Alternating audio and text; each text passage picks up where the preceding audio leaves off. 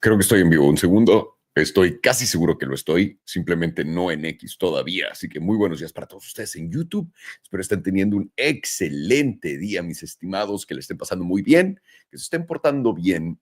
Y vamos a ver la locura del día de hoy. La locura del día de hoy simplemente viene cortesía del presidente Trump y sobre todo un poco obviamente vamos a hablar de los aranceles. ¿Qué es lo que está esperando el mundo? ¿Por qué está funcionando? ¿Por qué no está funcionando? ¿Qué es lo que está pasando? Todo eso, por supuesto. Un saludo a toda la gente que está aquí con nosotros en el E-Trading Academy también. Obviamente ahorita le vamos a dar a cada uno de sus requests. Quiero empezar por esto. Si quieren hacer algo para volverse más felices, dejen de ver las noticias. Háganlo por completo. Todo, todo, todo, todo. He cambiado mi manera de ver cómo funciona el mercado muy agresivamente. He estado clavado en esto por 5 años como enfermo, intentando buscar siempre la mejor forma de poder analizar las cosas. Empecé obviamente aprendiendo de la gente que sabe macro, luego empecé a aprender tablas, luego empecé a ver qué tipo de información funcionaba, qué tipo de información no funcionaba, y acabó todo esto funcionando para mí mucho mejor una vez que puse atención al comportamiento de la gente en vez de simplemente lo que me están contando. Eso quita todo el ruido de absolutamente todos lados y lo hace más sencillo. Uno de los ejemplos más estúpidos, y se pueden burlar de mí, por supuesto, es una estupidez, no le estoy diciendo que soy un genio ni nada, muy probablemente completamente lo contrario, solamente un pendejo con suerte, honestamente. Y la razón por qué es porque para mí, ¿cómo puedes saber que el mercado está tan caliente? ¿Cómo puedes saber que vamos a empezar a ir para abajo? ¿Cómo puedes saber que vamos a cambiar de dirección? Muy sencillo. Lo único que tengo que ver es simplemente qué pasó la última vez, qué fue lo que ocurrió la última vez cuando eso pasó. Y ya teníamos los datos. Cuando vi a Michael Saylor salir en todos lados, en revistas, etcétera, dices, ok, ahí tengo un punto. Luego vi que Scottie Pippen le están haciendo caso todos, ¿no? Scottie Pippen, sí, sí, sí. En la mancuerna de Michael Jordan, damas y caballeros, aparentemente conoce a Satoshi. Y una vez que empecé a ver los análisis de Scottie Pippen en X, me di cuenta, ok, definitivamente hemos perdido la razón todos. Yo estoy fuera de todo. Esto no quiero nada que ver. Y ha funcionado súper bien. Honestamente ha funcionado súper bien. Entonces hago cosas tontas así. Luego digo, ok, voy a quedarme aquí, voy a ver qué va a haber de confirmación. Veo que Cathy Wood, en cuanto el mercado cae, me da un poco de la razón de lo que yo pensé que iba a pasar.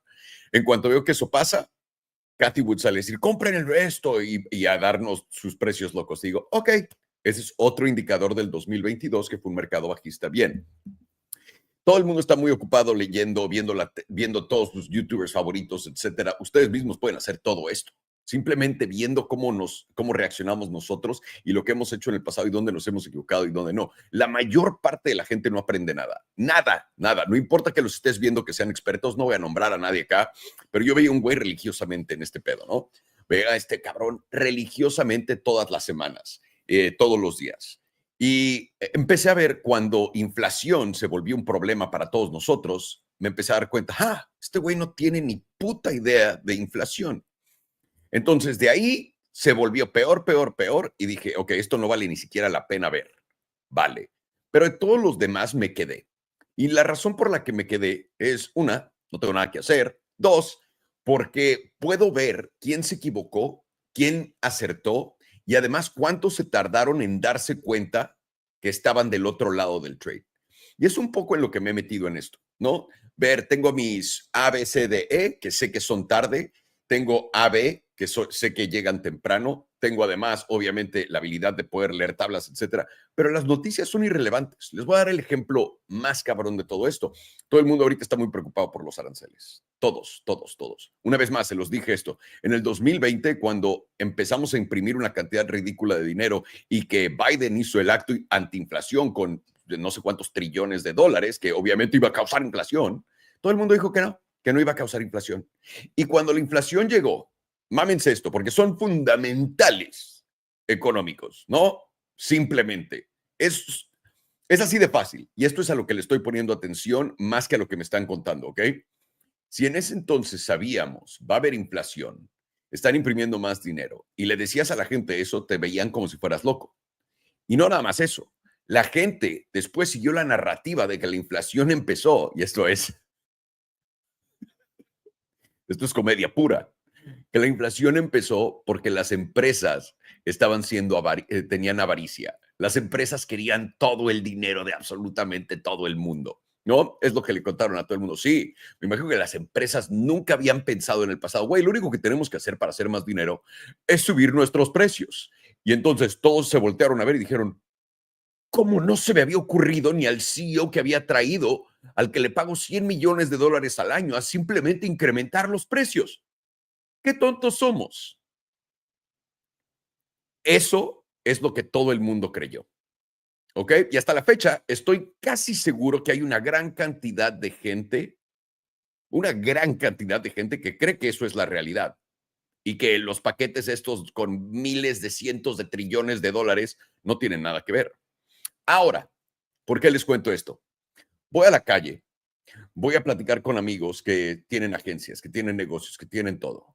¿Ok? ¿Y qué es lo que todos están hablando? Los aranceles. Los aranceles están causando inflación, están causando estas cosas. ¿Ok? Toda la misma gente que me dijo que no iba a haber inflación, ¿ok? La gente que me dijo que las empresas fueron las que se pusieron en modo avaricia a cargar a toda la economía y llenarla de inflación, esa misma gente, ningún genio nuevo, nada, toda esa gente está muy bien informada hoy. Están muy bien informados de los aranceles de Donald Trump. Y aparentemente eso es lo que está moviendo al mercado. No que estén cortando el gasto de gobierno. No, no, no, no, no, no. Eso es de idiotas conspiranoicos. Aquí lo que está ocurriendo es que hay aranceles que ponen, pero no ponen, que dicen, pero no dicen. Sí, sí, sí, sí, sí. Eso es lo que está causando todos los problemas. Díganme qué tan real es que todo el mundo esté perfectamente bien informado de lo que está pasando en realidad. Una vez más, viendo para atrás 5 años, 4 años, y viendo cómo todo el mundo se la comió enterita y todavía todo el mundo se la siguió comiendo con lo de las empresas subieron los precios. Díganme, díganme. Toda esa gente de la nada aprendió de macroeconomía, porque es muy interesante, la macroeconomía es, por supuesto, muy interesante. Y ahora todos saben de los aranceles. Y aquí estamos, con una bola de expertos, todo el mundo que no se preocupó por inflación, no, no, no, y que después dijo que las empresas lo crearon, ahora ellos están preocupados por la inflación de estos aranceles. Y lo que más me sorprende de todo esto, por cierto, a toda la gente no la puedes culpar porque no es su trabajo hacer esto. Se ha vuelto una tendencia que más y más, por supuesto, pinche Alejandro imbécil, que más y más gente esté metida en este planetita de macroeconomía y que vean más videos de esto. ¿Por qué? Porque esto le da más poder ahora sí que a nuestro presidente de la Reserva Federal, etcétera, es lo que ha pasado en los últimos años. Yo he sido parte de lo que ayuda a hacer eso y por eso estoy un poco como viéndolo de fuera estos días porque no quiero ayudar. Eso es simplemente manipulación de mercado. Y ahora solo piénsenlo en lo que les estoy diciendo. No todo el mundo que es amante de Bitcoin, que ama Bitcoin, olvídense de nosotros los traders, olvídense de nosotros los traders, pero los que están invertidos, que holdean con cojones, que son súper alcistas, todos esos gallos que están invertidos en Bitcoin, se me olvidó por qué estaba diciendo esto de Bitcoin. Excelente, excelente mañana. Buenos días a todos, buenos días a todos. Ahí están, ya tenemos a Alex y a Farhan por acá. Bueno, todos esos holders que están holdeando con cojones están esperando que vaya a haber un movimiento para arriba. Toda esa gente sabe que la inflación de los aranceles va a venir, pero voltea a ver el precio. Todo está bajo. ¿Por qué? Porque es que hay incertidumbre en el mercado. Ahora, toda esta gente, todos, incluyendo a todos los cracks que hablan de la economía, porque esto me sorprende cuando veo a señores muy educados en esto que están cayendo por todo esto. Señores, en Estados Unidos, si yo, mi empresa, imagínate que te das cuenta que, y esto se los he dado 1000 veces este ejemplo, yo tengo esta empresa y esta empresa está vendiendo $1,000 millones anuales. Y un día se dan cuenta, me remueven como CEO, me quitan y meten a otro. Y el CEO entra y dice, güey, esos miles, ese billón de dólares que estamos haciendo anual, es porque Alejandro tiene un banco o una familia supermillonaria que invierte y gasta $500 millones al año. Y ahora, como Alejandro fue despedido, ya no vamos a tener esos $500 millones al año de los 1000 que hacíamos. ¿Qué pasa? Todo baja. Eso es todo lo que está pasando. todos estos cracks que hablan de aranceles no tienen ni puta idea de lo que están diciendo y lo están usando, para que sepan, están usando lo de los aranceles potentemente para poder, de cierta forma, manipular el mercado. Tienes una economía que está absolutamente debilitada porque literalmente dejamos de darle dinero gratis a todo el mundo y de verdad esto es algo que es muy estimado, muy a la baja. La cantidad de dinero que dimos gratis a todo el mundo, ¿ok? Esta cantidad de dinero está muy estimada a la baja por todo el mundo. También tienes a Elon Musk de este lado del gobierno. Ahora, yo sé, Elon Musk es muy polarizante para todo el mundo, puedes decir cosas buenas, cosas malas. Vamos al grano con Elon Musk. Elon Musk es una verga. Elon Musk hace lo que dice que va a hacer. Se puede tardar más, pero lo hace. Y ahora, si fuera yo a contratar a una persona que pudiera arreglar la mayor cantidad de problemas en este país, sería Elon Musk. Es el mejor empresario simplemente de toda nuestra historia.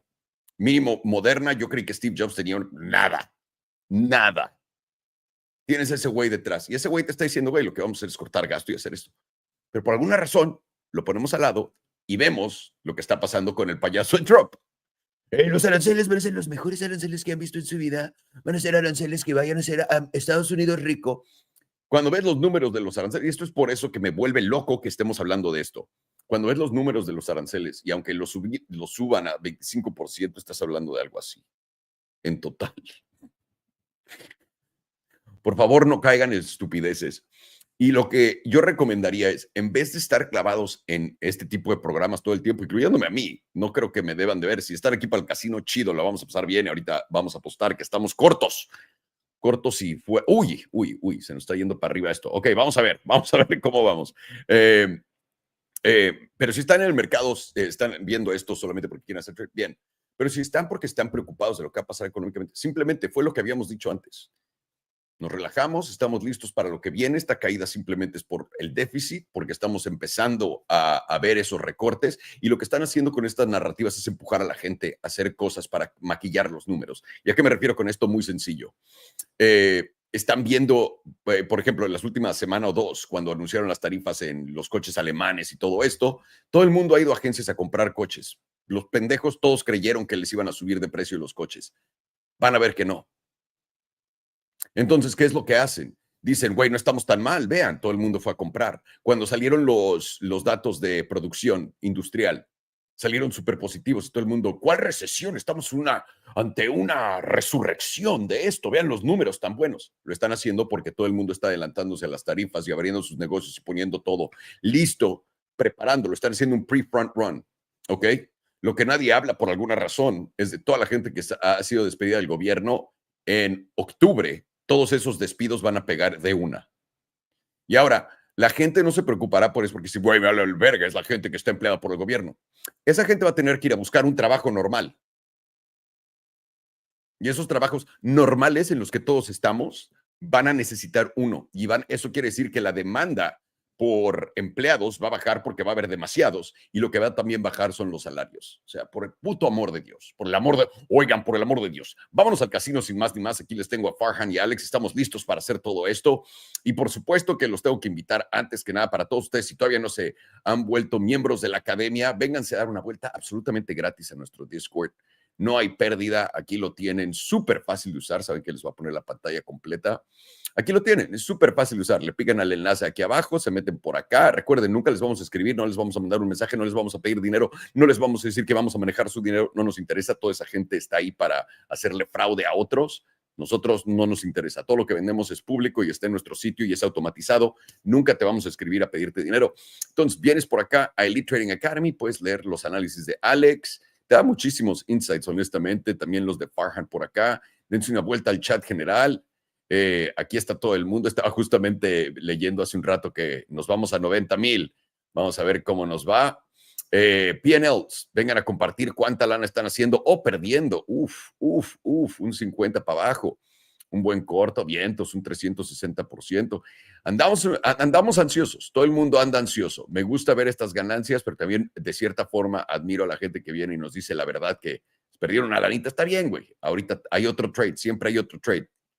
Vengan a pedir cualquier cosa, pero también tienen aquí nuestros enlaces lo que necesiten en nuestros enlaces, todo, si quieren usar BTCC, etcétera, aquí lo tienen. Y para todos los degenerados que quieran aprender cómo tradear futuros, vengan a nuestro sitio, esto es gratis también. Simplemente métanse en Tutos, dense una vuelta a cómo tradear en Bluffing y también usamos dos exchanges. Bluffing es para criptomonedas, solamente lo usamos para criptomonedas, y BTCC funciona igual que esto. Entonces, viendo este video vas a saber perfectamente cómo usarlo.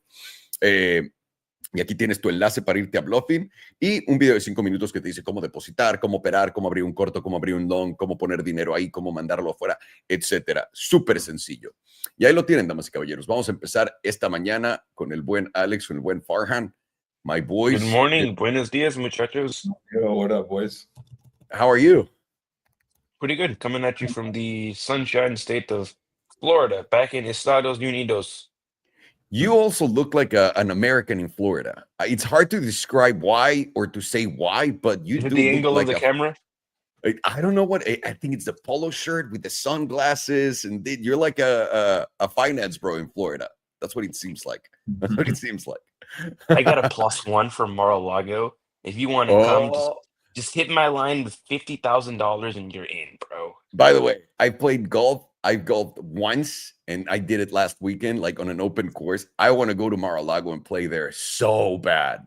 So I wonder if anyone bad. can just sign up for a membership. Yeah, I think it's just super expensive. Anyone can. That was, that's what made Mar-a-Lago special, because Trump wanted, and this is something no one talks about. Trump wanted people like saw that there was a lot of people that were Black, Hispanics, or anything other than white Jews that wanted to become part of a country club. So he was like, dude, I'm going to bring all those rich people to Mar-a-Lago. I don't care if they're Black or whatever.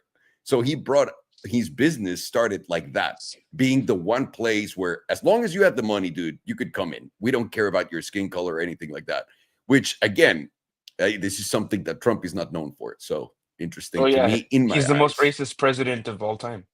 He's so racist. He's putting these tariffs on people. Okay, let us get started with the Bitcoin. And then obviously BNB. My favorite Chinaman's coin. Of course. Throw it. Who's He's gonna start it? He's the only Chinaman I like. Is he? Wait, didn't we have more? By the way, I don't know why we can't go live on Twitter. No? That's right. It's just not working. I'll keep trying while you guys show me this. I'll be quiet here in the background. Pumpsky. Looks like my short is about to get filled. We've won up to 85.8. Let's start on the lower time frames today then. And it's definitely not because I have a looming short that's waiting to be filled. All right, so I'm gonna start with the daily. Right now on the daily, we have started to get back over the 38.2%. And as long as we are over that 38.2%, we should have a target at a minimum of the 200 SMA. It usually would be the median, but the reason I'm not picking the median this time is because of how significant this 200 SMA is before this median. Once you get over the 200 SMA and get over it solidly without rejecting, that's when I start to look at the median. But right now, my main focus is going to be this 200 SMA, which has been kind of basically this chop zone until we kind of solidly broke down. And now, right now, because every one of these spaces, we didn't really break down. We had one candle loss and reclaim, loss, reclaim, loss, reclaim. Now we have several candle closures below this 200 SMA.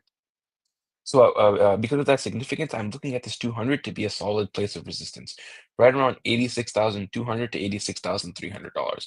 Once that place does reject, the invalidation, by the way, the invalidation for this is going to be right along the median, which lines up to the top of this candle at 87,480. I put it at 87,500. So this could be the stop loss, where if you want to take this short right around this zone, this would be your stop loss, and your risk is about 1.4% to the ups against you, or maybe even 2% against you. And if you're right, your first bounce will be somewhere around $75,000, and that is about 12 to 13% to the downside, about 13%. Your next zone is going to be somewhere around the 2021 cycle highs at $69,000. Although this area is going to bounce slightly, I don't think it's going to be very big of a bounce at all, because of how many people are thinking the 2021 cycle high is going to be the reversal point. I think it's going to slice through that event, after the first tap round, and maybe that bounce even lasts a few minutes before just failing. That would bring us somewhere around $69,000, 69,400. That's a 19%, 20% move to the downside. And then if you look at the monthly 38.2%, that lines up with this bottom mean line, and that is about a 26 to 27% move to the upside. You have basically, if you were to take the worst odds of 2% if you're wrong to 27% if you're right, that's like 13.5 to 1. Pretty insane. These are one of my favorite type of trades ever. We went up to about $86,066. What did we go up to on Zblofins? I wish they had Blofin exchange on TradingView. I know. That'd be a nice little integration. Oh shit, on Blofin it went up to 86,160. It filled me. Beautiful. Look at you. You're just I'm like any already girl I'm in Florida right now. I'm Go. already up like 400. I'm already up like $400. I'm getting filled like every blonde in Florida. Good. Jesus. Good. Barn's filled. Now we can go down. No, Good. All right, there beautiful. you go. Now we can nuke it. Now we can nuke it. On the daily, we have momentum currently flipped to the upside above the moving average, getting out of the bearish control zone. Which on the volatility, we see volatility starting to go into a contraction phase, getting very close to a full contraction. So we see price moving up pretty sharply to the upside, but volatility is contracting. You should see that as a bearish sign. And very likely that you're going to put in a lower high, which kind of goes along with my bias right around this 200 SMA. I decided to front run it a little bit because I'd rather be in it than be a cuck and get front run by this 200 SMA. I'd rather be in. Even though I'm at I'm at 30x leverage, because how much am I really risking? 0.15%. I'll take that. And if we go to the Jewel is still giving us a sell signal. It's starting to look like it might curve into a neutral, but it has not quite done that yet. And if we were to project before this daily close, or at the latest tomorrow's daily close, it's not going to go into a neutral. It's going to remain as a sell signal. Let's go down. Let's go to the monthly right now. We're live on Twitter, boys. Just wanted to let you know. Buenos dias, Twitter muchachos. It's actually X now. We can't X it. We can't dead name it. It's called X. Oh, I know. I agree. I hate when I do it. You're just a bigot who can't stop dead naming. On the monthly, we have several rejections of the median, which does give us a 61.8% chance of hitting the 38.2%, which right now lines up perfectly with our 21 EMA. And what do you call it? What gives you the activation towards that move to the 21 EMA 0.2% is when you solidly lose this 9 EMA. And as of right now, we just basically been coming to the 9 EMA and bouncing pretty fast, just coming down to it and bouncing. So whenever we get that bounce from the 9 EMA, what makes sense is that that 5 EMA is going to be a resistance point. Who the fuck is calling me? 5 EMA is going to be a resistance point, and that right now is sitting right around 85,600 to around basically $86,000. That's to put that it puts that 85.5 to $86,000 area. It's a very significant resistance, so that's going to be your monthly 5 EMA, which was your support all the way through this entire bull market. So once you reject the, oh, stop fucking calling me. They're calling me back. Which then that would take you to the 21 EMA and your 30%, which has stepped up. If you guys remember, the 38.2% used to be somewhere around $63,000, right around here. Now it's stepped up to around 67,900, which actually makes it a lot more in line that we just slightly go below those 2021 cycle highs, maybe to like $67,000, and then bounce from there. Now my bias is kind of shifting from 63s because it was based off of this 38.2%. Very interesting. I just noticed that has shifted. While we have momentum solidly confirming to the downside below the moving average, we had a chance, if you guys remember last week, for it to flip back up, and it was above the moving average. But we had mentioned how it's very likely to flip back down before the monthly close and remain below the moving average. And that's exactly what happened, where momentum confirmed to the downside with volatility confirmed to the upside in an expansion phase. Last time we had this ever happen, momentum to the downside, volatility to the upside, freshly, was it happened here, but this wasn't a fresh move. But even then, how much of a move down did we get? Expansion here. Still got a 27% move to the downside.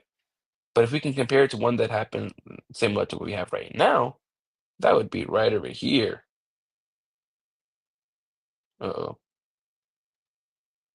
That was a 51% move to the downside. Wow. Let's take both numbers, 27% and 51%. Momentum shifted down over here. As of now, we're down about 25.3%. Take it to 27%, brings us to about $74,000. I guess 25% can be seen as basically in line with that 27% number. So kind of it makes sense. We bounced 27%, we bounced a little bit, and then we dropped 57%. So we got that bounce right here, and then we dropped 50%. Brings us to about $50,000. Very interesting. I haven't seen that number come up before, but it lines up very closely with our 55 EMA. We got to keep that in the back of our mind. Go to the quarterly. Quarterly is also giving us several rejections. The median gives you probabilities of hitting that 38.2%, which right now lines up beautifully with our 21 EMA at about $47,000, and 38.2 is at $51,000. So keep that mid 40s in your back of your mind. And we have momentum on the quarterly freshly dropping below the moving average. We just had a quarterly closure, which confirmed momentum dropping below the moving average and volatility in the expansion phase. Last time we had that was right over here when price was at $48,000 before the Luna dump. We went down 61% from there. So let's take 61% move to the downside from here. Brings us a little bit lower than my bias. So let's just ignore this number. And actually, no, it doesn't. $42,200. Fits my bias exactly, right down to that 200 SMA. I mean, 21 SMA. Wow.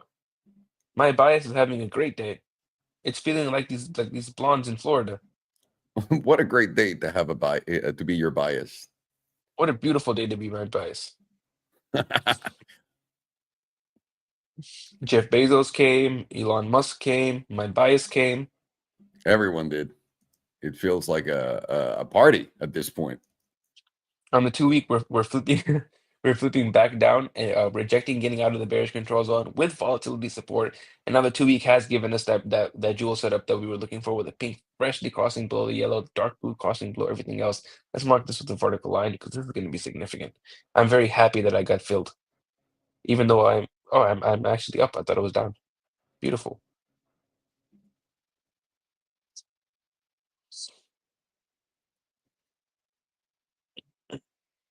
If this short plays out, it'll be. I'm gonna just keep it at saying it'll be a good month.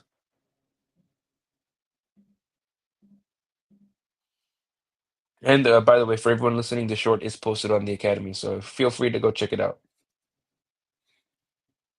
I'm mad. I didn't get filled in over 86. What was your entry price? I am at 85,300 right now. That's my average. No, I see. So you were scaling in? Yeah. I was a little too pussy to do that, so I was like, I'm just gonna let this order fail. If we front run it, then I'll get in. But we are currently down 77.5%. I mean, not down currently, but when we had this jewel signal before, we were down 77.5%. That's a bear market move. And it actually was in the 2017 bear market, caught basically the top. This one immediately dumped about 17%, bounced up. Oh, bounced up 94%. Holy shit. And then dumped 50% and 57%. Uh-oh. How much have we gone down since the signal? 1.46%? Is that a bounce for ants? I mean a dump for ants? Bounce. Let's take it 17% down. 17% down takes us right down to that 2021 cycle high at $68,500 to $69,000. Very interesting. Now that lines up perfectly with our 38.2%. I think I'm gonna change my TP on my long to 68.5 or 69K to be safe. And that would line up with getting that bigger bounce at right around $68,000 to $69,000. Might even take us up to that 38.2% around like 92. I don't think so though. I feel like we're probably going to get up to as high as around 82 to 85. Reject from there, and then I would expect that move into the mid 40s. And right now that takes us right around to our 100 EMA to the 95%, around $48,000. In my opinion, $48,000 is the best case scenario for a bear market low. That, just so you know, $47,000 is an important point just simply because of the ETF launch. So that should be like a really Oh, nice wall. interesting. Yeah. No, that would be a perfect point to find out bear market bottom then. Mm-hmm. Once it starts breaking under 50, people are going to be saying we're going to go back to 38. Yep. And they'll be fucked like those Florida women that keep getting filled. They get Sorry, filled. They get filled more than anyone else. Don't pretend you're not in Florida just for that, ladies. Yo. And Dubai. And well, in Dubai, it's aside from getting filled, you also get some other surprises on your chest. You get some And other hair. human things, some human. Yeah. Yeah. Species. The person sitting across from you on the other side of the plane in first class is going to be like, what's that smell? Yeah. Momentum on the weekly is currently to the upside. It has not confirmed it yet, though, because we have not gotten the weekly close, while volatility is in the contraction phase. And if you look at the jewel, we are still getting quite the nasty sell signal. So whatever bounce we get should be looked at as a lower high and a corrective move. And that could take us up to somewhere around the 60%. If we're really, really bullish, it would take us to this cluster of EMAs right around 87.5. I don't think that's going to happen. But that's basically the best case scenario for bullish. That would kind of stop me out, but then what I would be looking for is maybe I should move my stop loss to this 88. I would lose more, but I'd stay in. Interesting. But like to be honest, if we see like some type of volatile event, like for example, like a low CPI number, one of those type of readings, we could see a short squeeze up to $90,000. I'm on the side that doesn't happen, but it still is possible to see a short squeeze up to $90,000 and then dump from there. I feel like we're gonna dump from somewhere around 86 to 87, however, especially with how bearish the jewel looks on the weekly and the 2 week. It would technically be structural though if we do get that short squeeze, tap this 38.2% after losing it, because we haven't really had a retest after losing it. Switch to the 5-day. 5-day is currently maintaining this 38.2%. Well, now it's regained it, went back into it. We have not gotten a closure, however, with momentum pointing to the upside and volatility pointed down, and the jewel is losing its sell signal, curving into a neutral signal now. So it would make sense to see us go to somewhere around this 9 EMA and reject there if we're extremely bearish. Between the 5 and the 9, that puts us between $85,000 and $86,000. This is where I'm thinking we're going to reject that. But if we do continue higher, then the next area will be right around this median, which connects with the 21 at about $89,000 to $90,000. Very, very, very high probability area of rejection, and then that would take you to about $75,000 to $71,000 for this 100. 2-day has now gone down on momentum below the moving average, with volatility is above the move. Actually, looked like it was above, but it's still in the contraction phase. I think what's likely going to shift volatility back into an expansion phase is if we get a close over this 200 SMA, and that will likely take 100, and that will take us towards that median of right around $88,000 to $89,000, which lines up with our 55 EMA at about $89,000. But as of right now, likely not to happen. Much more likely it's a rejection. And if you look at the jewel, we are still in the neutral. Possible this can shift into a buy signal, and if it does, I'm out of any shorts and looking to short higher. But until that happens, it's still in a neutral phase.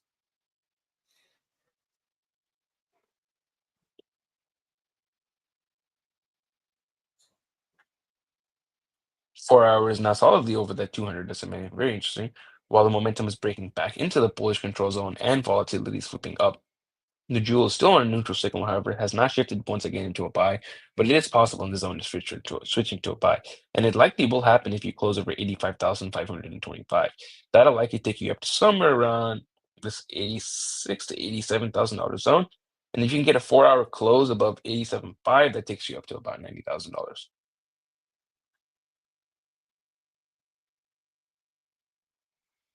Or in my case, if I didn't have a stop loss, my liquidation because I'm on a 30x.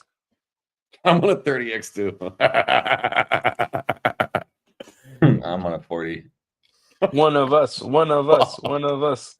Jesus Christ. Everyone here has problems. Yeah. Oh yeah. We're all just gambling addicts. Absolutely.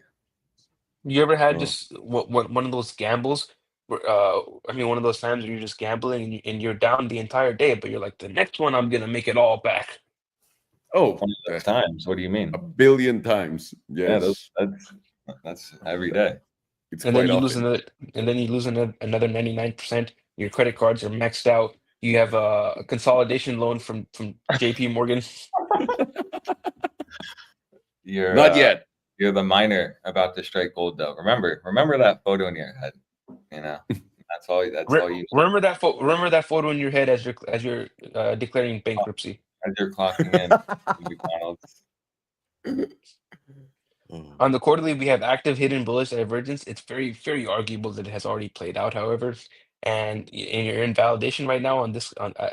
If you guys remember, for the last couple of months, we've been mentioning it's going to be very hard to invalidate it because you got to close below 58.8. But right now, it's become a lot easier because we have another quarterly close. Now, to invalidate this hidden bullish divergence, you got to close below 76.7. You close below there, you will invalidate this hidden bullish divergence, and then you can confirm 1, 2, 3 drives of bearish divergence on a quarterly, which will give you a minimum target of this neutral zone. And right now, this neutral zone is at $46,200. Very beautiful, very nice. Monthly has already confirmed the bearish divergence, and it's going to be active as long as you're closing below $95,150. And any tick below 76.7 brings you down to the 21 EMA at right around $68,000. Very cool. 2 week has confirmed 3 drives of bearish divergence as long as you're below 88.8, and that will take you down below 76.7 down to about this 55, which sits at about $65,000, very close to 68. Below that, it's going to be the 100 at about $50,000 roughly, maybe a little bit below there to like 48. That's currently one of my biases, and we're going to get to that on the momentum chart. Weekly currently still has active hidden bullish divergence. It's getting a little close to invalidation. It will invalidate if you close below 76.7. And the next tick is going to be any close above 88.8. And that will take you up to about $90-ish thousand, maybe $91,000. Big if, however. One benefit the bulls have is that volatility is going to be expanding with the bullish divergence. 5 days already confirmed the bearish divergence. It's going to be active as long as you're closing below 88.8. And any tick below 76.7, likely going to dump you to about $70,000, $73,000. Bounce there and then down to about 68. 3 days pretty close to putting in a fresh drive of bullish divergence within the bearish control zone. And it will confirm as long as you close above $84,620. And that will likely take you up to about $89,000 to $90,000. And right now, 3 days very close to getting a fresh silver cross to the downside. Maybe in the next one, maximum 2 candles, I'm thinking 1, as long as you're below $86,600, $800-ish, this is likely going to confirm as a sell signal. And once that sell signal confirms, you're probably going to dump pretty sharply. And that would take us to probably about this 200 SMA at around $64,000. Let's see, last time we had a fresh silver cross to the downside. Did it cross here? Sort of. We dumped after the cross another 11%. That's not something to scoff at. The other time we had a silver cross, we freshly silver crossed right there. Then we went down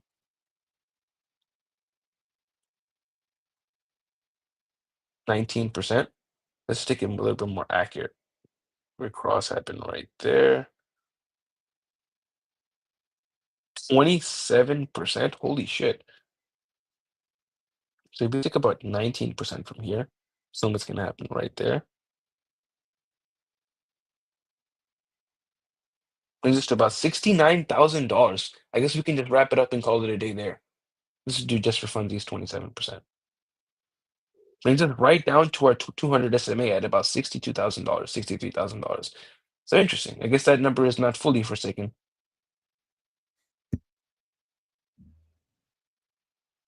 Today is about to put in fresh 3 drives of bullish divergence in the bearish control zone.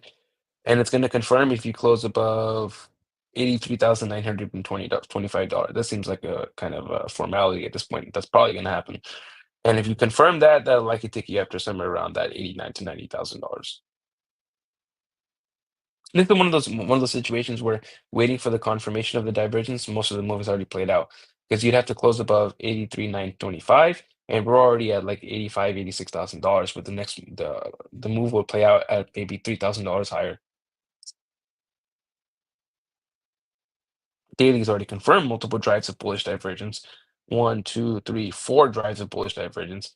It will be invalidated with a close below 81.3. And next move on the divergence is going to be with a close over 87.5, and that likely takes you up towards that $89,000 to $90,000 area. We currently have volatility expansion. Do we? No, we're very close to getting volatility contraction on the daily. We have not quite confirmed it yet, however. 4 hour, nothing. Which is a momentum chart.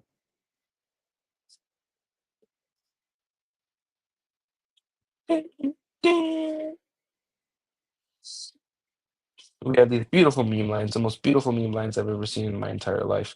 Let's switch this meme line a little bit because now it no longer fits. Back to this 9 EMA. This 5. Well, this is the yearly one, but my bad, I'm retarded. I fucked up my lines.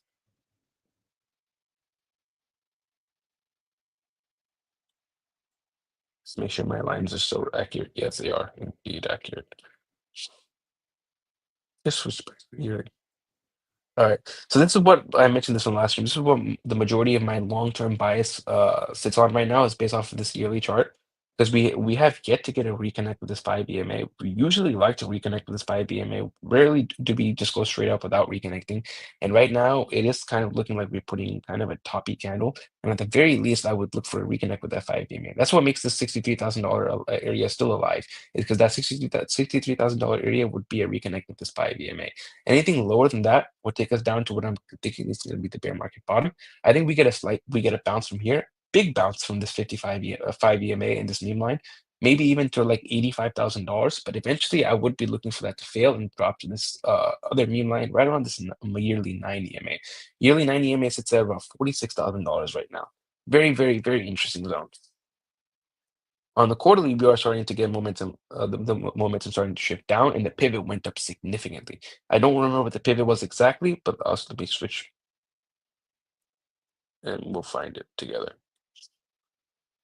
The pivot was previously $48,604 to flip the quarterly down. The pivot is now $93,050. So the pivot did more than a 100% to the upside. It more than doubled. Damn. And that's bearish, right? As fuck. Bearish as fuck, especially since it went above price. Not only did it double, but it went above price. Oh, that's the quarterly too. Yeah. Wow. Yep.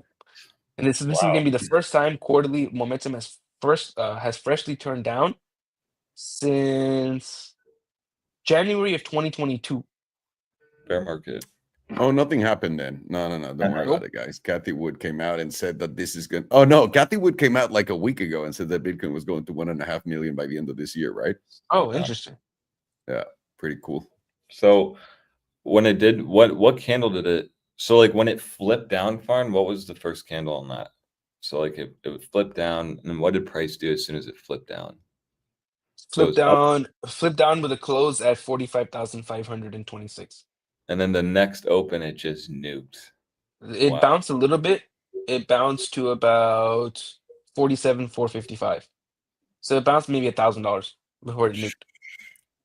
Damn. And we went down 67% from there. So let's just take 67% from this candle. Let's say 60% for 55% for diminishing returns. Yeah, we'll be cheeky. Yeah, 55%. 55% brings us to about $38,000, and 50% is more in line with my bias at around $42,600. Got to mention the bias. Got it. It's gonna be like that Green Goblin mask calling me my biasing coward. Oh, that's funny. Monthly is freshly about to give us a volatility setup. Now we are dropped below the 15%. We're below the moving average is getting below the 15%. We have confirmed bearish divergence on the monthly, on the stochastic and the RSI, and the pivot has now gone up from 102 to 106. Very interesting. The last time we had a momentum set up like this with bearish divergence on the RSI was right before the Luna collapse. Interesting. That would bring us to this 55 EMA right around $47,000 to $46,000. 2 week right now is giving us a volatility setup as well, dropping below the 15%. 2-week also has confirmed bearish divergence, and we're down below 1015. This one is remain the same. Didn't go up. Weekly is also giving us a volatility setup, volatility still active. This is what puts the dampers on that bullish divergence on the weekly, is that momentum is still pretty strongly to the downside as long as we're below $91,800 with volatility expanding, and we have a derp of death. Did that shift up into this weekly? The weekly pivot, Yeah. let's see. Yeah. It was previously 96,180, so I think it went down. Okay. Yeah, not it can be seen as slightly bullish, not really the most because it's still pretty heavily above price right now. Yeah. We'd have to True. bounce. We'd have to bounce around $6,000 to flip this up. If it went to like Not 88,000, it'd be questionable. yeah, not impossible, just pretty unlikely. Imagine if El Presidente comes out and announces that they're putting all Doge funds into buying Bitcoin. I can see that bounce to 91. Just 91. It's probably higher. Wait, Well, what's the 2 week though too? Because I think that also closed. It remained the same around 1015. Oh, damn. Still 101. That's crazy. Okay. Now 101 to 102 area is very, very significant. 5 day. 5 day is now in a contraction phase on volatility while momentum is sort of flipping up. It has not confirmed momentum flipping up yet, but it will flip up in 3 days and 10 hours if we close above 84,150. My bias is that this does not happen. Who gives a fuck about my bias, right? All we care about is the data. 2 day is giving us a fresh setup now, rejecting getting an expansion above the 15%. Now it's back below the 15%. And we are right around the edge of the bearish control zone. And we will flip up if we can close today over $82,500. That's actually quite interesting. Flipping up with the momentum setup, I mean the volatility setup. So Last time was right. yeah, Last so time we if sorry? we're bearish, then we're just gonna like nuke under the pivot today. I hope so. That's quite the dump today. Technically, then, yeah. It wouldn't make sense to dump here and reject getting out of the bearish control zone. It's I hope it interesting. dumps today. That'd be nice. Otherwise, the short might be invalidated. You'd be a bigly, bro. If we go under what was that, 82,000? That's crazy. Yeah. Oh, huge. Yeah. That printing, I'm on a 30x. Yeah, in one day. Let's just take it. I'm just curious. 86,000. I'd be up like 150, 130%. Sheesh. Not bad. Pretty tranquilo. For a day's worth of honest work. It ain't much, but it's honest work. That's right.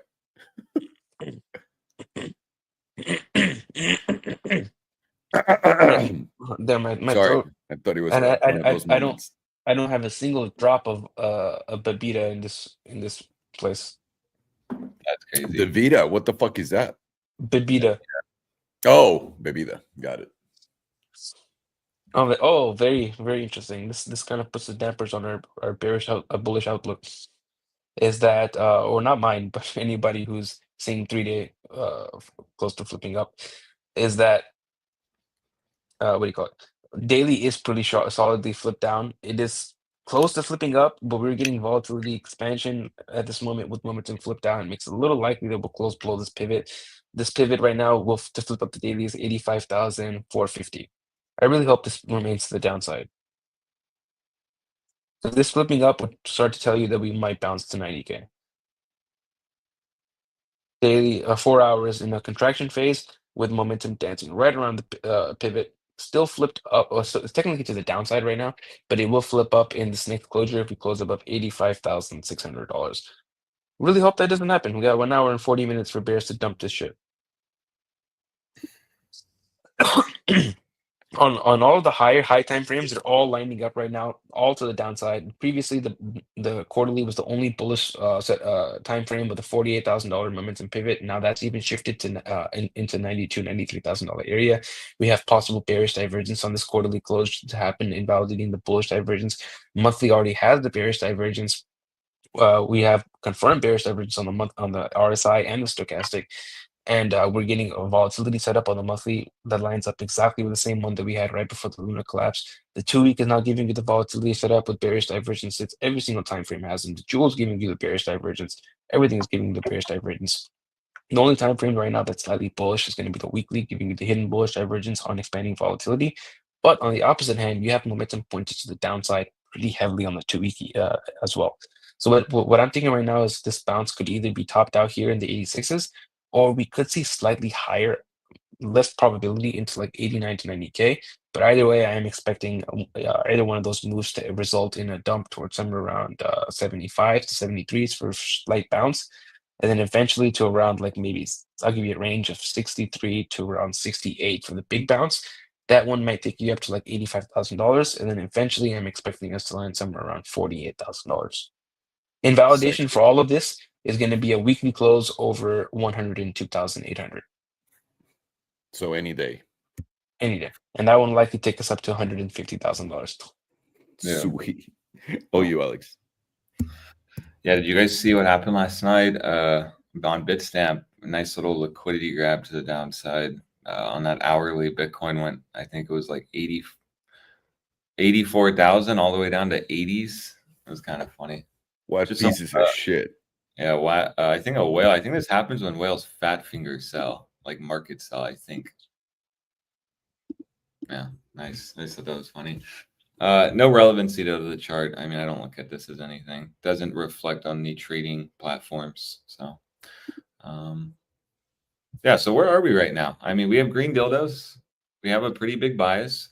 I'm going in today with very big bias. One of the biggest biases.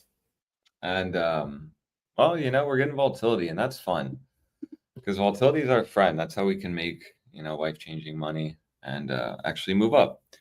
So, you know, today it's actually very key because as Farhan mentioned, you know, one thing I noticed in Farhan's analysis, which I'm going to take to more confirming my bias, is that bulls, they've honestly made it worse for them.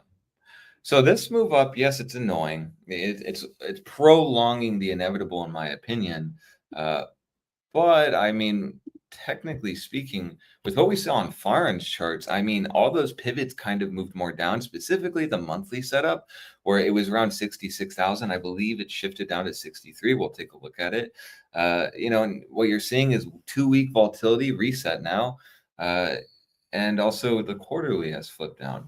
And usually when the quarterly does flip down, generally that is just kind of like the bear market. So today, I mean, it's very key. Why? Because, you know, today we have a lot of news happening, but also it's very important to see where Bitcoin closes today. Because not only is that 3-day pivot extremely important for us to stay under, in my opinion, because if the 3-day and the daily start, you know, flipping up, it's going to be very questionable. But you'd already be understanding that today's important just simply based on the fact that, you know, the daily here is at a very key point. So, you know, once we lost that daily SMA 200, we had a nice move down. In this consolidation, we were talking about we could either reject here, or if we start reclaiming the zone, we'll make our way up to the 5s to 86,000. What we seen yesterday was that Bitcoin made a really nice green dildo up. In my opinion, this was just a nice short squeeze after a trend shift. We understand the trend has shifted just simply based on this view here. We see each one of these lows was a higher low. I mean, it wasn't taking out the previous low, and we'd make a new high. So this wasn't an uptrend structure on the daily. But once we had essentially this candle down on March 31st, my apologies. Once we had the candle down on March 29th, this candle took out this low, which then shifted the daily into a downtrend, in my opinion. So then we went down. We are in a lower low structure here, and this is why I always say you don't want to scale shorts here. You know, even however juicy it is, if you were going to short this zone, you have to have a very tight invalidation. And that's why I was always running it with like 84.7. And that was a smart invalidation, because what we've seen in bear markets, specifically in this one, is, you know, and I won't officially call this a bear market yet, because I'll again always say for bulls, they did hold the monthly 9. You know, so we technically are bullish still on the monthly, technically bullish in quotation marks, but it is brewing. And I think that could be acting as a trap into March. I kind of lost my thought of where I was going with that. Let me just go back here. So essentially what we're seeing here on Bitcoin now is, you know, it seems to me like April, you know, it seems that this quarter is gearing up for a major collapse on Bitcoin, in my opinion. Today, I mean, yesterday you had to really question essentially that rally up. I mean, I always say this on stream, and this is just something I've noticed on Bitcoin. Now, it doesn't look like it's going to be right now, but we'll see where this closes tonight, of course. Whenever you get a green dildo up, and a very impressive one at that. I mean, this one was 3.7% on the day, $3,000 up. You know, you really have to wonder, why didn't bulls reclaim the daily EMA 200? Yeah, daily EMA 200, right? Like it to me, I have to look at that as very questionable playing into the bull trap scenario. Because that daily EMA 200, now you're not going to hear a lot of traders talk about that, in my opinion. You're going to hear them talk about the SMA 200 a lot, which makes a lot of sense. The EMA 200 often doesn't get used, you know, by a lot of people. But I like using it, and that's why I started using it on stream. I feel like, you know, now that we are kind of more familiar with how my system works, how the trading style is, I can add on another moving average, which is that EMA 200. And it's very important, specifically on a daily or an above. Because what you'll notice here is Bitcoin likes to start major moves, and it starts when the daily EMA 200 reclaimed. We saw that here once we lost the daily EMA 200, reclaimed it, held it as support, moved up, dumped, back tested it as support. This was a major macro low before we inevitably went parabolically up. And then you can see here, just focus on this blue line, that we have not tested that the entire bull market here. In October 2024, we busted up, and it wasn't until we started to get really questionable price action back in February of this year where we actually started to flirt with it. This isn't bullish when you start testing the SMA 200 and daily EMA 200.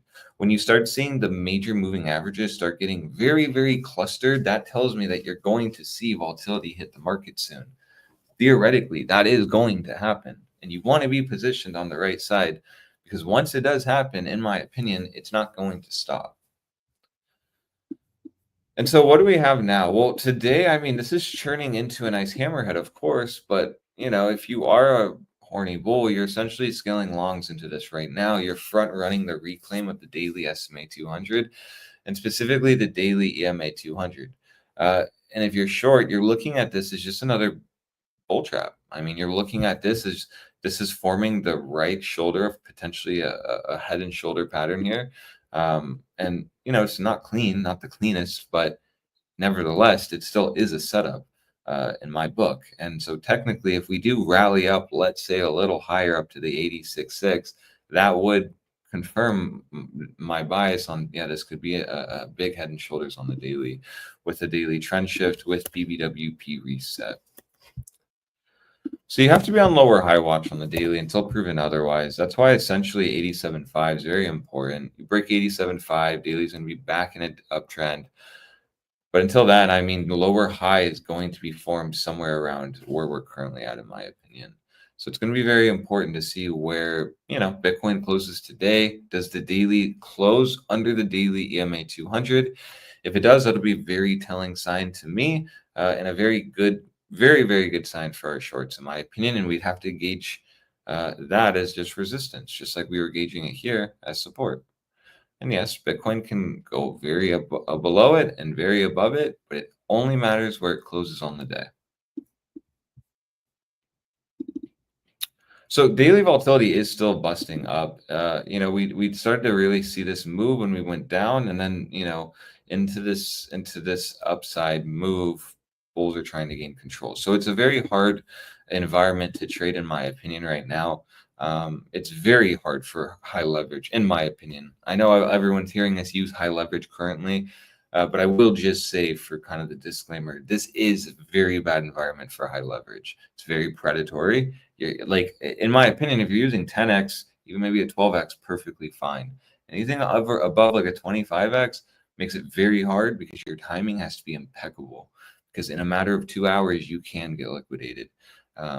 But that's why, paying attention to the chart, watching streams, and just sticking to the levels is going to be very important for us moving into this week, because I do believe this first week of April is going to be extremely important on setting the tone for the rest of the month.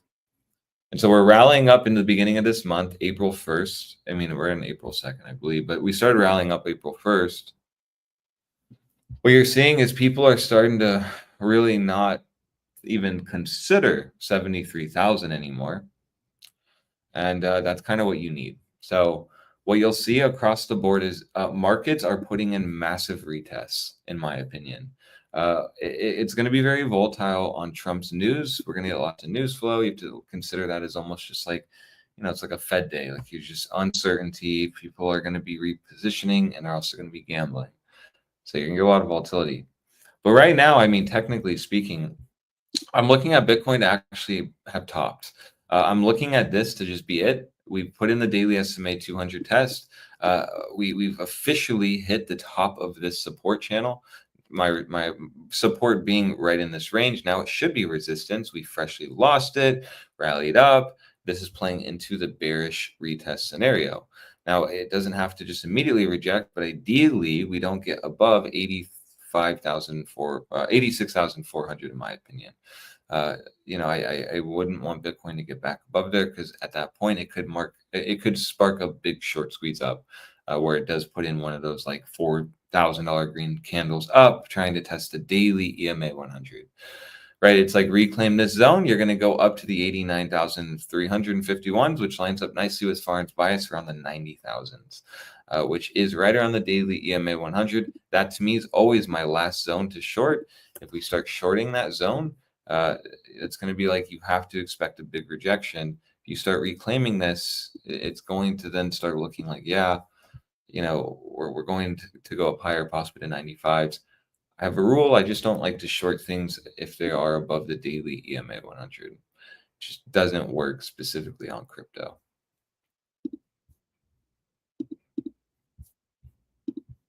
Kind of looks like the movie's trying to get rid of shorts. It is. It's right? shorts. And I I feel a little dumb because I skilled in shorts around, I don't even know, here. And I was watching into New York shorts opening pretty aggressively. I was looking at that and I was seeing, shorts were opening pretty aggressively into New York. But I don't look at heat maps. I don't look at that too much and trade off that. But I was just mentally noting it. I was like, I mean, we could go to 86,000. Farn could get filled. We definitely could go up to that zone. Why I was just saying in the morning, I don't think that's going to happen. It's just because, the charts were telling us that wasn't. I mean, you were under the SMA 200 on the 4 hour, specifically the EMA 100, though. I mean, you already took out the liquidity here. This was looking like the lower high. We had that divergence on price. But this is why, this is why we squeezed up. People were looking at that and they started shorting like I was. If you are under the EMA 100, you don't get a move up to the EMA 200, but it's crypto. So you can easily, green dildo up like we did without actually closing above it, if that makes sense. Like it's supposed to chop us out. course.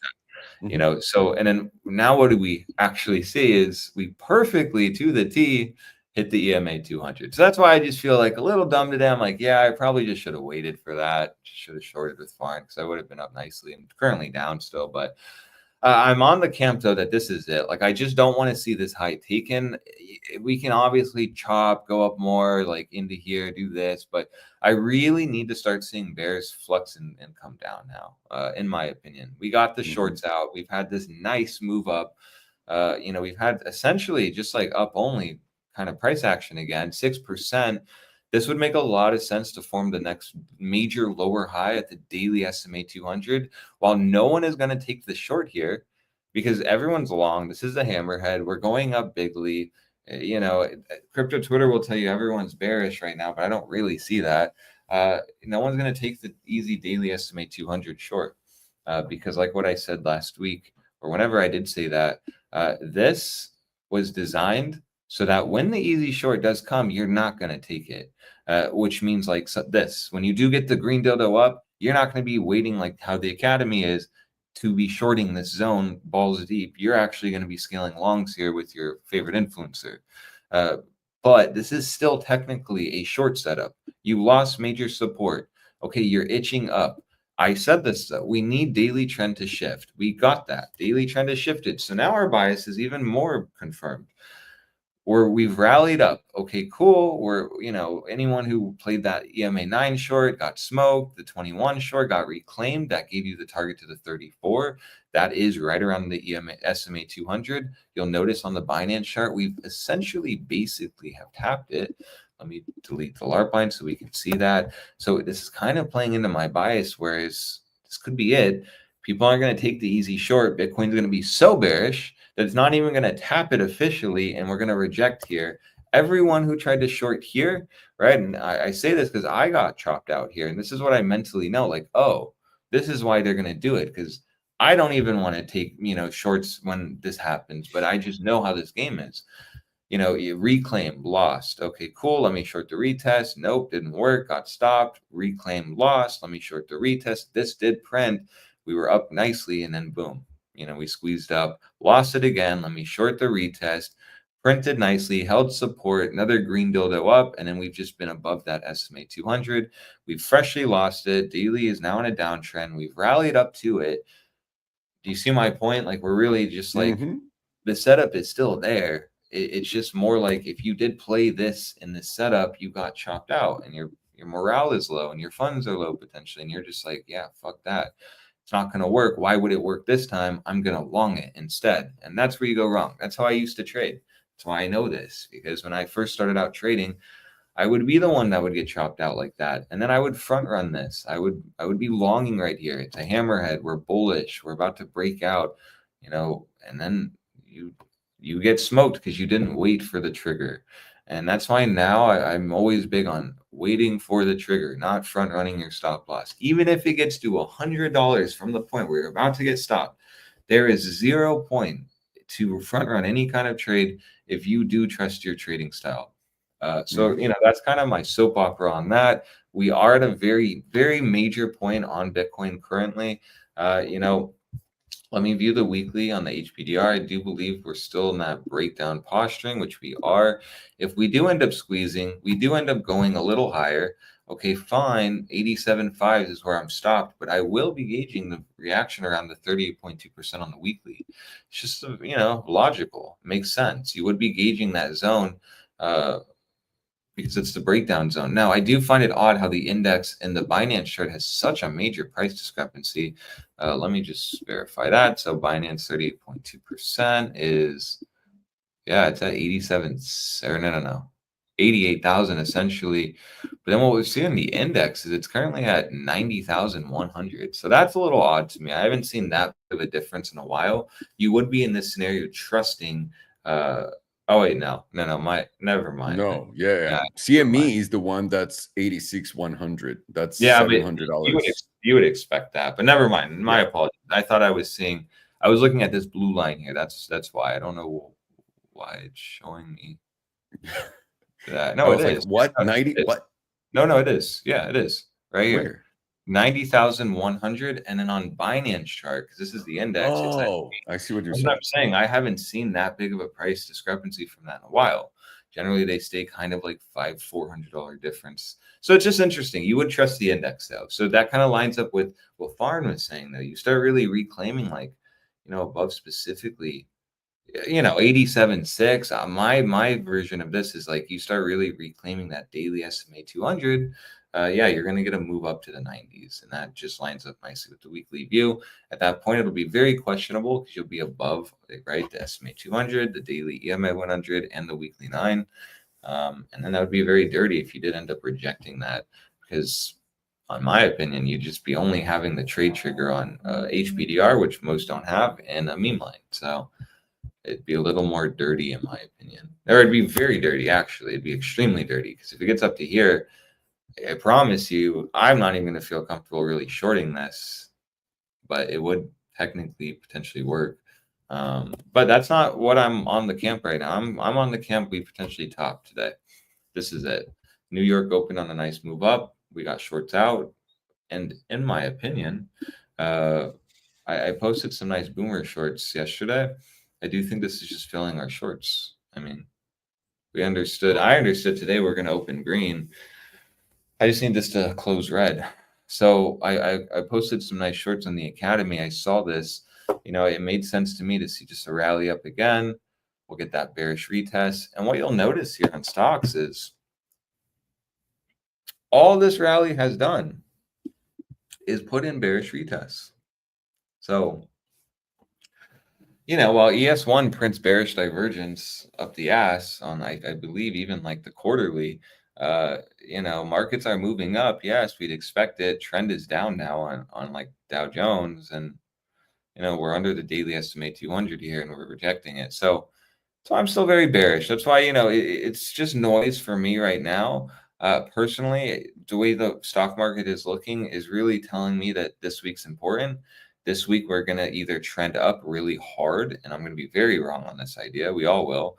Or we're going to really nuke hard to this week, and we're going to make a lot of money. As long as stocks are still like under the SMA 200, and specifically even ES1 is too. You have to be on the camp that this is just bearish, and that's it. So that's my Bitcoin idea. Weekly is just grinding that lower high. That's why I do think this essentially is just bad news for bulls. Because, if we had just dumped straight down and made the lower low here, in my opinion, it would have been better for them, because we could have at least delayed that and had the bigger move up to 91s. The fact that we had this move up, go all the way back up to here and form the lower high now tells me that, I don't think that 73s is going to be the spot we're going to actually hold. Probably get a bounce there, but I don't think that's going to do anything. I think we're going to do this, and then this, and then this, and then probably now this, in my opinion. That's my new plan. So, it just makes sense. We either go to 85.5s again, or we go back up to 91s. Anyone shorting this breakdown, which remember, it doesn't happen, but anyone who does short this breakdown will be very in profit. If they round tripped that short, that would be very bad. And so they would then not want to short it again, right? It's like, imagine, Farn, your short's up, you're up, let's say 60 grand. I don't know how much size you have at 65s, and then you get too greedy and you think, nope, we're going to 49. $210,000. So then imagine you round trip that, and Bitcoin goes all the way back up to your entry, and then it nukes. But at that point, you're still break even. Oh, fuck that. Yeah, wouldn't that be bad? And you probably wouldn't want to short that again, right? You'd probably be bullish at this point, right? Yeah. So that's the idea. You don't want to get too greedy here, and that's why I'm not going to be too stingy on that EMA 100, because that got me in trouble here on that dump. What was it, 49s? Here, yes. That got me in trouble, in quotation marks. We called this short. We played it well. No one was calling for, when we were at the 60s, ETA was the only place calling for 44, 43,000. I was basing that on the EMA 100. Farn had another thing he was looking at as well. I got a little greedy here. We missed it by like a few $1,000s, but I don't want to miss that. And so that's why for me, my sell zone is going to be, now 69,000 to 65,000. 69,000 is a logical place to start getting out of shorts. If you don't, you're just kind of it's very, very, very dumb not to. Why? Because 2021 cycle high is important. If you honestly do go to that 2021 cycle high and retest it, that's what it has to be looked at, as a retest, breakout. We did fill that gap, so I won't mention it. We broke out. If we do come down here, this could be just a flip, and Bitcoin being above its previous cycle high is bullish. So if you do end up catching a short, you do end up printing here, you do end up catching a move and you go all the way to 69s, you should really consider getting out of this shorts at this point. Because if we are going to be wrong and we did sell and juicy profit, but we're going to keep going down, you very easily can just wait for the deviation play, lower your leverage, and then take the trade again. And that's it. But you know what you don't want to do is you get the flash crash, you get extremely excited, you screenshot this, send to your parents or something, and then boop, and you're like, what? Because The this was just screenshot rule. yeah, I just experienced that this morning. I screenshot at the literal bottom was up $500, and I'm just like, I wish I would have sold that and shorted at 86. It's fine. It's whatever. And then your mom goes, "How's my little investor doing? How's the market today, sweetie?" Yeah. Oh yeah. Oh It goes yeah. like this. You're happy. You're telling your sister, your mom, let's go to Kauai. Let's go on a trip. I'm gonna buy. Let's get the tickets. Call work off. It goes like this, and then here they're like, hey, we're ready to go on that trip, and you're liquidated. Yeah, not fun, not fun. So like that's the point then. That's why these markets are dirty, because that's kind of what it'll do. We have to be very stingy at selling around this zone. I know even when we do capitulate, we're probably going to go down aggressively. Everyone's going to be bearish. Everyone's going to be talking about 40s. Everyone's going to be like, yes, blah, blah, blah. If you are short in the 80s, you're going to be really, really horny. But I'm really going to be still saying we need to start de-risking shorts at that 2021 cycle high. Per the book, you don't want to be shorting into major support plus a previous breakout zone. You only then get another short trigger when you are under it. And then you're essentially back into this, right? When you essentially were just playing that range.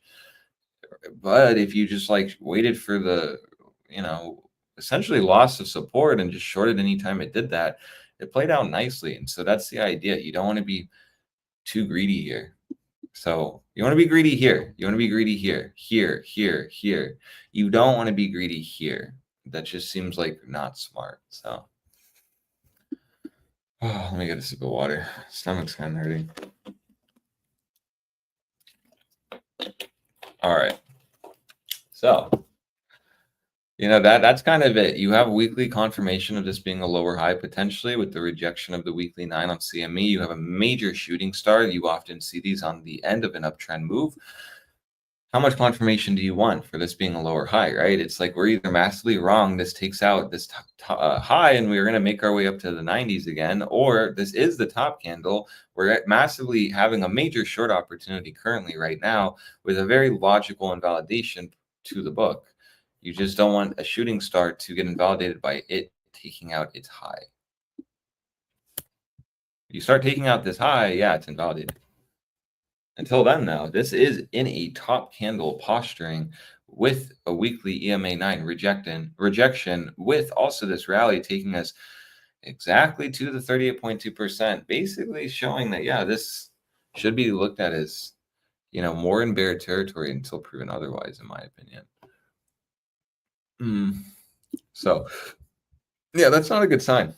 Actually, I'm just noticing that on CME. That's really not a good sign. I will just be frank. It's really actually a terrible sign. Actually, it's one of the worst signs I've seen. Let me see here.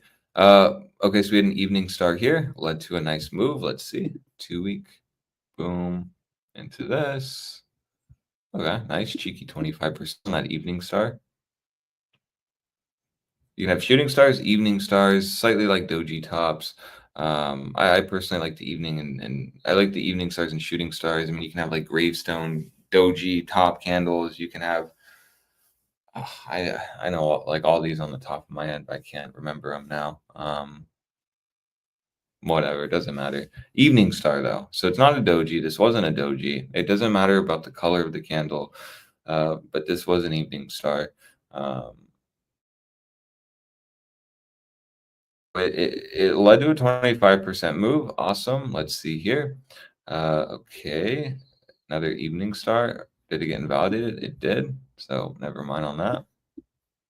Shooting star here on the 2 week. Beautiful.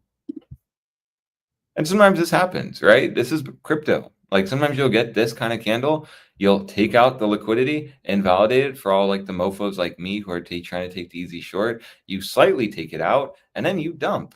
I mean, that's crypto. And that's why that happens, That's crypto. in my opinion. Yeah, that's crypto. Because people like me are like, oh, easy short, resistance, meme line, let me short here. And then you take out all the stops. I get out, you hit this channel, and then you nuke. And then you're like, damn, I was right at the end of the day. That's why we use other things, not just like meme lines and things like that, and just, you know, candlestick theory. We don't just use that, but we use everything in confluence to that idea. Here, the shooting star, I mean, next candle, we essentially dumped 26%. Here, evening star on that next open, it dumped 18%. Shooting star didn't get invalidated. 15%. Massive shooting star. Huh. Funny. Easy short right at that 9. What was that? I can't see now. 65%. Damn. So do you see what I'm saying? Like, you know, it's like these 2-week candles are pretty strong, I will say. They sometimes fail, but they're pretty strong. So, you know, it's not the best. I mean, it's questionable that it's down here, in my opinion, but still, nevertheless, it's just playing, at least giving me confluence that, yeah, the weekly could be already the high on the week. This high could be the next lower high in the weekly. If that's going to be true, then you'd expect the lower low, which then would mean that you're going to be making a move very soon to this low. And you're very, very, very, very probabilistic going to break down at that point. Take this low out, you make a new low, you have a lower low. And that's why the trend is your friend. So that's Bitcoin. I think that makes sense. I'm pretty much just extremely bearish as always. I promise I'm not a perma bear. I just understand the environment we're in now. And the environment we're in is you have to be a little risky. You have to bet a little bit more. You have to watch the charts a little bit more right now. You kind of have to just lock in. But if you do so while no one is locking in, while everyone's just like, you know, talking about how Bitcoin is boring, when we know that things are really cooking in the background, that's when everyone doesn't print and we massively print. And so that's why, you know, we're just locking in. We're really paying attention here because the 85.5, the 86K is extremely important for Bitcoin. Extremely important. So, you know, that's that. One thing to note is whenever, like I said before on stream, I noticed here, whenever you start seeing the median shift really up or really down, I've just noticed Bitcoin does like to nuke. So in this case, it did shift pretty massively up from where it was. Just something to know. Even yesterday, I saw that when it was like the 4-hour, I believe, or the 12-hour. It was the 12-hour. Let me try to see if that's still on the chart, so it doesn't look like I'm just speaking out of my ass. The 12-hour here shifted really down, right? Down. And then what happened? Major squeeze. So I don't put any weight on that. I don't trade off that, but it's just something I've noticed because I stare at the charts an unhealthy amount of time. So I just like noticed that whenever you see that median really like shift, when it was like around price, you know, whenever you see it like really shift up, you just start like, I don't know, you just see a lot of volatility. I have no idea though if that's true. Just based on observation. So let's look at Bitcoin dominance now, because I'm pretty short on alts. I have a short bias on alts, and so it's really dictated because of Bitcoin dominance, in my opinion. So Bitcoin dominance is looking extremely bullish. For the last 2 weeks, I've been only talking about this being in an uptrend, grinding out a higher low. The higher low is going to be at the weekly 9. And that this is going to be the destruction of your altcoins. And so while Bitcoin is green on the day, your altcoins are red. And that is why. And it's because of Bitcoin dominance. This is extremely bullish, in my opinion. And let's see how bullish it is. So let's see if that monthly reclaimed that level. Let's see here. Oh. Yeah. So why I'm saying that is because the monthly EMA 100 just got reclaimed for the first time in Bitcoin dominance ever. Yeah, whole chart. That is extremely bullish to me. Now people will say, well, there's not a lot of data. We don't know. And that's true. There isn't a lot of data, but you still have to look at this as a monthly EMA 100 populated from 2022 has just been reclaimed for the first time. Now, if it was on the flip side, I would be saying that was bearish, but it's not. This is bullish as could be, with also a monthly volatility setup at the lowest point that we've ever had in Bitcoin dominance history, now expanding, busting, and ready for a disgusting April. So that is why I think personally, we're starting to see now the strongest altcoins become the weakest ones. And generally, that is kind of like what you'll see in the bear market. You'll see the harder they go, the stronger they go up, the harder they fall type of thing in bear markets. It's like the strong shit really moves, but then it really dumps in a bear market. We've seen that with Solana, did we not? I mean, it dumped all the way to what, like $6? And then you better say 8, because otherwise people are going to clip you. Yeah. If you say $8.75, they'll be like, you are off by 33 cents, sir. You fucking disgusting human being. Can't believe you would lie to us like that.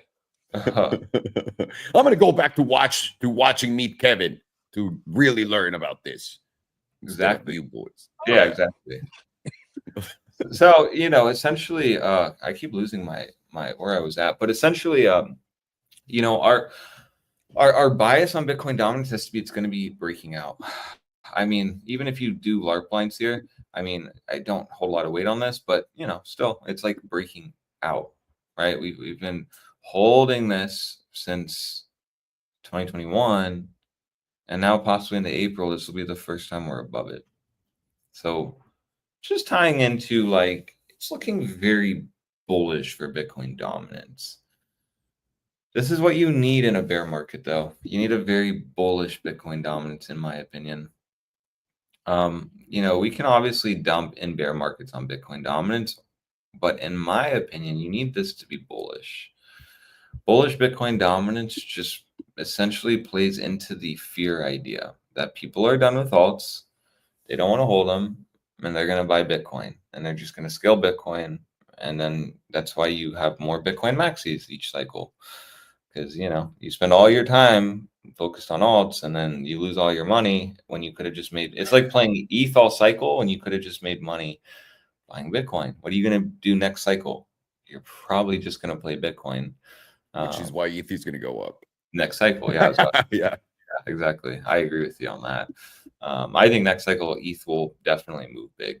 We have to gauge this at 63.89%. Reclaims that, you're going to see a parabolic move all the way to the 69.55%. This will be your capitulation on alts. So that's it. I mean, just steady uptrend. Bitcoin is slightly moving up now, but ideally just doesn't. Good place to add to the short.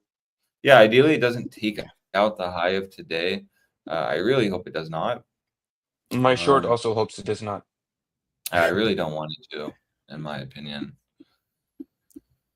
Oh, what a cocksucker. Come on. Come on, Feel Bitcoin. Me. Feel me, daddy. Buy me a Patek Philippe. Feel me, daddy. Buy me a Lambo. Chunk. Except Come not on. that new V8 one, because that one sounds like shit. Yeah,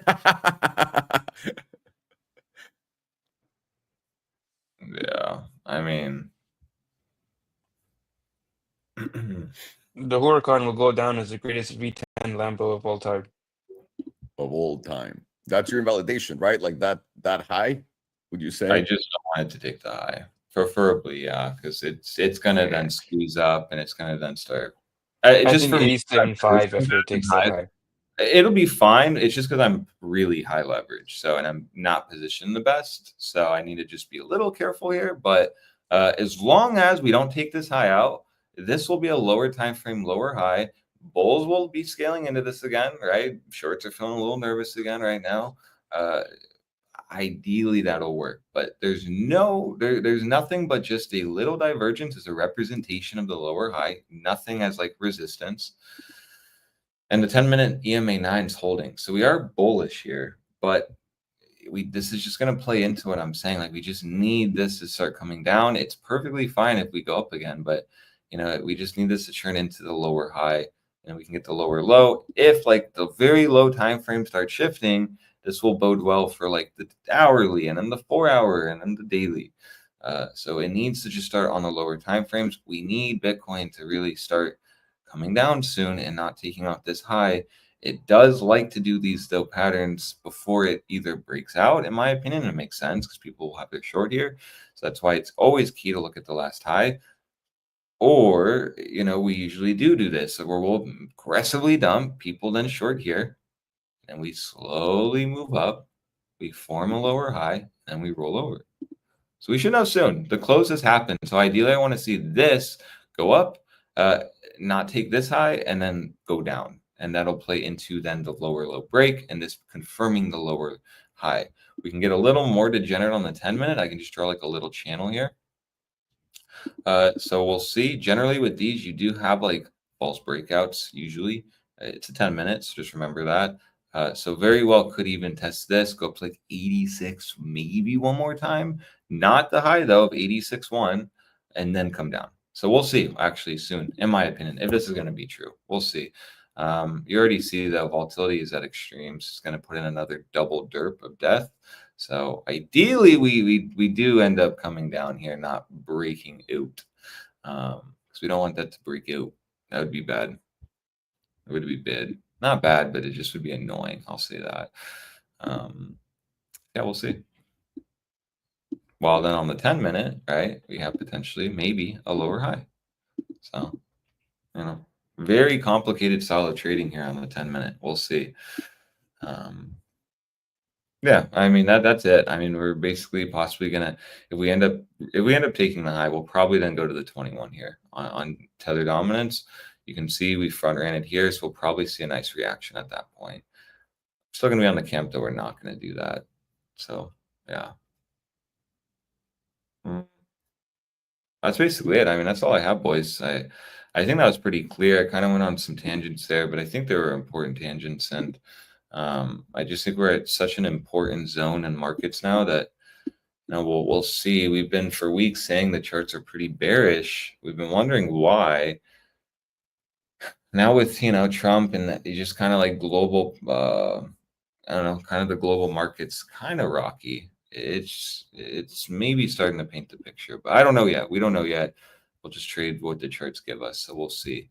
I will say though, let me just check on Tesla. Yeah, okay. So it's gap filling even too. Okay, Look at that's Rivian. all I have. Oh, yeah, let's check Rivian. Going to motherfucking shit. Looks like Rivian, by the way, I love Rivian, this. Possibly. I posted on X. Hey guys, don't get confused. Like this is not the tariff thing. What you're seeing with Rivian, with Tesla, I mean, it's a downturn, an economic downturn. And people are like, no, are you fucking crazy? This is the tariffs. The tariffs that haven't even played for an American car company that sells cars in the US. Like, people need to get off the sauce. This is going to be prime, sexy fucking money to be made on this market to the downside. I'm excited. Let's hope it remains as is. Yeah. All righty. I got filled for my order. Feeling good. I'm in. All right. Not a big. All right. Let's go. Bastante fácil, honestamente. Vamos a ver a Bitcoin rápidamente en todas las temporalidades para todos ustedes, para que lo tengan enfrentito, a todo color, listo. Pero no vamos a usar esa tabla. Esa tabla tiene muchas cosas bastante extrañas. Ok, vamos a empezar. Sir. Say it again. Big news, PayPal has added Solana. Oh, so that's why Solana had that volatility set up. Yep. That's we were talking about it yesterday. No, it was on the 4-hour, right? The 4-hour. Yeah, and had that jewel set up also. And the jewel buy, yeah, you're absolutely right. Touche. Yeah. Fucking awesome. All right, Bitcoin's back to $86,000. No excuses. Bitcoin. We're filled. We're ready. No, this is good because it's keeping it up here so that everyone goes long. It's liquidating all the shorts from the bottom of it, and then hopefully it'll mega nuke to the downside. Fingers crossed, and toes crossed, and balls crossed. And balls and dicks and everything, just not with each other. Let's go. Let's do that. Let's see. That was it. Oh, yeah. This is a new candle. Fuck, I forgot from the last time we were here. Okay. Estamos viendo básicamente Bitcoin en la trimestral. Algo que tienen que saber es que el pivote en momentum de Bitcoin subió de 40 y tantos mil dólares hasta 93 mil dólares. Eso es muy, muy bajista. Y ahora eso nos da una posibilidad de una triple divergencia bajista en la trimestral de Bitcoin. Pero, de nuevo, estás viendo solamente la tabla y viéndola al grano, estás arriba del 5, arriba del 9, arriba del 21, lo que nos hace pensar que estamos en una postura alcista en este momento, en esta temporalidad. Personalmente no lo creo, yo creo que es más bajista, pero ya veremos.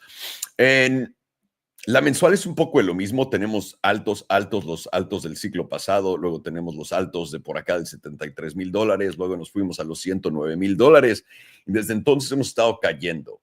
Pero definitivamente no hemos roto nada de estructura, no hemos creado no hemos roto esta parte en los 69 mil dólares por ahora, pero habíamos caído por debajo del 5 y del 9, del 5, pero lo estamos retomando en este momento en esos 86 mil dólares. El promedio del 5 está en 85 mil 690. ¿Ok? ¿Qué quiere decir esto? Absolutamente nada. Volatilidad está regresando, se está preparando un buen setup de uno de los puntos más bajos que ha llegado en toda la tabla, y eso nos debe decir que viene un movimiento agresivo y brusco a cualquier lado que quieran ver. Ahora, veámoslo de cerca. 89 mil es donde está la media del canal. Habíamos tenido el rechazo de la vela pasada, la que cerró justamente el primero la que vimos cerrar en el último de marzo. Ahora estamos en abril y empezamos por debajo de la media. Normalmente eso nos da un objetivo justamente a la parte baja de la media de la zona azul, que es los 67 mil dólares. Eso es donde yo pensaría que es lo que sigue, simplemente viendo esta estructura con el HPDR, entendiendo que volatilidad va a expandir a cierto punto con fuerza, pero por ahora, en la mensual, no podemos decir técnicamente, más allá de tener la divergencia bajista que ha acabado con todos los ciclos alcistas de Bitcoin, no podemos, ¿cómo se llama? No podemos negar que mínimo de verla de lejos se ve alcista. 2 semanas también tiene divergencias bajistas. 2 semanas pueden ver si estamos adelantándonos a lo que está pasando en la mensual. Eso fue caer de la media, bajar de la zona azul y ahora estar casi en el 61.8%. Nos está aguantando el promedio del 21, que está ahí en los 81.780. Y ahora estamos entre el 50% y el 61.8%. 50% está en 88.095. La parte baja está en 79 mil dólares. Bastante buen rango. Tienes una vela topera también en la de 2 semanas. Esta vela asquerosamente topera tiene 2 maneras de validarla. Para abajo sería un cierre por debajo de esta zona en los 81.134 y para arriba literalmente sería encima de los 89 mil dólares. Un cierre por encima de 89 mil dólares elimina esta vela. Un cierre por debajo de los 81 mil, eso quiere decir que esta vela bajista va a continuar a la baja. Va a continuar dándonos más a la baja. También tenemos un setup de volatilidad siendo preparado, apuntado y disparado pronto. Estamos en 10.71%, debajo de 15%, no importa qué tanto baje. Bueno, siempre y cuando tenga volatilidad nula, ¿no? Cuando ves esas barras azules, si tienes eso, el movimiento aún va a ser más agresivo. Pero viniendo justamente de acá donde estamos en la de 2 semanas, no, es suficiente para considerar que el movimiento debe darse por completo. Semanal. Vamos a ver cómo se ve esto. En la semanal tenemos un movimiento agresivo en volatilidad y esta volatilidad la está dando con un setup de jamás, donde vienes volatilidad nula, esto quiere decir a 0% y después disparas por encima del 15%. Esto se dio en esta zona y ahora estamos yendo de lado, lo que nos dice absolutamente nada. Esta volatilidad va a empujar a los dos lados. 86.355 es donde estamos cotizando en este momento. Parece que la parte alta de la zona del 50% está en 86.893. Si no aguanta eso, ahí es donde empezamos a buscar objetivos aquí arriba en los 88. Pero 86.800 debería de poder dar significante, ¿cómo se dice? Resistencia. Una semana, 5 días. 5 días, estamos justamente retomando la zona azul, empezando este pompazo. Vamos a ver si podemos superar nuestro promedio del 34, que está en los 87 mil dólares. De superarlo, podríamos tener un shot a la media o el promedio del 21 que está en 88,900, que son 89, y la media está en 89,966, casi 90. Bien, ok. Eso es lo que pasaría. De perder la parte baja de la zona azul en 81,934, tu siguiente objetivo sería el 61,8% en 75. Volatilidad está contrayendo. Esto no es bueno para los alcistas porque no está empujando esto. En realidad esto señala más una corrección que una dirección.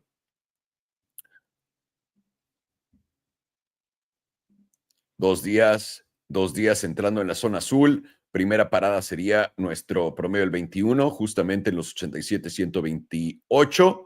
De poder vencerlos, estaríamos yendo a la media en los 88,200. Una vez subida esa, vamos a tener, hay significante resistencia en los 89, eso parece ser la zona, pero también para invalidar esto en un corto está muy arriba el pedo, están en los 92,000 y cacho. Esto lo pone en un paradigma bastante agresivo. También en la de 2 días tienes un cero de volatilidad. Volatilidad está en el punto más bajo de la tabla en la historia, no.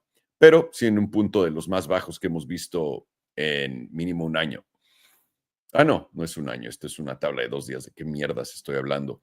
Diaria, estamos justamente rompiendo por encima de nuestro promedio del 34 y el CMI 200. Aquí es básicamente lo que tenemos que poner atención. ¿Por qué? La media está en 87,500, ¿ok? Voy a quitar esto para que lo puedan ver de cerca. La media está en 87,500. Venimos acá, el SMI 200 apenas está tapeado y la pregunta es, ¿esto fue el SFP o este fue el SFP a la baja, no? Que pudo haber sido toda esta zona. Nosotros pensamos que deberíamos de ver un rechazo por acá. De no ver este rechazo en esta zona, vamos a tener un vuelo gratis a los 88,120 y de ahí a los 89. La cosa va a ser ver esta zona primero. Tenemos dos escenarios donde Bitcoin pueda llegar para nuestro corto. Nosotros estamos en este acá, pero también podríamos jugar el de aquí arriba en el 55 en los 88,100, aunque 88,500 es más o menos el punto correcto para esto, que es más o menos acá, y tu invalidación queda bastante apretada en 88,5. Así que es justamente lo que estamos viendo en este momento, esperando a ver qué nos dice el movimiento. Volatilidad, una vez más, siendo no muy claro esto, pero parece estar empujando a la alza. Tuvimos buenas noticias de Solana, que acaba de ser agregado a PayPal, y ahí están viendo a los Bitcoin. Una vez más, los Bitcoin caer. Vamos a ver si pueden aguantar o si no, pero está siendo rechazado por el S&P 200. Y si lo vemos en mi tabla marca patito, justamente lo voy a hacer para atrás para que puedan ver esto. Voy a poner la de 2 semanas. Este canal, aquí es donde tiene la resistencia. Ahí es donde estamos en este momento, ¿ok? Y además, en la diaria, pueden ver ahí justamente en la parte alta del canal, el 200, el 34 y esto, el rechazo en realidad fue perfecto, casi. Le hizo un front run a esto y ahora vamos a ver si aguanta o no. Este va a ser el momento de la verdad. Tenemos que aguantar por acá y puede que este haya sido el alto de esta vela. Nuestro corto vaya a pagar y simplemente va a ser cosa de ver perder estos 84,700 para ver si esto se da tal cual como estamos esperando. La dominancia de Bitcoin, algo muy importante para toda la gente que está en altcoins. Habíamos platicado justamente de esto, que arriba de este nivel se dan movimientos bastante agresivos y se los voy a poner para que lo puedan ver por qué. Arriba de este nivel ha llegado por encima de esta línea de colores, ¿ok? Por encima de esta línea blanca. Ahí es. Mi siguiente objetivo para la dominancia de Bitcoin son 64,81 y el siguiente 67,44. ¿Va a llegar a los 70%? No sé. Pero esto es lo que es bajistas para tus altcoins, ¿ok? Tienes el S&P 200 populando y estamos por encima de él, eso es alcista de madre. Tienes un cruce plateado en la de 2 semanas. Estás por encima de todos tus promedios, 9,5, súper saludable. Y vamos a la diaria. En la diaria tienes expansión de volatilidad potente, pero apuntando para arriba, como el nepe del tío Salo en las mañanas cuando tiene buena circulación. O sea, estás viendo literalmente, siguiente objetivo, 64 y cacho. Además, creo que esto es no lo puedes cantar. Bueno, podrías de acá. Hombro, cabeza, hombro, la ruptura esta te daría un movimiento, tío, ¿de cuánto? Ahora esto no está nada limpio, por cierto. Ahí está, a tu previo a romper el alto más alto en 64.41 y eso nos lleva para arriba. Ahora, la dominancia de Bitcoin va a continuar subiendo.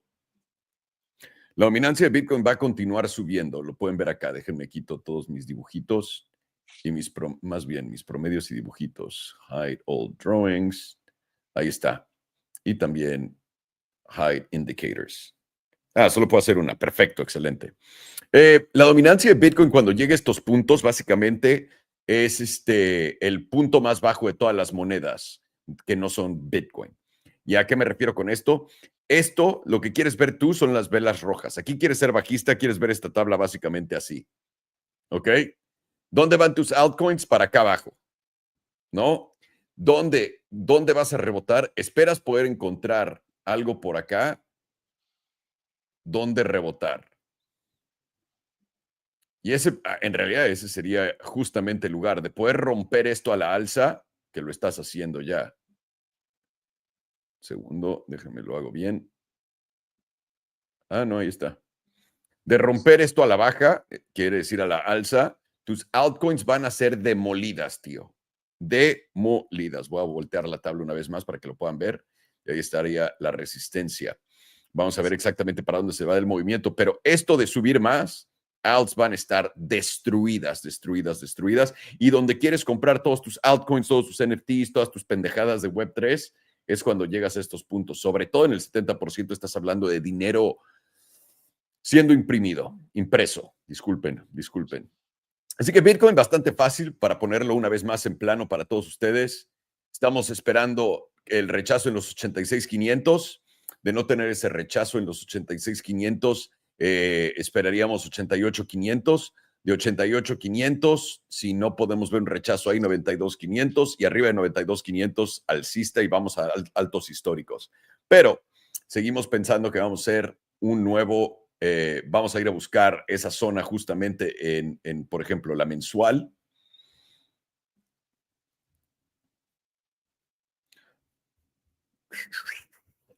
De justamente los $69,000, $57,000 es el objetivo medio y honestamente nosotros vemos los 49, 47 bastante realistas.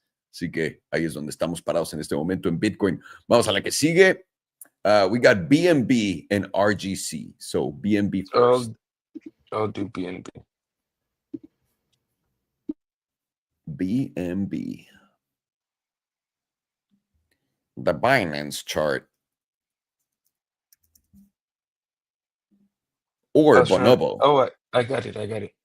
Brothers Nice Balls. Brothers Nice Balls. This is a chart for African American crowds. Indeed.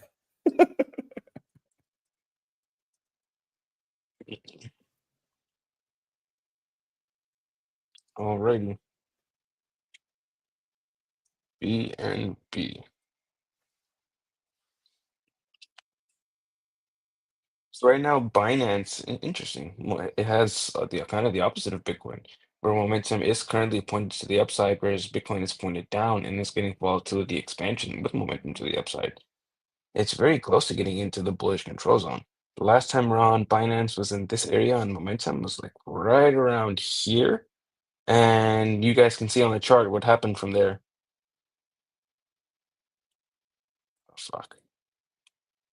This is the move that made CZ probably the richest man in the world. 4,943%. Holy shit. Not bad. So we're gonna do just for funsies, because this is not gonna happen. We're just doing it for shits and laughs. How much is 4,000% from here?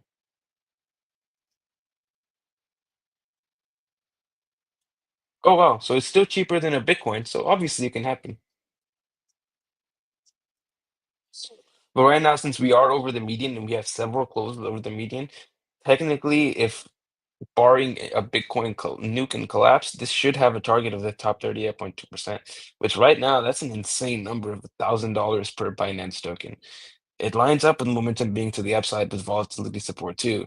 So like this is the one thing that kind of goes against my overall crypto market bias is the technicals on this are bullish, but if Bitcoin nukes, then those are not going to matter. And Bitcoin is one that does look bearish on the high time frames. On the monthly, momentum is currently pointed down, rejecting getting flipped to the upside, and volatility is in expansion supporting it. And you were getting a monthly sell signal on the jewel. So let's mark every single time we get a monthly sell signal within this area on the jewel, right there. We only got it once before. Very interesting. And we can use this one. This one's not going to be very much though. And let's see how much we went down. No, this one is in the wrong area. Market to white. Right there, right before.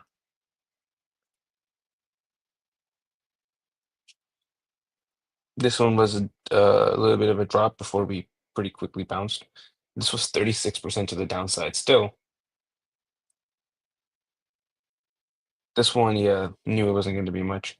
This is probably 7.3% to the downside. How much have we gone down so far from this one? 2.77. If we were to take that small number of 7.37%, brings us to about $562, which is very, very close to our bottom 38.2%. That would make sense with multiple rejections and closes below the median.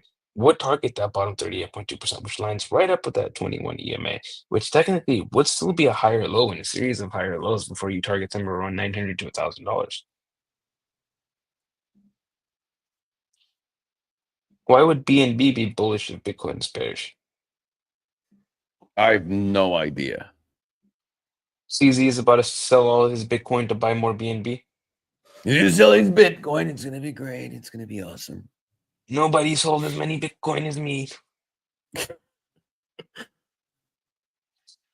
Oh, CME hit us $87,000.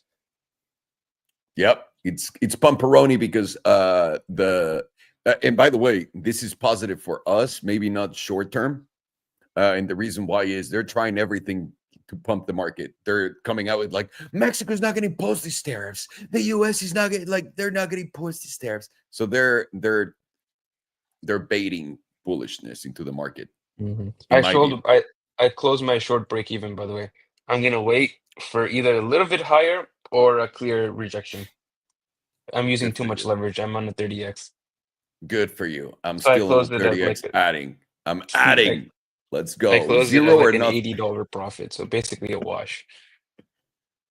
Good for you. But if we do close on an 8-hour right now, like this candle, which is about to close in 37 minutes above 86.2, I do think there's a good possibility that we're going 90 to 91K.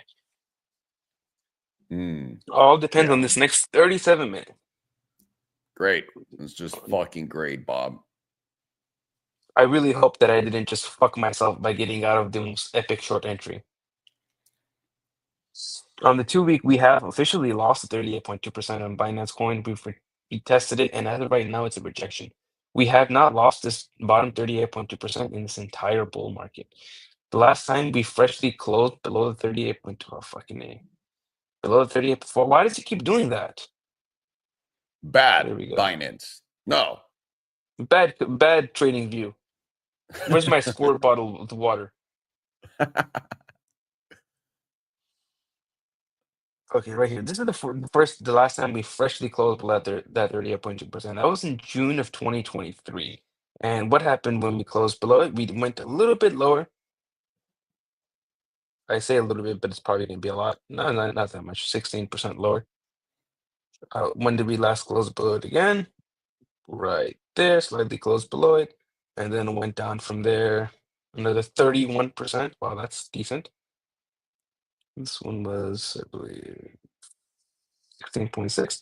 So let's take 16.6% from this close below this 38.2% right there. 16.6. And it's very close to our 55 EMA, basically exactly that 55 EMA and a wrong psychological number of $500. That is going to be the confirmation of that is going to be with a close below about $593.50. If you close below there, then you're very likely going to come down to $500. That's not even that far away right now. And if you check out the 2-week jewel, that's quite bearish, losing the bullish control zone, and the pink is still below the yellow. Weekly is also pointing to the downside of momentum with a loss of 38.2%. Volatility is in the expansion phase. Only hopium right now is that the jewel has lost its sell signal and it's within a neutral phase, but it's not still not in a buy phase. It's yet still neutral. So right now we do see that this bounce to the 90 EMA and 38.2%, which is rejection as of now. And if we do confirm this as a rejection close, likely we're going to come back down to this 100 EMA around $526. But probably a little bit lower to the 78.6% at right around $500. Oh, I was looking at a 6-day. Oh well, still applies. 5 days pointed to the upside on momentum with volatility pointing down, telling you whatever bounce we get should be a corrective bounce. Lines up with a buy signal on the jewel as well. Right now we have gotten towards this 90 EMA, so arguably the bounce has played out, and then we should come down towards the 38.2%, right around $574. But the confirmation of that is going to be getting close below that $600 area, which is that 55 EMA. And we could continue to see a bounce higher on this corrective move to the upside with volatility dropping and momentum getting higher. If we get a solid reclaim of around this $615 to $620 area, and that will take us up towards somewhere around like 630, I believe that much higher. And overall, looking like to be bearish with us. Wait, you sound like a robot, choppy. How about now? Alex, look at the 1 hour, 30-minute, 2 hour, 4 hour HPDR on Bitcoin. Let me see. Sorry. And we're about to get a solid 8-hour close. Right now, 2-day momentum is still to the downside, trying to pick back up, but still heavily below the moving average with volatility resetting. Now, the 2 days giving us a fresh jewel sell signal, but however, the pink is just about to cross over the yellow. So if that happens, this jewel likely does curve around back here and re-enter into the bullish control zone. But we want to see a solid close over that $615 area alongside that, and that'll tell us we're probably going to go somewhere into the 630s. Daily is already starting to flip back up, rejecting the bearish control zone with volatility currently to the downside, telling you this bounce is slightly corrective. And we are holding the bottom 38.2% at $599. If we continue to close like that, that likely takes us up towards the median. Where what is that at? Oh, what do you know? Right around, or the median to the 100 estimate, right between $620 to $630.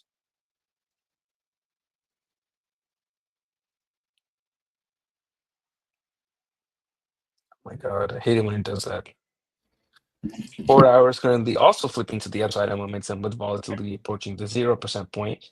Likely we're going to get volatility expansion on this move to the upside if we get a close over that median, which right now the median is at $608. Very big if, but if we do get a close over that median, we should see volatility expansion to somewhere around the 61.8%. Takes us to about $628 to $630. I'm very happy I took the initiative to not wait for my stop loss and closed it at break even. Although I would never advise anyone else to front run their stop losses. Or use 30x leverage, right? Yeah, do as I say, not as I do. You're the dad that smokes cigarettes. It's like, kids, you don't want to grow up to be like me and smoke cigarettes. Do But as I Dad, why say, you not keep as I do. smoking then? Yeah. Dad, you can't smoke with the patch on. It's like, yes, I can. Don't tell your mom. The show Trailer Park Boys, where the guy Ricky, his daughter is also addicted to cigarettes. So then they try to quit together. So his daughter is like 10 years old. So they both start using patches. And then one day Ricky starts busting out lighting up a cigarette, and his daughter goes, "But Dad, you can't smoke with a patch on." And he goes, "Don't worry about it, Trinity. I'm bigger than you." I'm a lot bigger than you. Fucking hilarious, funniest show of all time. But if you notice right here on the 3-month, we're making lower lows on our RSI, while we're making higher lows on price action, giving us possible hidden bullish divergence on the quarterly on Binance Coin. Confirmation is going to be getting a close over $745.30. That will take us up towards the bullish control zone, which is not that much higher. It's about $871. But the important number is going to be the critical zone, which I highly doubt this is going to go to. That number is at $5,700. I don't think that's going to happen. Fun fact. Anyone who does think that's going to happen should probably put the fentanyl down.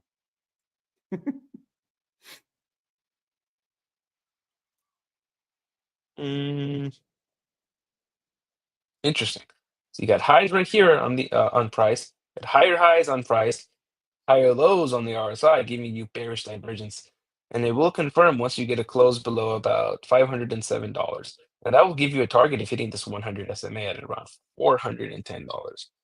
That's very interesting how that's not that low. Like, sure, it's $200 lower, but it's not really what you would expect for an altcoin dump on bearish divergence.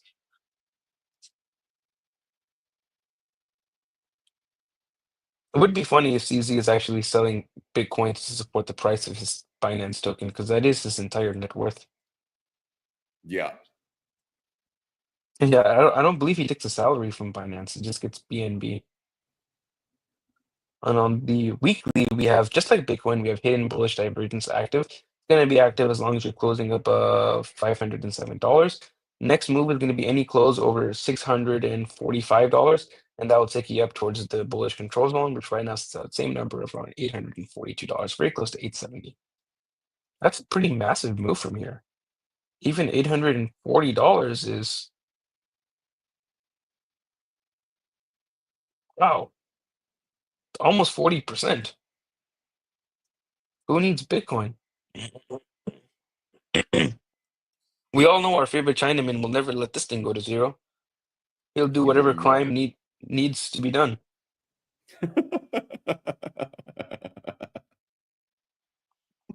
3-day has active hidden bearish divergence. It's going to be active as long as you're closing below $645. The same number to get you your next leg on the bullish divergence.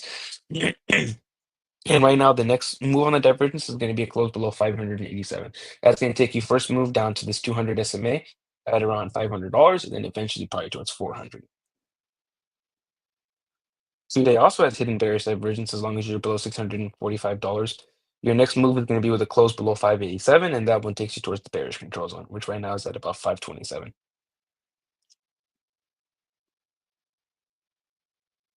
Come on. Nothing on that.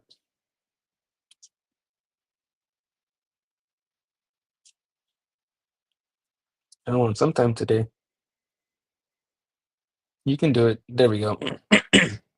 4 hours about to put in a fresh drive of bearish divergence within the bearish control zone and bullish divergence, and it will confirm as long as we're closing above $606.58. And since you're already at the bullish control zone with volatility at such low levels, you would have to target the bullish critical zone from there. And that one puts us at about $791, very close to that 800s number. Does that line up with any of our EMAs? No, it does not.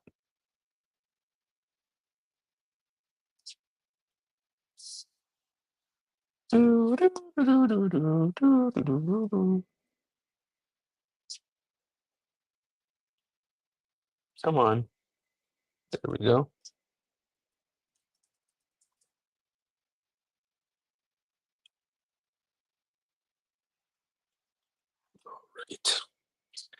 Right. On the quarterly, we got momentum still to the upside. All right, it's still pointed up, but it's below the pivot right now. And it will flip to the downside if we close this next quarterly candle in 2 months and 29 days below $627.50. We're currently about $20 below that number right now. I'm curious, what did this do? Oh, it wasn't even around then, was it? Oh, it was. It didn't dump that much for the COVID dump. Well, it doesn't look like it. It's probably a lot. 76%. Wow. That does not look like a 76% move right there. How much was it? $6. Holy shit, that's a 100x.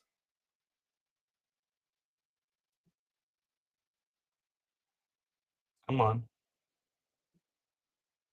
Come on. You could do it. Monthly is currently pointed to the downside on momentum, and pretty sharply to the downside, also giving you monthly bearish divergence, which is confirmed, and it's going to be pointed down below $720.50.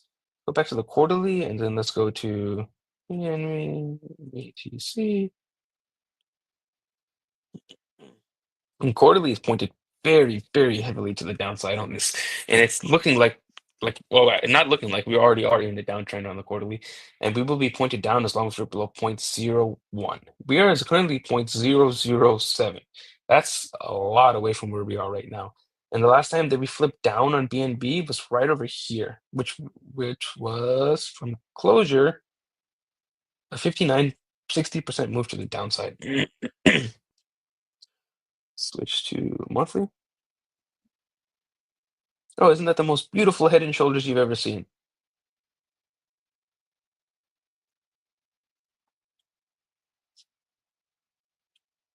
Oh, fuck.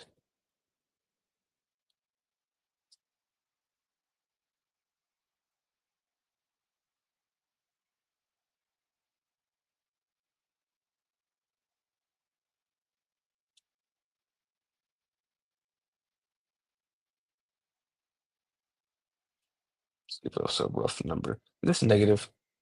It's negative. They're gonna pay you 6 cents to hold every BNB. Must be fucking what's it called? The new oil. Indeed, BNB is the new oil, but except you can hold unlimited amounts on your wallet. You don't have to pay for storage. On the monthly, you're getting volatility expansion above the moving average with momentum pointed to the downside. Like Binance versus Bitcoin looks absolutely shit. And it's gonna be doesn't even tell you what number you would need to flip it up.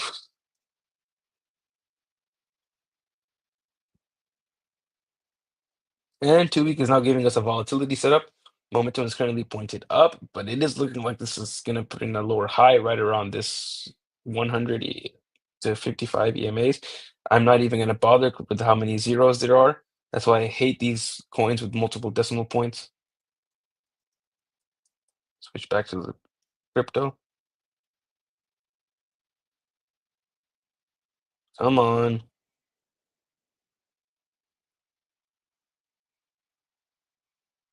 Crazy how no matter how fast your internet is, sometimes trading view is just dog shit. Takes forever sometimes to load. This Airbnb has like 350 megabits per second, but sometimes it just doesn't work. 2 week is also pointed to the downside. 2 week also has bearish divergence confirmed, and it's going to be pointing down below $679.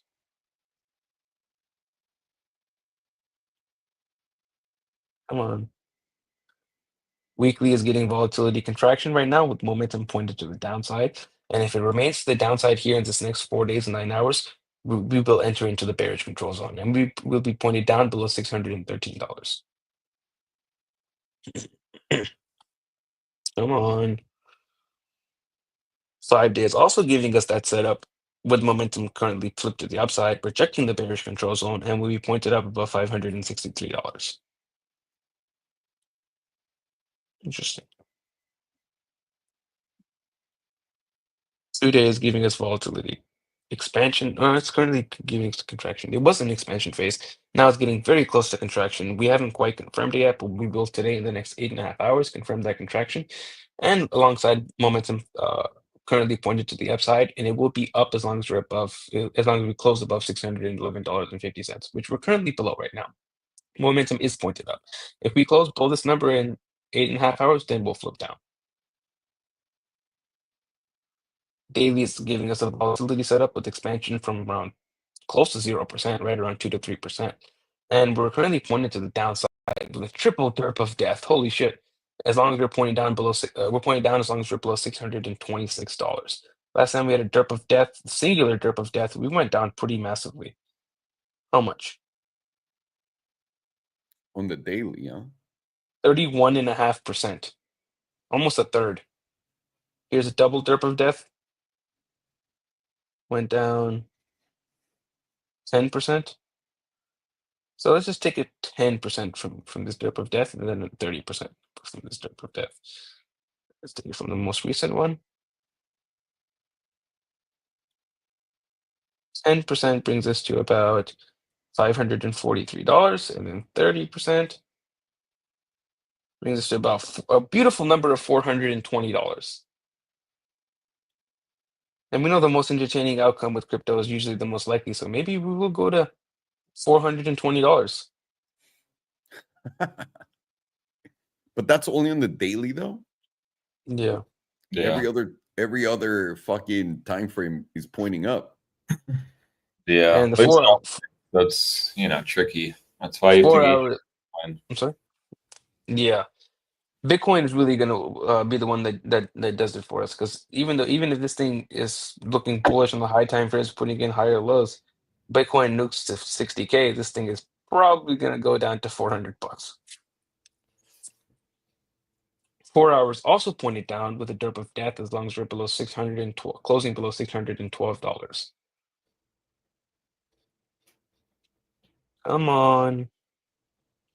Right now, just like Bitcoin, this thing on the high time frames does have bearish divergence on the monthly, confirmed on the monthly, with a monthly volatility set up below 15%. So as of right now, if monthly volatility does start expanding, probabilities are that it does happen to the downside. And my targets are going to be somewhere around first $600 for a which we've already gotten that bounce to $600 for the psychological level, and then below there from here. I'd be looking for about $500 for that bounce at the psychological level, and then eventually right around $400 to $420. And validation is going to be any type of monthly close up. You could even use a weekly close up of $645. If you get that, then you're probably going to go somewhere around 800 to 870 for move. I believe that's close to it's actually slightly new all-time highs. Probably gonna get some type of a pullback there to where our current all-time highs are at like $790 to $800. And then eventually I expect it to go to $1,000. And that's very big if. That's if we get a weekly closure over $645. Right now, if you get to move to the downside to around 400, I'd be looking for a weekly close below $507. But it is overall leaning bearish. Only time frame right now that is still very bullish is going to be the quarterly, but everything under that is leaning to the bear side.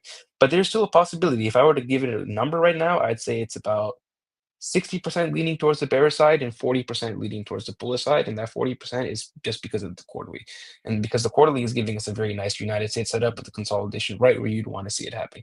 But if we get any type of close below this $500 level, though, then that United States setup is invalidated, and we're going to go somewhere around $400.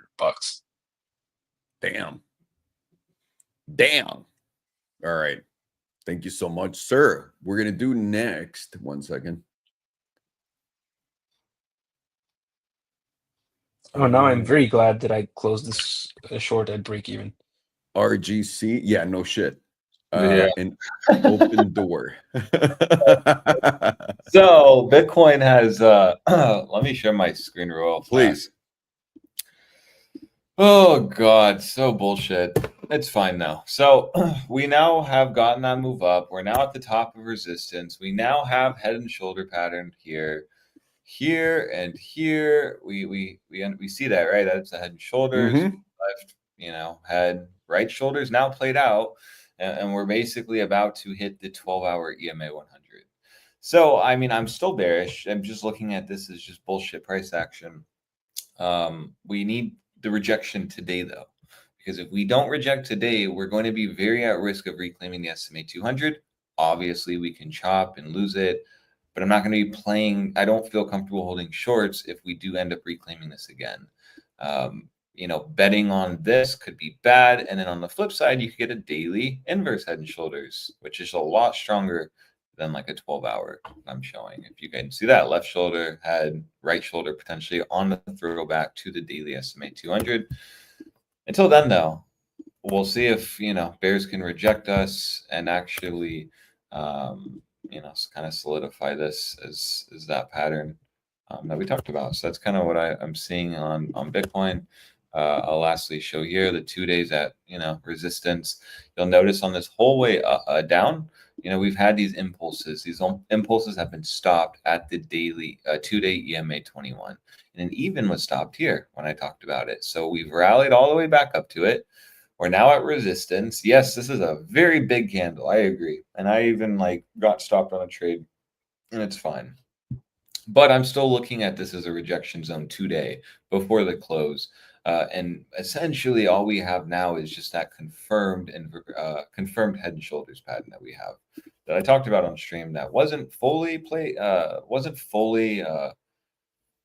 kind of the right shoulder wasn't fully there yet, but now we're there. So we'll quickly know if this is going to invalidate, and then we'll get that move to the upside on that invalidation, or if this will play out. We'll potentially go down.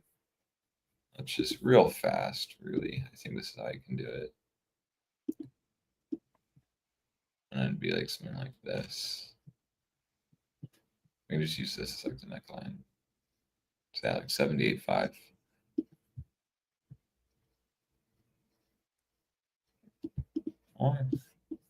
You go up and go to 93s. So Oh, big boy. spot here. We'll see. Again, daily close is important. I'm still adding the shorts, and on the camp, this is going to reject soonish, but we'll know soon. That's it. What was the stock chart we're going to do again? It's C something. 1 second. I have it right here. So it's 2 stock charts, Opendoor and RGC. RGC was next. Okay, RGC. Cool. Bioscience. Thank you. Yeah. Opendoor, right? Yeah. All right. I got Opendoor. Open your door, sir. They're already open. You mean the back door? You No, got this boy. nicely. Yo. No Diddy on this stream, please. We need to We're be not that monetized well at ETA. Come on now. and not do weird stuff too to help it. Ok, here we go. Vamos a ver, estamos viendo BNB en español, pero perdón, estoy en time frames muy de degenerado. Vamos a ver la trimestral, por supuesto, como cualquier otra criptomoneda en este momento. Y esta estructura se parece muchísimo a la de Bitcoin, ¿no? Con estos saltos en el 2021. Tuvo su primero en abril, después en octubre. Interesante que BNB fue tal cual sin el segundo alto, porque el segundo alto que tuvo Bitcoin fue con una divergencia bajista. Bien, como sea, acaba el mercado bajista por ahí de 2023, octubre, viene el setup de Hamas, bolas, vámonos para arriba y tenemos altos históricos en 795. En este momento estamos cotizando en 607, estamos por encima del 5.9, bastante bien, y no hay nada de volatilidad diciéndonos absolutamente nada. Está expandiendo, pero está expandiendo ante todo esto. Así que absolutamente nothing, nada.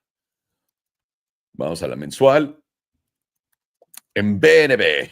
Y en BNB, en la mensual, nos cuenta un poco de la misma historia con bajos más altos, con este alto más alto que acabamos de hacer, y simplemente estamos manteniendo la estructura en este momento. Estamos por arriba del promedio del 9, estamos perdiendo el 5, que sería nuestra primera advertencia de tal vez esto va a empezar a perder fuerza. Hay que estar atentos. No quieres perder la zona de los $600, que es donde está el promedio del 9. Perdiendo los $600, tienes un viaje casi garantizado a los 525. Así que ahí lo tenemos, así bastante sencillo. Denme un segundo. Volatilidad está en el punto más bajo. No sé si de la tabla entera, pero denme un segundo. Vamos a ver. Sí, volatilidad está en el punto más bajo de toda la historia en BNB, en la mensual. Esto quiere decir que nos va a dar un setup bastante potente en la mensual. Así que atentos ahí con BNB. Para donde vaya a ser este movimiento va a ser agresivo. Puede ser para arriba o para abajo. Vamos a decir que perdón, no sé ni qué vergas vamos a decir. Denme un segundo. Ok. Estamos viendo el HPDR y podemos ver que estamos siendo rechazados por la media, el 5, y eso nos debería dar más preferencia a ir este mes a los $540, que es un poco parecido justamente a lo que decimos no, es en la mensual, exactamente. Pierdes los 600 y te vas a 525, más o menos por ahí está nuestra zona de la parte baja de la zona azul, así que eso es bastante realista. Vamos a ver la de 2 semanas. 2 semanas, buena estructura alcista, continúa con ella misma. Aunque la media subió bastante agresivamente a esta zona en los 786 y ahora estamos cayendo por debajo de la zona azul, siendo rechazados por el 9, el 5 y nos está aguantando el 21. De perder los 602 una vez más, $600, eso nos debería de llevar tranquilamente a los 558 primero y de ahí a los 529 una vez más, compartiendo un poco de confluencia con lo que vimos en la mensual, además de que tenemos un setup de volatilidad que se está cocinando también en BNB en la de 2 semanas. Vamos a la semanal. Empezó a expandir, sí, pero se más o menos dio la vuelta. Vamos a ver dónde lo hizo al principio. en verde y se está dando la vuelta en rojo. Así que no tenemos una señal clara de volatilidad en nuestra tabla. Pero lo que sí podemos ver claramente es cómo están todos nuestros promedios aquí arriba. Perderlos es bastante negativo. 598 es la parte baja de la zona azul. Eso quiere decir que nos pondría abajo en los 602, 603 que teníamos en los demás EMAs importantes en la mensual 2 semanas. Y eso nos tiraría por abajo al 61.8% con más probabilidades en los 578. Si eso llega a pasar, 525 es bastante probable. Y esto es la diaria, tal cual, tal cual. Así que en temporalidad alta, BNB tiene fuerza. En temporalidades bajas, lo único que no quieres perder son los $600. De perder los $600, siguiente objetivo va a ser 525. Bueno, no, 575 primero y de ahí iríamos más para abajo. ¿Cómo puedes invalidar todo esto? Un cierre por encima de 633 en la diaria, no uno, 3, y empezar a llevarte este máximo acá en los 645. Pero primero sería cosa de poder cerrar por encima de 633, solamente $33 para arriba, no perder los 600 si somos alcistas. Somos bajistas, solamente perder los $600 es todo lo que necesitamos. Y ahí lo tienen, BNB, damas y caballeros. What is next? RSBG? Yeah. Let me get that up. I just had it up. RGC. Yeah. What the? Isn't that the name of the guy who is the CEO of Rivian? No, he's RJ. REC is So losing the 21-day moving average. Oh, there you go, Alex. nice. So yeah, we'll see. I will just say that one more time. We're now at this spot where I need bears to step in. I'm either massively wrong on this and we're about to go to 93s, or we are right. We were just wrong on the timing. This is the spot you balls deep short. You have your stop at 87.5, 87.8. You ideally don't want Bitcoin to take out this high. We almost did. So now we're getting that dirty setup that I love. Yep. You have your stop here, you short here. You're massively wrong if we break this high. You're then going to most likely then maybe reject the EMA 100 on the 12-hour. But then at that point, I just feel like you're just kind of grabbing on the crumbs and you're kind of just trying to, force your bias then. So we want this zone to reject. That's why if we do rally up to here, it could go up to the EMA 100. It could, and then do that. And it still would match, but I just don't want it to get above that last left shoulder high for the head and shoulders. So I'm sorry to interrupt you, but on the Bitcoins, there's currently an 8-hour inverse head and shoulders. Oh, 12-hour. And my screen is black, by the way, right now. Yours? Everybody else is saying the same thing. They're saying black screen. Oh, Where's the black screen? I can see Alex. black You can face. see me? Let me see this. I don't see anything. I just see a black screen. What about there? There Now we I go. see it. Okay, so hang on. So I'll backtrack. I'll look at the 8-hour fine, but let me just backtrack. What about there? Do you It's see black it? again. Really? Yep. Hang on. What about there? Now we see it. What So you about want there? pretty faces Yep. on it? But yeah, it's Still black. works? Yep, now we see it again. Oh, okay, good. Okay. Oh, fucking StreamYard, get your shit together. I pay Yeah. $20 a month. I'm just kidding. It's a lot Okay. more than that. So I'll repeat what I said though, because people didn't Please. see. So I've been wrong. Obviously, I've been wrong on my timing today. Clearly, I took a nice L today. Whatever, I don't care. I'm still going to say that I will be right on this if this does reject here. So you want this to reject here. We'll massively be wrong on this idea of Bitcoin breaking down potentially if we end up really, in my opinion, breaking 87.8. I'll say right here. Well, we'll just say going above 88,000 to be real conservative. 88,000. That'll be, in my opinion, the invalidation of this head and shoulders. Then at that point, we're then getting back above this range. Next target would be technically 91,000.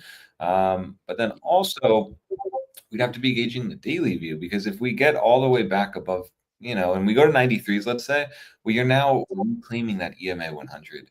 But at that point, you're going to have weekly trend shift. You're going to have a daily EMA 100 reclaim. You're going to have the failed setup of the inverse for the head and shoulders. It's really then going to start looking like we may be actually massively wrong on being bearish on Bitcoin. The monthly 9 did hold, so we have to understand that. So we're at a very, very, very, very, very crucial spot on Bitcoin today. And that's why I'm still bearish, and I'm still gauging this as kind of the last stand now. So you see we are slightly rejecting. Need this though to be aggressive. We need to get back under 85.5 before, well, not before, but just ideally before the daily close. This candle is red. That'd be pretty bad. I mean, that'd be a very shallow low. It'd be a very dirty lower high. It'd be a rejection here. Everyone got smoked again on the SMA 200 short. We went a little above, took all the stops, totally just took out anyone short on this move down, while putting in this setup that I talked about in the early mornings. I ideally didn't want it to go this high, but it did, and that's fine. If we go and view, what was that thing I had? It was the 10-minute. I guess that did work out, and it was to the upside, as shitty as that was. But 10-minute trading, I mean, that just shows the volatility. This 10-minute breakout led to a 1.6% candle. So that's all I have on Bitcoin. We're at just a very, very, very important spot now. So we want to just really gauge that. Let me check the 8-hour because Farnsworth has an inverse head and shoulders. Oh, and it does. Yeah. You're looking at left, head, right? Boom, boom. Yeah. Yeah. And it's on the 4-hour as well. Yeah. Easier, I think, on the 4-hour. 4-hour. Let me see that then. And I feel like the measured move then probably played out. Let's see. It would be around 89K. Well, I guess your head's there. I mean, I think I'm doing it right.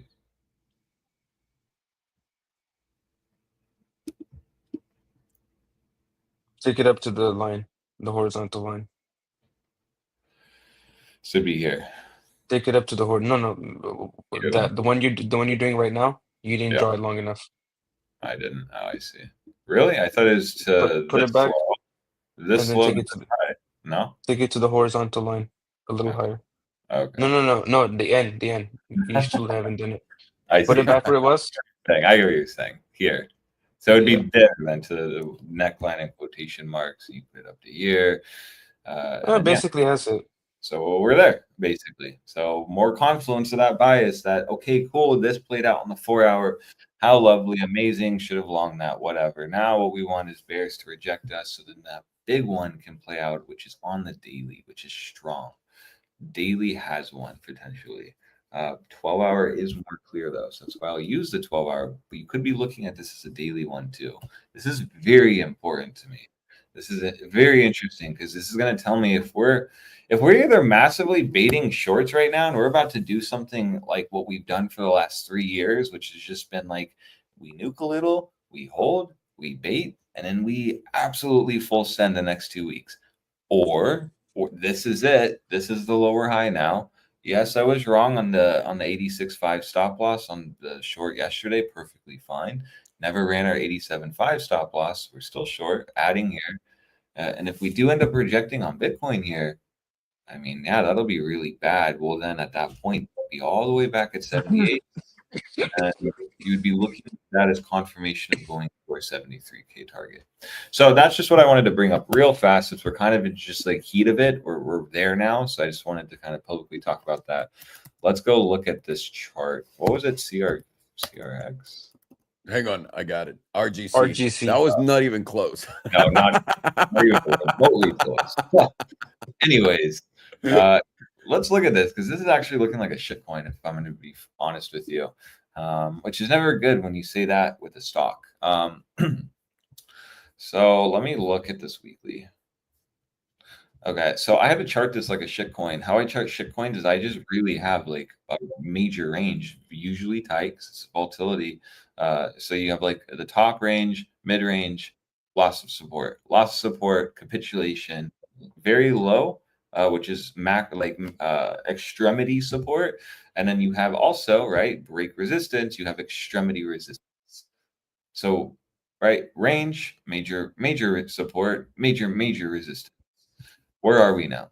Well, I do find it a little strange how on this rally up, which in my opinion was kind of obvious. It was obvious only because let me cancel the Discord, pissing me off. I always know that Bitcoin's moving when the Discord starts going ba-doop, ba-doop, ba-doop. It's like to them typing, roasting me actually, probably. So the weekly here is very interesting because it's very obvious to me. Nice little dump on Bitcoin. We essentially on the weekly EMA 100 were solidly rejecting that since, I mean, the precipice of this EMA 100 populated in June of 2023. The entire time we've hit this, we've been rejecting it.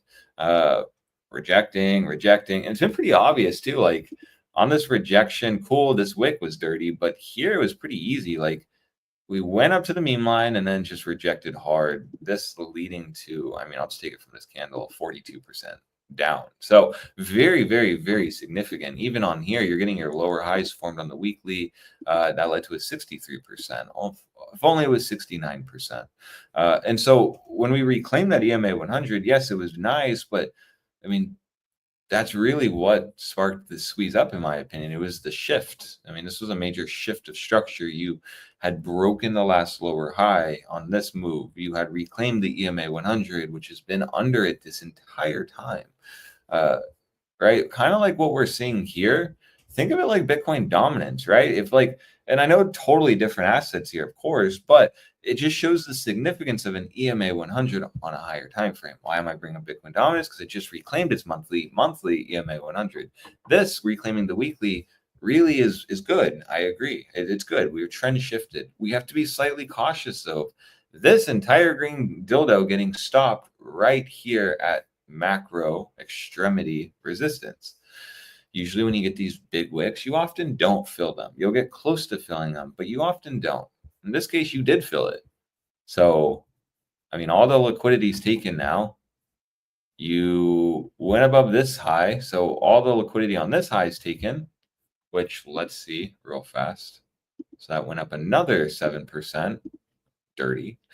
Only to lead to a nice, the Nightman cometh, and he comes and touches you at night, and you got totally hurt on this candle, which was a 56%. Nightman cometh. Always Sunny, Philadelphia. Have you seen it?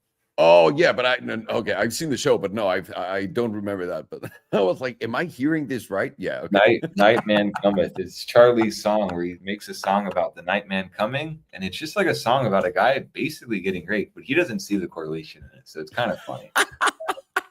Like he sings it, he put his heart into it, he sings it, and like, and he doesn't get that he's talking about like rape, basically. Rape. Yeah. So yeah, that's kind of what occurred on this chart. I mean, that's why I always say with Bitcoin, you know, because I traded only when we make a big move and you rally up to resistance, but you don't close above it, you have to really question that.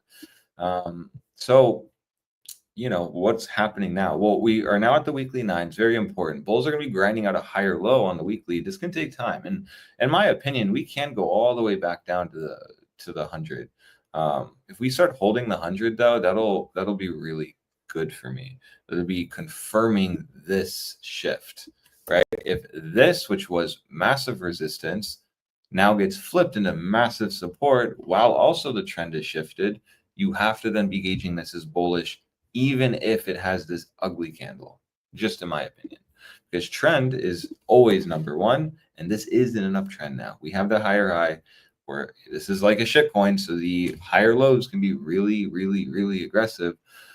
But in my opinion, as long as we don't essentially break, I mean, it would have to be this low here. So we can't use that. So essentially, as long as the weekly stays above the EMA 100, this is going to go up again. You can easily play a range, which is, okay, we come down, we reject, the 9 traps longs, we break down, we go to the 100, we rally up, we go to the weekly 9, we reject, we go here. You can just play that, right? We're playing into the weekly 9 and the EMA 100. The point being that would still be bullish to me because this EMA 100 is more significant than this 9, just in my opinion. It's stronger. I mean, it's shown you on this chart. This is very, very important. So that's kind of an easy criteria. You don't long here. You don't long at the 9. You just simply wait for the EMA 100 for the extremity long. Now, if I wanted to add on to my ranges of the meme lines, right? It's meme lines. I can do whatever I want. I can easily take it from this wick low if I wanted, or even, you know, I'll take it from the closing basis on this one because I get more confluence in that area. So we go to the weekly. I see here this low. I'm using this. I see the gap down. I see this visually rejecting. So that tells me, okay, this meme line could be right. So let me do that. Now we have even a little closer of a range here. And so ideally, we essentially would be looking at the first weekly 9 to hold. And then if that doesn't hold, that'll be your confirmation that we're probably going to end up going down to like $11.90 to $12.97. And then if you lose that weekly 100, weekly EMA 100, this is your sign that, yeah, this was just a major liquidity grab. I'm almost sure this is probably in a downtrend on the 6 month. No, actually, it changed it. But again, just plays into liquidity grab, bull trap, dirty, ugly, probably some insider trading here, even sprinkle a little bit of that in there. But this is not looking the worst. I will say it really is not. I'm not here like perma bear all the time. If the chart looks good, I'll say it. And this does look good. You can't say it doesn't. Quarterly 9 held, reclaimed it, first time ever. So that's playing into the idea that this price structure has shifted majorly for RGC. I don't know why. I don't know what they're doing. I don't know if news came out, but this is not looking the worst. I mean, I'm saying this is a trend shift simply because, yeah, we took out, all major lower highs, literally made a new high here. You should be gauging a pullback into this quarterly, which could, bode well with us actually coming down where? Well, to the daily EMA 100. And that, right, price is so volatile here that this could easily move up to here and then keep moving up. And now we're above like 17. And why is that significant? Because that quarterly 9 is right there. And since we just had a reclaim of it, since we just broke out, we know never to long here, never even a mean line. You just conservatively with these charts want to wait. And so if we do get that dump, we do end up coming down to here. You need to be gauging that as a higher low before a big breakout potentially. Now, we obviously know we're wrong, and that's just all dependent on that daily EMA 100. But even visually, if you see this, this kind of plays into what I was saying even before I saw the quarterly. Now it's just simply based on the daily. You then look at the weekly, and you're like, well, oh no, I'm sorry, weekly EMA 100, not daily. You then look at the weekly view where, yeah, it kind of ties into what I'm saying here nicely. There very well could get a bounce here. We very well could hold the weekly 9 if this is truly going to be extremely bullish. But with a 50% candle down, this is pretty, weak in the sense that it can dump hard. So I want to be conservative here. I don't feel comfortable saying the weekly 9's the spot. That's just simply based on that. This is a 40% difference from that point. I think comfortably we can then wait, sit on our hands, wait for the quarterly 9 retest, wait for the meme lines to get hit, maybe see this weekly EMA 100 come up, and then we slowly start going up again. So, in the next quarter, this could just be a period of going down, forming the higher low, so that at the end of the year, this could be breaking out into 2026. This could be extremely bullish if it keeps this price structure specifically above, it is specifically above this wick high. Very simple. I could even just put another meme line here. This wick high is important. If we start losing this wick high, yikes, you're back into a range here. You can just look at this range as like here, right? You're back into that range now, and that could put you all the way back at $8, which is dirty. Don't want to draw too many lines here because then it'll look like I'm not speaking. I'm just kind of throwing a dart in the dark here. But no, this is all valid. And with these kind of like shit coin, shit charts, low liquidity, not a lot of data, you do have to chart like this. You have to use the wick high rejections as your focal point, because that is in the chart telling you that was the highest point on where sellers overtook buyers, and this is important for me to see. You then use that to back test it and say, okay, well, yes, it reclaimed this wick high rejection, and then we put in a 50% dildo. Interesting. Well, yes, it did reclaim this, but then on that SFP, it dumped us. So that's interesting. And then you can just see the breakdown here. So that's kind of how I chart these. I don't just throw a line on. I'm when I'm talking, I'm quickly looking here, and then here really fast. And I'm like, yeah, this is a good level of support. That comes in right around our level. So not our level, but that comes in right around, that weekly EMA 100. That's going to be very significant. I personally just think that that's kind of like the spot you're going to wait to position here. potentially. So that's all I really have on this. We can look at the monthly.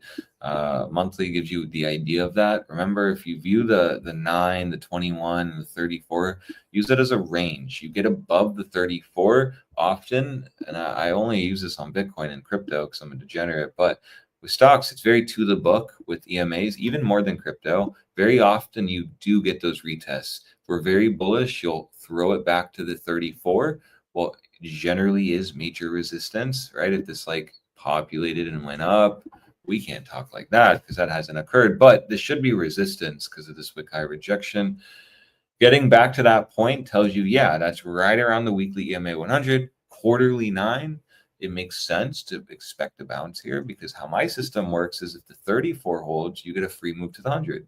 Now you don't have the 100 on the monthly populated. So you then just play the ranges and then you go here, you reclaim that and boom. So, you know, it's important for this chart to hold above, like I said, essentially $12.51. Let me see here. And yes, the trend can shift. It's more important though to talk about this being different than here. Why? Because on this 2-month, I'll go to the quarterly, because on the quarterly here, even though, you know, we had a nice move up, what you'll notice is, did we trend shift? Did we take that last lower high out? No. I mean, you could look at it. This is lower. You could look at this as lower high. I look at this as the lower high, and what gives me confirmation of that is just that this was resistance. You could even look at this as the bearish retest, right? I mean, broke down, came up, lower high, boom. So with that said, no, it did not do that, and you know, it's like people who assume that got smoked. But this is different because we didn't close on a massive liquidity grab. We closed on a girthy green dildo. So ideally, this will hold. This low won't get taken out, which I know it's at like $3, but you would then have to gauge the higher low here. This candle is very strong. It's the strongest candle we've had in this whole chart. And it also engulfed, I mean, multiple, like a year, like what? This was like a year of price action. Yeah. If it's quarterly, more than that. 2 years. It's 2 years. Yeah. 2 years of price action in 3 months. So, you know, this definitely should be on your radar when this does approach that $16 to $12 region. Until then, you're just waiting patiently for that to happen and sitting on your hands because this weekly is turning into a pretty ugly candle, I will say. This easily could flip red. This easily could like lose the weekly 9. And if it does, once that does, that'll be my confirmation that we'll go to the 21, right? You lose the 9, you go to the 21, and that is sitting right around the EMA 100, right around the zone here. And then at that point, that's kind of like it. You want to, you know, on spot, maybe buy there and then wait. And if you're wrong, you'll know you're wrong if the weekly loses the EMA 100. Because as soon as that happens, yeah, we're back into this kind of price structure, which was pretty destructive for bulls. I mean, this probably gives bulls PTSD here. So we don't want to get back into that. We want this to hold. We want this to trap shorts and then go straight to business. So that's all I have on the chart. We honestly did a lot of analysis on a chart that just IPO'd in, what was it, 2021? 21. Yeah, not too bad. Not too bad, I will say. All right. Thank you, senor. Very, very bueno. See. I was Okay. forced to reduce my beautiful 30x leverage to a 10x because I'm trading against the trend. Well, that's a smart thing to do. Now, why is my screen not working? Yeah, it just goes black. Now it's back again. You see it there now, right? Yeah. These fucking StreamYard guys are gonna fucking get me a hemorrhoid. More hemorrhoids. Time to short StreamYard. Time to short StreamYard. Are they even public? Who would don't own think them? so. I don't think so. Yeah. I mean, at some point they will be. Everyone became a fucking stupid blog. Like, you know, one of my biggest pet peeves in the world is those people that make Instagram videos with a small microphone, that they hold a little microphone. Hang on. Hi, guys. I have a little microphone. I know my cell phone has a microphone, but you know, I'm using this. I want to die every time They I want see to that. look more professional. But why? They're just people. Like what's professional about social media? Oh my God. Okay. Whatever. Let's go get into this. Either way. God I'm a damn it, model on people. Instagram. I liked it when people looked at me weird for being a fucking creepo and filming myself, and everyone was like, "Don't film me, you're a fucking idiot." And now everyone's the idiot. It's terrible. This is why I quit. Now you got to move on to OnlyFans so you can be special again. You can't be special in OnlyFans. Have you seen those Well, as a asses? male, you can. Well, I don't think a lot of people would pay to see my disgraces. I think they'd pay one time if you're weird, and then they'd cancel it. Oh, well, Yeah. I'm gonna put that membership really high then. Yeah, that's the idea. Thank you, boys. Is there? Yeah, well, you did the quarterly exactly. Huh? I know, right? How interesting. How interesting. Interesante lo que estamos viendo en este gráfico. Vimos, esto salió en el 2021, en julio del 2021 a cotizar, hizo un máximo histórico de 59 y de ahí cayó hasta los 2.99. De ahí hizo un nuevo máximo histórico acá en los 69. Aparte lo hace con números perfectos. Y ahora estamos cotizando en $25. Esta va a ser una zona muy importante para tu precio, porque esta zona, si vieras la gráfica al revés, esto es lo que me gusta enseñar. Esta zona, una vez que la tomaste, tuviste el movimiento hasta acá arriba.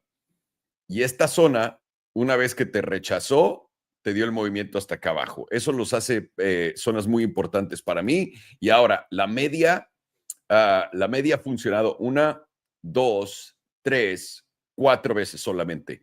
Así que interesante, no muchos datos, pero si estamos viendo esto bien, deberíamos estar alcistas, porque esta es la primera vez en la historia que esta tabla recupera el promedio del 9 y además el del 5 desde que populó. Es más, no, populó acá atrás. No sé si puede contarlo o no. Vamos a contar que tal vez el 5 lo ha tomado antes, pero nunca el 9.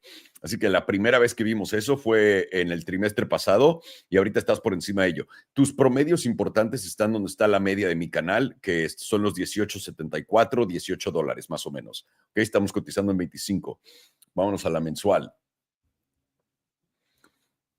Mensual, un poco de lo mismo. Estamos viendo que estamos por encima del 34, nunca habíamos estado por encima del 34, nunca habíamos estado por encima del 21, sí.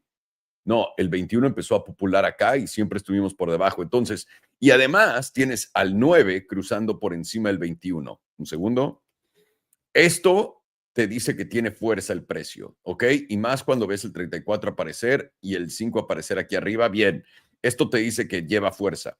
¿Qué es lo que esperamos? Normalmente, y eso es algo que quiero ilustrar, cuando tienes una ruptura de una zona importante que es esta zona, esa es la realidad, o lo podrías ver con tu promedio del 9 y 21 también, porque las dos son zonas importantes, acá en los $12 o en la parte acá arriba de los $18. Estas dos zonas, normalmente cuando rompes, por ejemplo, si tengo todo mi precio haciendo esto, todo el tiempo, y un día rompe aquí y empieza a hacer esto, yo me voy a esperar para entrar cuando baje. Lo va a volver a hacer y de ahí va a dar el movimiento fuerte. Es lo que normalmente hace casi todas las tablas. Y ahora te puedes perder el trade absolutamente, pero tienes más garantías de que te va a ir mejor haciendo esto que no. Así que esto es algo para mí que es tomable. Ahora, ¿por qué es importante saber eso? Porque estas son tus dos zonas importantes para ello. Literalmente, los $13 y los $18 es donde vas a esperar a poder crear tu nuevo bajo más alto para después hacer esto y después retomar estos niveles, etcétera. Vamos a la de 2 semanas. 2 semanas nos da un poco más de confluencia en estos 13 justamente por acá. Tienes al 9 empezando a cruzar fuerte, al 5 acá en los 17, por lo que esto sería mi siguiente objetivo e interesante que tu precio se detiene por acá en los 25. Ok. Esta es la semanal. Estás creando altos más altos. Esta es una vela, no es topera. Bueno, sí, en realidad sí es topera. Lo que pasa es que es gigantesca. Y esta vela también es una vela topera. Un cierre por debajo de ella, abajo de los 12.50 y de los 12.66, 12.77, nos pondría en una mala situación. Anything coming up, boys? No? You good? Okay. Yeah, that's nice. Okay. Nos pondría en una mala situación llevarnos esta vela para abajo. Yo creo que en donde intercambiaron justamente acá, esta es una zona muy importante para el precio, los 12.33. Por ahora estás por encima. Lo que hace más confluencia, el promedio del 21. Estás perdiendo tu promedio del 5, lo estás aguantando. Ahora, promedio del 9 está en 20, en 19.74. Lo que claramente tiene esto, y no tengo ni siquiera que irme a la diaria, es que tu primera zona de interés van a ser entre los 19 y 18 dólares y tu segunda zona de interés está por ahí de los 13 dólares para poder acumular en un long. ¿Esto es alcista? Sí, porque estás creando bajos más altos, lo pueden ver acá, fueron bajos más altos y obviamente estás creando altos más altos en la gráfica, así que es alcista como lo quieras ver. Si nos vamos a la diaria, podemos ver que estamos perdiendo el 5 y el 9, eso nos dice debilidad, estás perdiendo el 21, siguiente objetivo el 34, que una vez más está en los 20 dólares y el 55 en los 16. Esto es lo que debe, esta zona en los 13 es la que debe de aguantar, porque así estás también por encima del promedio del 100, vienes a rebotar, empiezas a ver esto, etcétera. ¿Dónde te equivocas? Abajo de 12 dólares. Abajo de 12 dólares y perdiendo el EMA 100 en la diaria, estás equivocado y esto va a caer más. De poder aguantar esta zona, estás viendo, esto es donde yo empezaría a acumular, si yo fuera a comprar esta cosa, en los 12, en la zona entre 13 y 12 dólares. Por ahora, estás en una tendencia diaria bajista, acabas de hacer mínimos, luego toca, bueno, hiciste este mínimo con esta misma puta vela, perfecto. Hiciste este alto y ahora tienes que buscar un bajo más alto. Y es un poco lo que estás viendo ahorita justamente en lo que estás viendo con el precio. Así que zonas de interés estarían por acá. Entraría light en los 18, entraría más agresivamente en los 12 y lo invalidaría perdiendo justamente esto.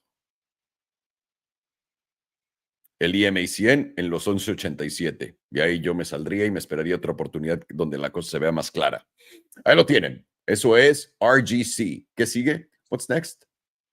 Opendoor. Open the door. Open the door. Open. Opendoor Technologies continues to fail miserably as the real estate world continues to plummet.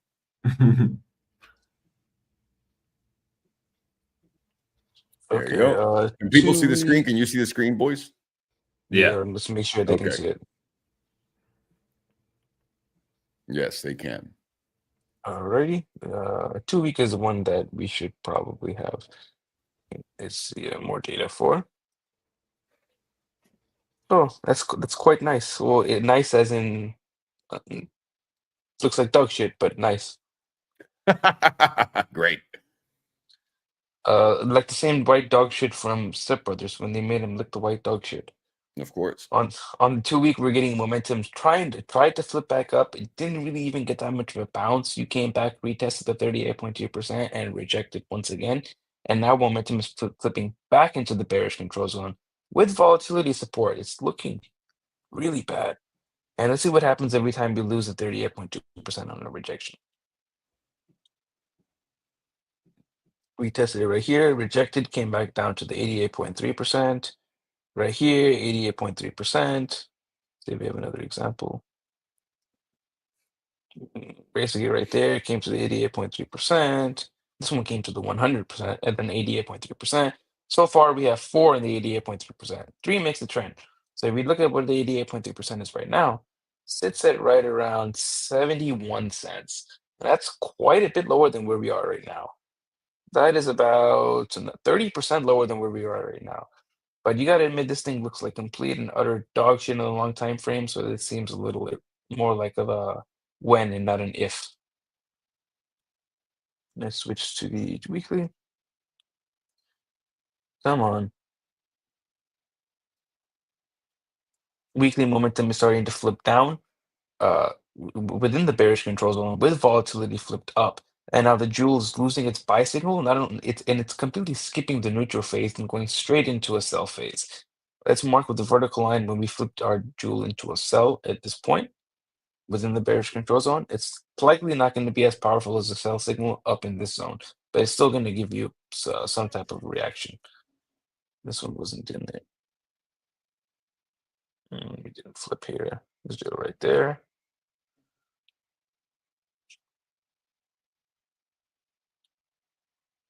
Right there.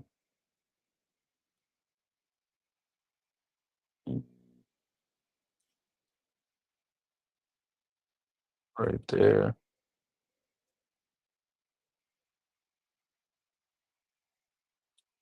That should be enough examples. These are going to be less powerful because they're flipping within the bearish control zone to the downside. Just as I say less powerful, we have a massive dumpski. This one was immediately about 14.5% to the downside. This one was a lot more. This shit's going to zero. I'm sorry. I mean, the Yeah. volatility set up on the 2-week at $1 already. This is going to zero. Can we confirm that people can see the screen? Yeah. I mean, I can. Somebody Alex, can you see the screen? Somebody messaged me saying it's blank. Yeah, Richard Lee says no image. You can't see the image. Oh my God. Okay, I can validate this on Twitter. One second. I'm going to put you guys there. Let me see if on Twitter I can see it. 1 second. Let me see what comes up. Yeah. Come on, Twitter. Oh, it's yeah, it's on. So it's on. Okay. Yeah. What about there? See it? I see it on the stream. Yeah, I see it. Yeah, I see it. Okay. All right, so this time around we dropped 75%.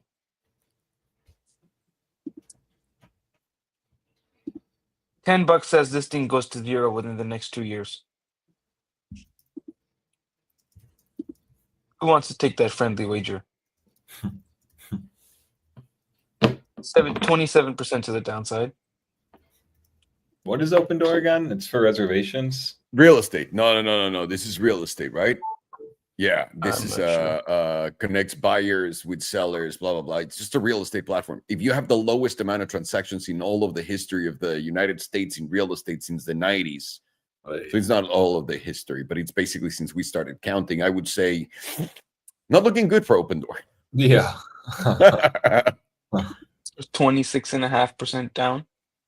And especially on the commercial real estate side. All together, yeah. It's really bad altogether. So initially 23%, which is right in line, and then about 47.5%. So as of this moment, how much have we dropped? Only 5.5%. We take it to that 20% number, brings us to around 85 cents. And then let's take the 50% number. Brings us to about 54 cents. So how much was 71? 70s is right around 30 to 31%, which is also a similar move to what we got before. My bias right now is we continue dumping into somewhere around 70 to 80 cents, and then we get a little bit of a bounce from there, and then eventually keep trending towards zero. I hope whoever is looking at this chart, he's doing it because they're so short. It's right. yeah. That's what I'm hoping because if they want to buy this and long it for I don't know. I don't know if this is going to make it. Like there's still a long time before the real estate market's going to turn around. Like a very, very long time. I can't even imagine when that's going to happen. I really hope it's not somebody trying to be a hero and catch the bottom. I hope not. Yeah. Same thing. 5 days also gaining momentum in the bearish control zone with volatility pointed up, loss of the 38.2%. It's not looking pretty. Looking like we're going to dump towards that 71 cent zone.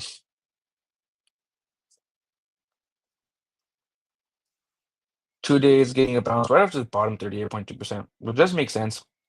It is a strong bounce zone, even if we are bearish. If we bounce to the 38.2%, we should see a move into the median, which is arguable that we've already gotten, maybe a front runner of the median. The only real time where we're going to get a stronger bounce than this if we can close over that median at 108, which then would line up in this next candle with this 5 EMA. That's the one which will activate the move into the somewhere around the 9 to the 38.2%, around 118. And even that is not really that much of a move. Still a lower high in the series of lower highs before we go lower. Right now, momentum is still to the downside on the 2-day with volatility technically expanding, and now we're losing the buy signal. Daily is well to the downside within the bearish control zone, volatility support. The jewel is about to give us a pretty epic sell signal when the pink crosses below the yellow. It's not looking good. If we continue to see this bounce play out from here, it would be with a tick above around $1.06 one more time, and that would take us up towards somewhere around that 115 to 118 area. Still very high probability that's the rejection. 4 hours also flipping up on momentum with volatility contracting right now, and very close to giving us that sell signal with the pink crossing below the yellow. Maybe very likely this bounce has already played out. The invalidation of that playing out and going higher is going to be getting over 106 again, and then we should see 115s, maybe 118s. Switch to the RSI.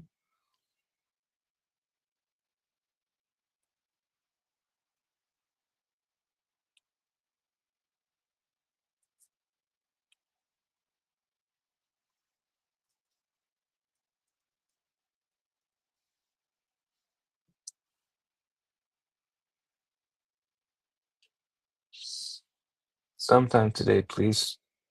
There we go.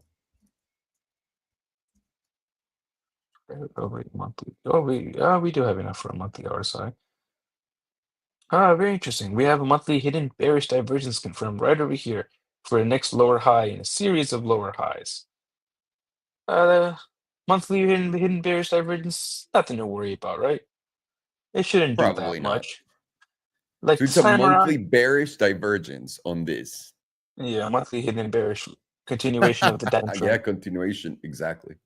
Damn. And this last time we had a monthly hidden bearish divergence. How much did we go down? 66%. Quite tranquilo. You take your hidden bearish divergence from here, take it down 60%. Brings us to about right around 80, 84, 85 cents. Very similar number to what we had before, around 87 cents. Do we have any targets on here? That would be the bearish critical zone, which right now it tells you is impossible. 2-week as well as hidden bearish divergence active. Impossible target as long as we're below $2.48.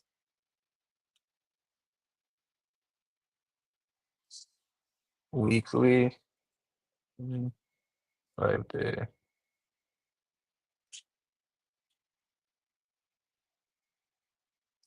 2-day does have possible bullish divergence, and it's going to be within the bearish control zone because we have lows right here. We have lower lows, but higher lows on the RSI. The way to confirm that bullish divergence is going to be closing above $1.25, and that should get you a move into the 21 EMA right around 130.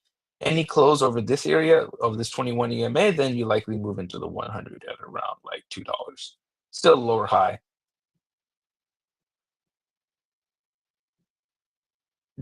2 days as well has building a third drive of bullish divergence off of this low here, and it will confirm with a close above $1.25. That likely takes you into the somewhere around the $2 zone.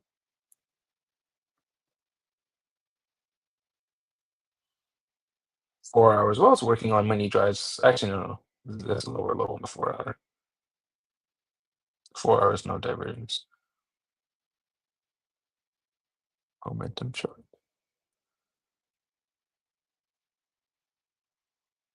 Ding.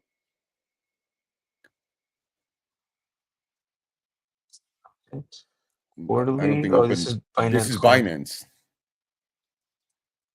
So why do we have enough data for quarterly? Monthly is still to the downside. Wow, it's funny. Volatility has been contracting this entire point. So imagine when the volatility actually starts expanding and it's pointed down as long as we're below 134. 2 week is already getting that volatility expansion from right around 11 to 10%. Right now we're pointed up. Oh no, we're pointed down.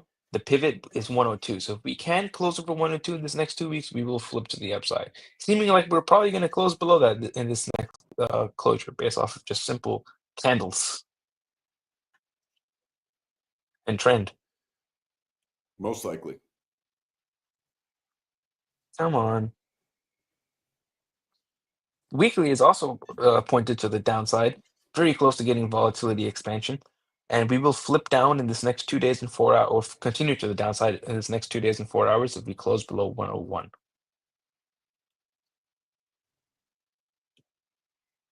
Friday is getting that volatility expansion above the moving average. Come on. And we are still pointed to the downside. And we will flip up in this next 5 days and 4 hours if we close below $1. Yeah.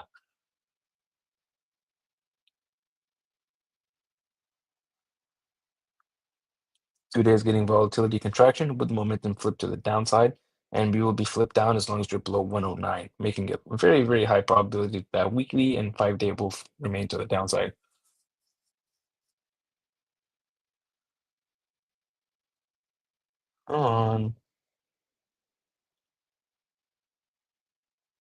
Daily as well as getting volatility expansion from around 5%, and it's rejecting getting into the bullish control zone, and it's pointed down below 113.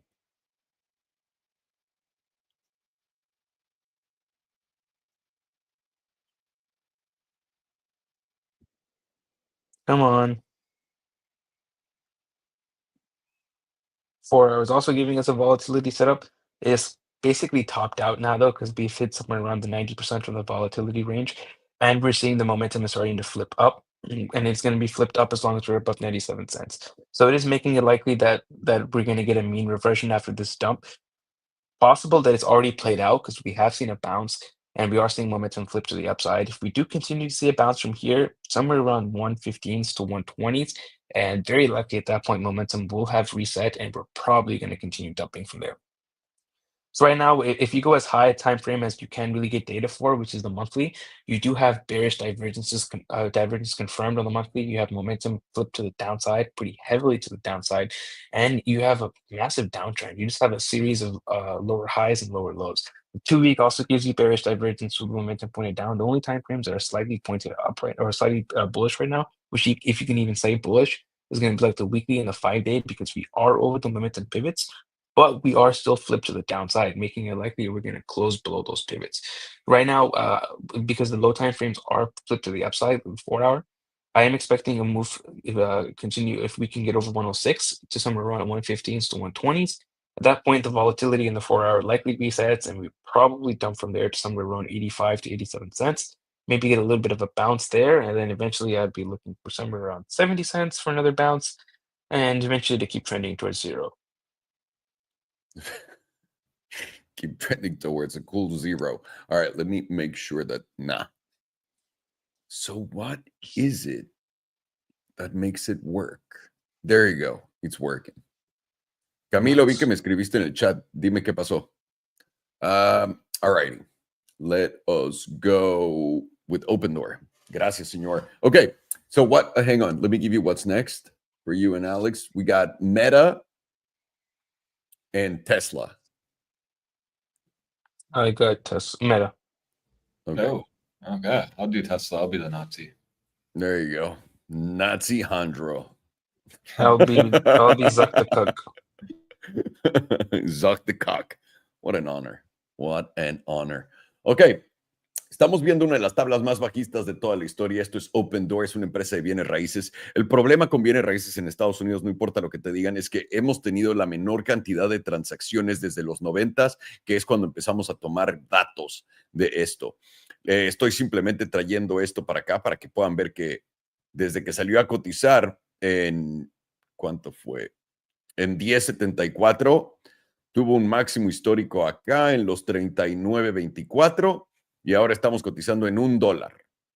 $1.02. Perdón, se me olvidó el 2 centavos. Estamos en una clara tendencia bajista. bajos, altos más bajos, altos más bajos, bajos más bajos, bajos más bajos, y ahorita vas a crear un bajo más bajo por debajo de los 91 centavos. Eso es lo que es. En la mensual, lo que tenemos son divergencias bajistas, momentum apuntando para abajo, bajos, altos más bajos, todo más bajo, y lo único que no ha roto es el bajo más bajo, pero estás a nada. Estás cotizando en $1.02. Llegó esta vela a los 95 centavos. El bajo más bajo es 69 centavos. No, eso no puede estar bien. 1.16. 91 centavos, perdón. 91 centavos. Así que estamos a nada de poder caer a ese número. Tienes absolutamente todas las condiciones. Estás por debajo del promedio del 5, del 9, 21. Nómbralo en la mensual. En la de 2 semanas es un poco de la misma historia, pero en la de 2 semanas tienes volatilidad expandiendo en esta super caída, y esta expansión de volatilidad estás viendo a dónde te está llevando, y apenas está en 53%, y a esta volatilidad le gusta estar en extremos, por lo que tiene bastante camino para continuar. Tiene bastante camino para continuar esto bastante agresivamente. Así que tenemos que poner atención a estos movimientos de volatilidad. De nuevo, estás bajo todos los promedios, no hay ni qué decir. Lo que yo tengo de corazón, que espero que es lo que estés haciendo, quien esté comprando esto, perdón, se me olvidó. Quien esté comprando esto, no estés intentando cachar el fondo, que tengas otro tipo de estrategia. Porque entiendo que se ve atractivo que haya llegado tan bajo, etcétera, simplemente con que llegue a 1, 2, 3X, ¿no?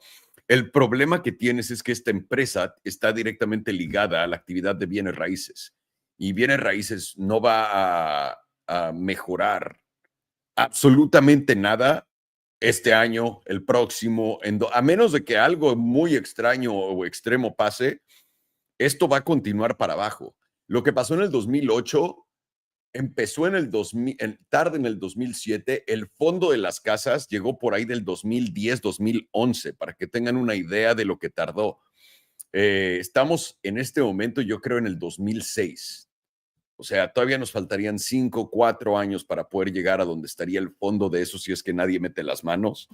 Y por eso no sé cómo puedas ver Opendoor y decir, ok, esto le va a ir chido pronto. No tengo idea. Semanal.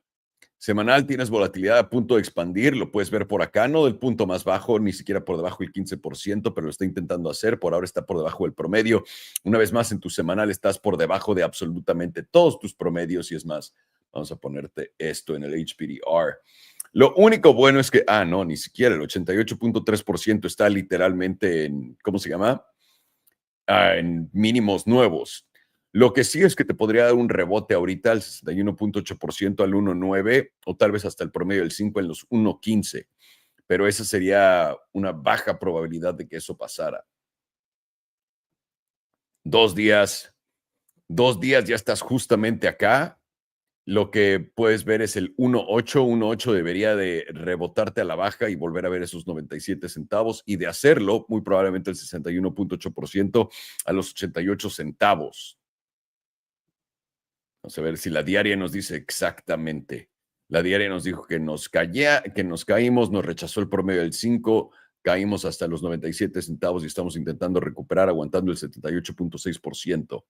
Esto es bastante fácil. Eres, por alguna razón en esta tabla alcista, no te quieres llevar este mínimo. Este mínimo es todo.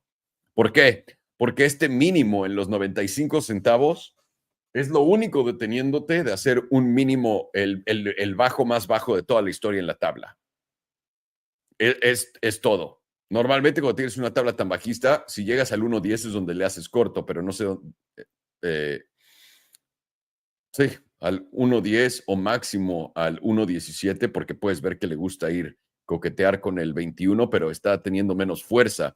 La vez pasada se fue hasta el 55 y ahora lo que hizo fue el 21, lo rechazó, y ahora parece que ni el 9 nos quiere dar el gusto. Entonces, tal vez en corto plazo, 1 semana, 2 semanas, veas 1.10, y del 1.10 nosotros esperaríamos que vayas a ver un mínimo absoluto, o si no es que 0, no sé, no tengo idea en esta empresa.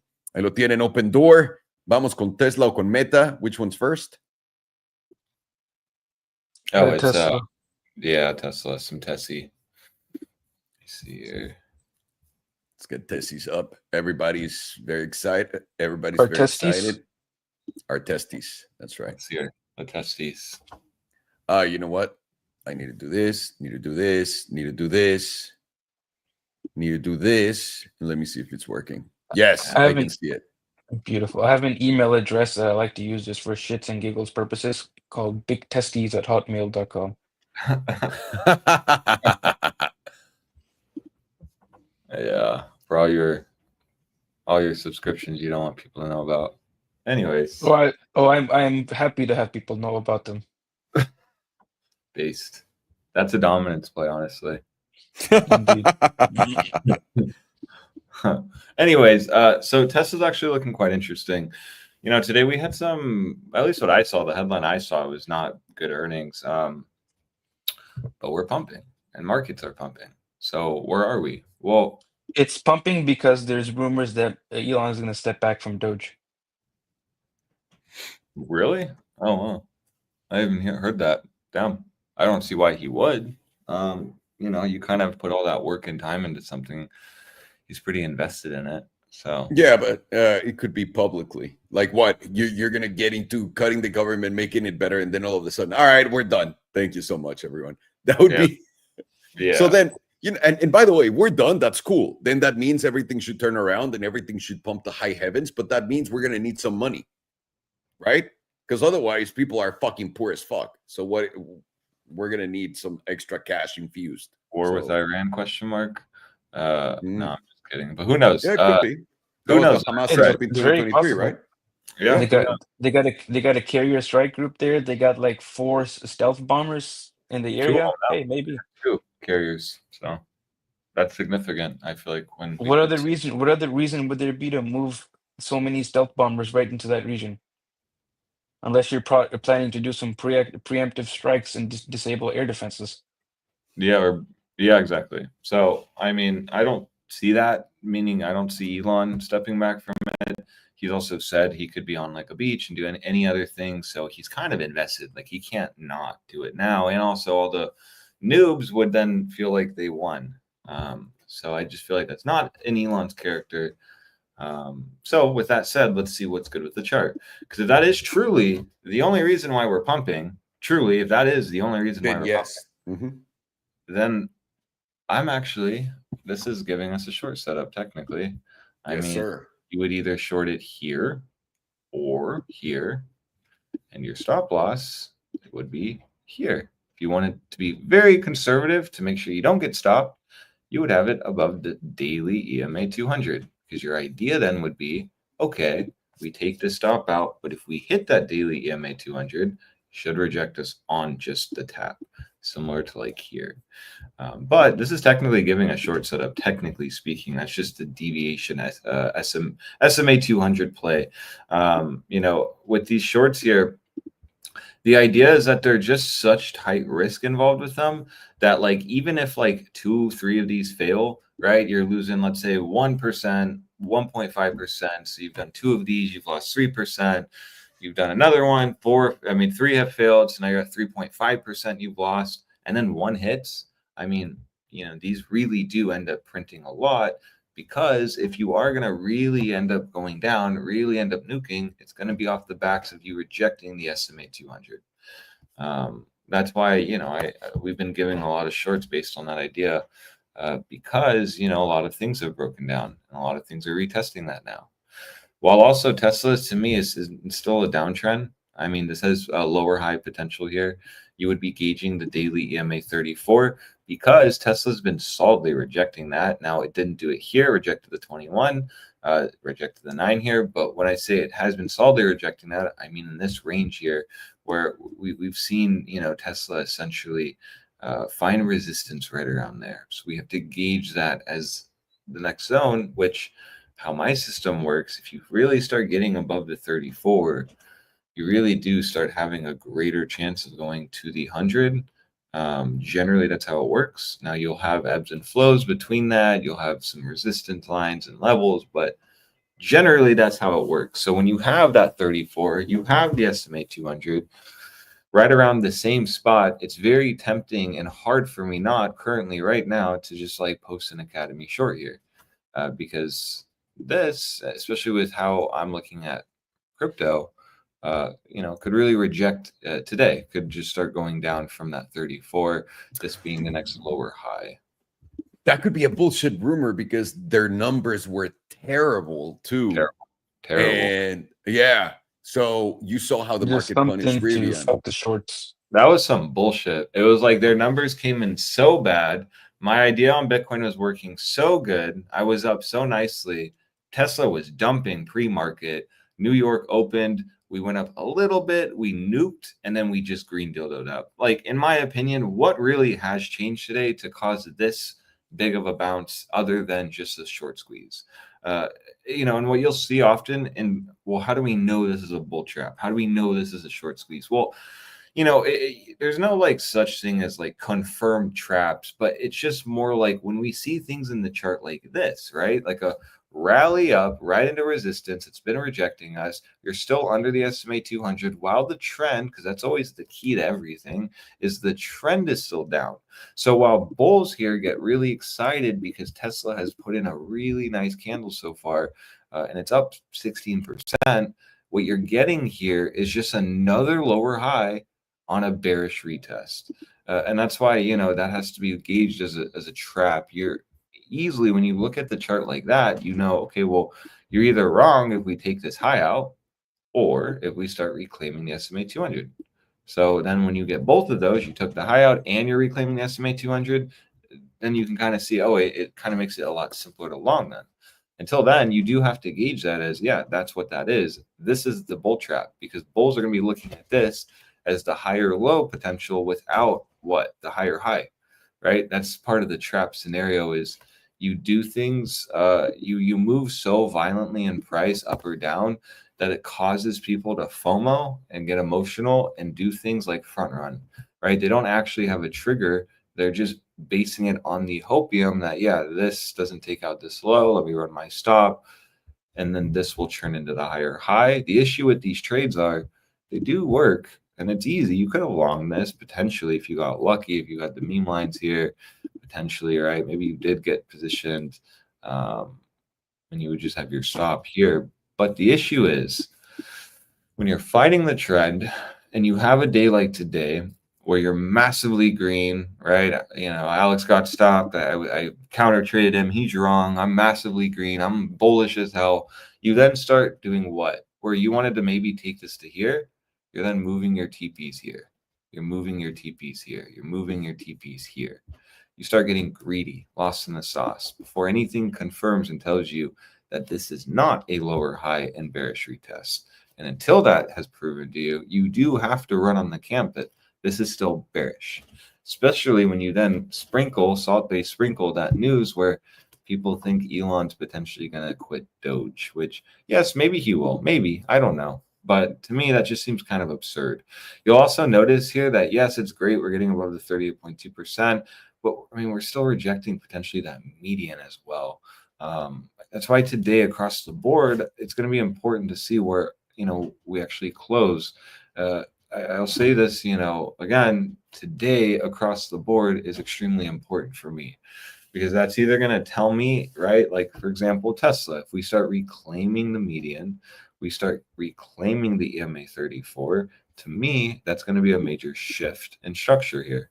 We're then potentially going to have a greater chance of reclaiming the SMA 200 and moving up to that EMA 200, which is the daily 38.2%, which you have to then think kind of defensively. If we end up going above here, we have a target of here, and we go up, what will we be breaking? This wick high. And then, right, it'll really start looking like bulls were right. This was the next major higher low, and we have that higher high break. So like that's how you have to just look at Tesla currently. It's just in a tricky spot. Yes, bulls are happy because we potentially are in an uptrend, but we're not confirmed yet. And that's what we need. And it's going to start on the daily, really taking out essentially March 27th high. And that's why for me, when I see setups like this, it's like, unless you get greedy, it's like shorting anywhere here and having a stop here is a logical punt. It makes a lot of sense. There is a setup for it. And you're even playing slightly or where that median is. So it's even giving you more confirmation that that is a real setup. It's just where you go wrong, where you then start canceling the stop loss here, right? And then the daily trend shifts, and then you get that 6% green dildo up, and you feel the move higher because now you're liquidated or right dirty Marge calls, and we don't like when dirty Marge calls because she usually calls at weird times and she doesn't stop calling, and she always wants our money. So we don't like. You know what? At least she'll do it during business hours. If you're doing this on Tesla, when it's Bitcoin, she really is working off hours. That bitch fucking wakes up at 3 a.m. when you're dead asleep, and then comes over and fucking destroys you. Yep. Yeah. Exactly. So at least you do only get screwed on in business hours and stocks. You know, it's nice because then you at least have no excuse not to sleep over the weekend. Us crypto bros, we're highly sleep deprived, we're highly degenerate, and we're also quite stupid sometimes, most times. So, you know, boomers are, And in lots of cases, heavily cocaine addicted. his words, not mine. Anyways, you know, so that's kind of it. That's what I'm seeing on Tesla right now. The issue is running this stop loss here. I'm sure, because I'm not smart, it's just a setup. I'm sure there's a lot of people looking at this setup. You know, so that's why I'm like, I'm on the camp today's going to turn ugly sometime, hopefully, eventually, soon. It's only 12 at night. I mean, 12 a.m. now. So, or gosh, it's only 11:55 a.m. So almost 12. We still have 3 hours though until the daily. We've already hit this zone. Let me just see real fast. Since we're looking at a stock. Okay, cool. So this actually, I think, filled our short too. And this as well. Yeah, so I was looking at today the rally to kind of stop once this hits the SMA 200 and the 21. That has occurred. So the Academy shorts for these two have filled. And the idea is just that thing, right? We're trend and we're going to reject this zone. Median's up, so we're bearish. We have the 38.2%, SMA 200, EMA 21. Why am I talking about this? Because if the Dow Jones is going to go down, Tesla will go down. If the NASDAQ is going to go down, Tesla will go down. ES1 will go down, Tesla will go down. And so this is very important for me, actually, when I'm seeing this now. We've already gotten that. I mean, we lost it. We've already hit the zone. And what you'll notice into this rally, I'll quickly say it, is like, yes, we've already hit the SMA 200, but we didn't hit the 21. And like the 21, I want to see actually get hit. Because what you'll notice is it's similar to here, where yes, we've hit the daily 9, but we weren't hitting the 21. It's until you hit the 21 where you then rejected really hard. Let me see another scenario, right? It's like here you rejected the 9, you then tried to go to the 21, rejected, and it's not really until you hit the 21 where you really broke down, right? You could look at this as a range, and then you hit the 21. After that, you break down. So what is my point? Well, this is looking ready to start coming down if we're going to be right, which ties into my exact thought that today will turn bad. It's just more a time factor where I'm wrong. And so now with this reset, I mean, this retested, and now with our Academy shorts in, and right, this is like now prime to go down. We're either massively wrong today, or this is going to reject today, and we're going to be under that SMA 200 again. So again, this ties into Tesla because, you know, if Tesla really does start getting back above that SMA 200, that's going to be pretty good. I mean, let's see here. When was the last time that has occurred where we SFP'd that? Well, it was right here. I'm not going to count this. This was a failure. I want 2 to 3 candles above it. And so I'll look at this. Damn, it's windy outside. Hopefully you don't hear that. My window always shakes. It's very annoying when I try to sleep. I haven't lived on I usually do houses. I haven't done like an apartment condo thing. So, you know, being in like a high rise building is new to me. And so it's just massively windy most times. It's got its advantages and disadvantages. I'm not an apartment person, but yeah, it's sometimes cool too, because no one can fucking get to you. And that's true. Yeah, exactly. And Yeah. for us, we don't have to do laundry, and the trash is taken care of, and we have a gym. Yeah, that's pretty sweet. It's just windy as shit on the balcony most times. Yeah. So the Bad last for weed smokers like me. yeah. That's why the torch is your best friend. Yep. So here we had the rejection here. We lost the rejected. It wasn't really until you got above it, held it, where then Tesla did what? Well, it started to start trending up. This is why it's important to watch the zone carefully. Now, we easily can like reclaim it, lose it, reclaim it, lose it. That's chop. But ideally, with everything now, like, we're now on April, I believe we're on April 3rd now, or no, April 2nd. So it's 2 days into the new month. We know that the first week of April is often very important. When you look at April, you often see that really, and as I'm just quoting Crown, I will say that, I got this from him where, generally the moves into Bitcoin trending into the first week are kind of what follows through into the month. Now, what you're seeing into April 1st and 2nd is very strong bullish momentum, very strong price action to the upside. But it's kind of like why, A, and B, it's also not doing much in the sense it's not reclaiming levels. I'm looking at that as, it's just gearing up early on to put in the bearish retest. So until that's proven otherwise, I'm going to be going on that camp, and Tesla is going to be no different. So unless we reclaim the SMA 200, like here, right? But we can obviously lose it, blah, blah, blah. But if we start reclaiming it, this will really then start looking good. But until then, until it actually does occur, let me make my line straight. You like things straight here. Well, it's looking kind of bearish to me. Honestly, it is. I'll just be frank. And, this is kind of the spot where you'll want to short Tesla, and you'll just have an easy invalidation. After this chart, I'm going to post this Academy short if you guys haven't already, because this to me seems very easy. I'm okay losing 2.4. I'm okay giving a trade where it's like, okay, we can lose 2%, but minimum we can make 7.5%. So that's already an over 2R. And then here we can easily then, if we do fulfill out the prophecy, go to 24%, possibly all the way to that 30% at 200. It's like one of these trades. Yes, like I said, maybe they don't work the first time, the second, but all you need is really one of these trades. You need trend and you need the environment, and then you can catch something like this, and one trade can change the vibe. So, I still am gauging Tesla as one of those more risk on. It moves more like crypto, specifically since it's Elon Musk attached as well. So we have to gauge it as so. I'm using it like my Bitcoin analysis is tying into Tesla, if you want to look at it like that. And then here we even see NVIDIA is very close to being done. So it tells me maybe risk on goes up a little higher, but NVIDIA should reject the daily 9. 12-hour here.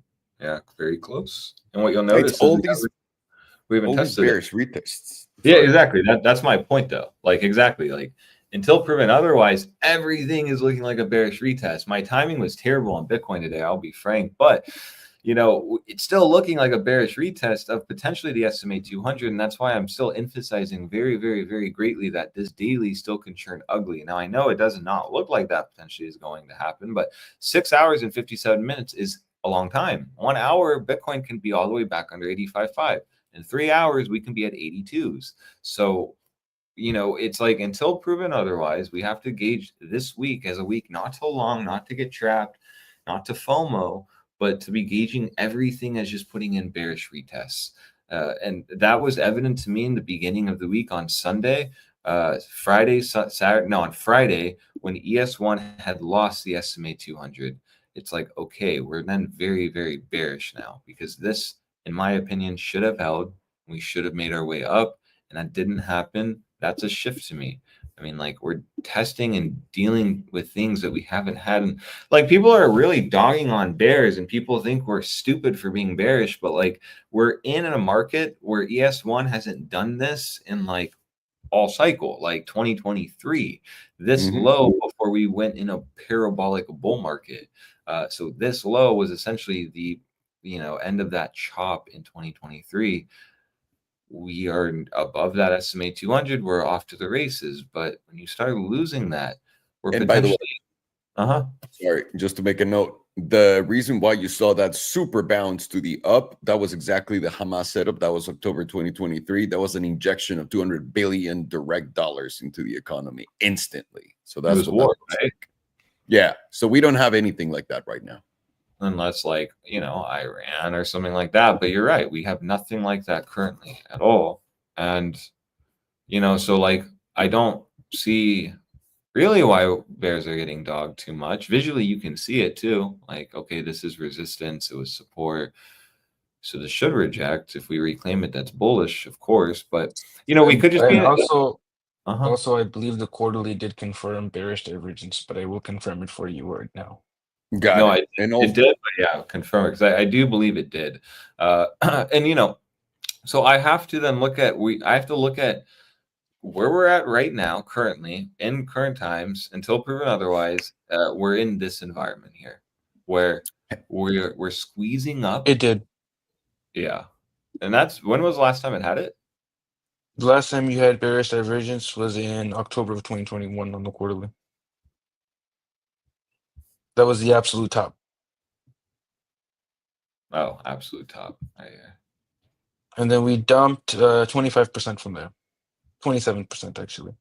So it's like here, went up, chopped, topped, never. Brings us basically to the monthly 21 at 4,600. Or the quarterly 21. Quarterly 21, my bad.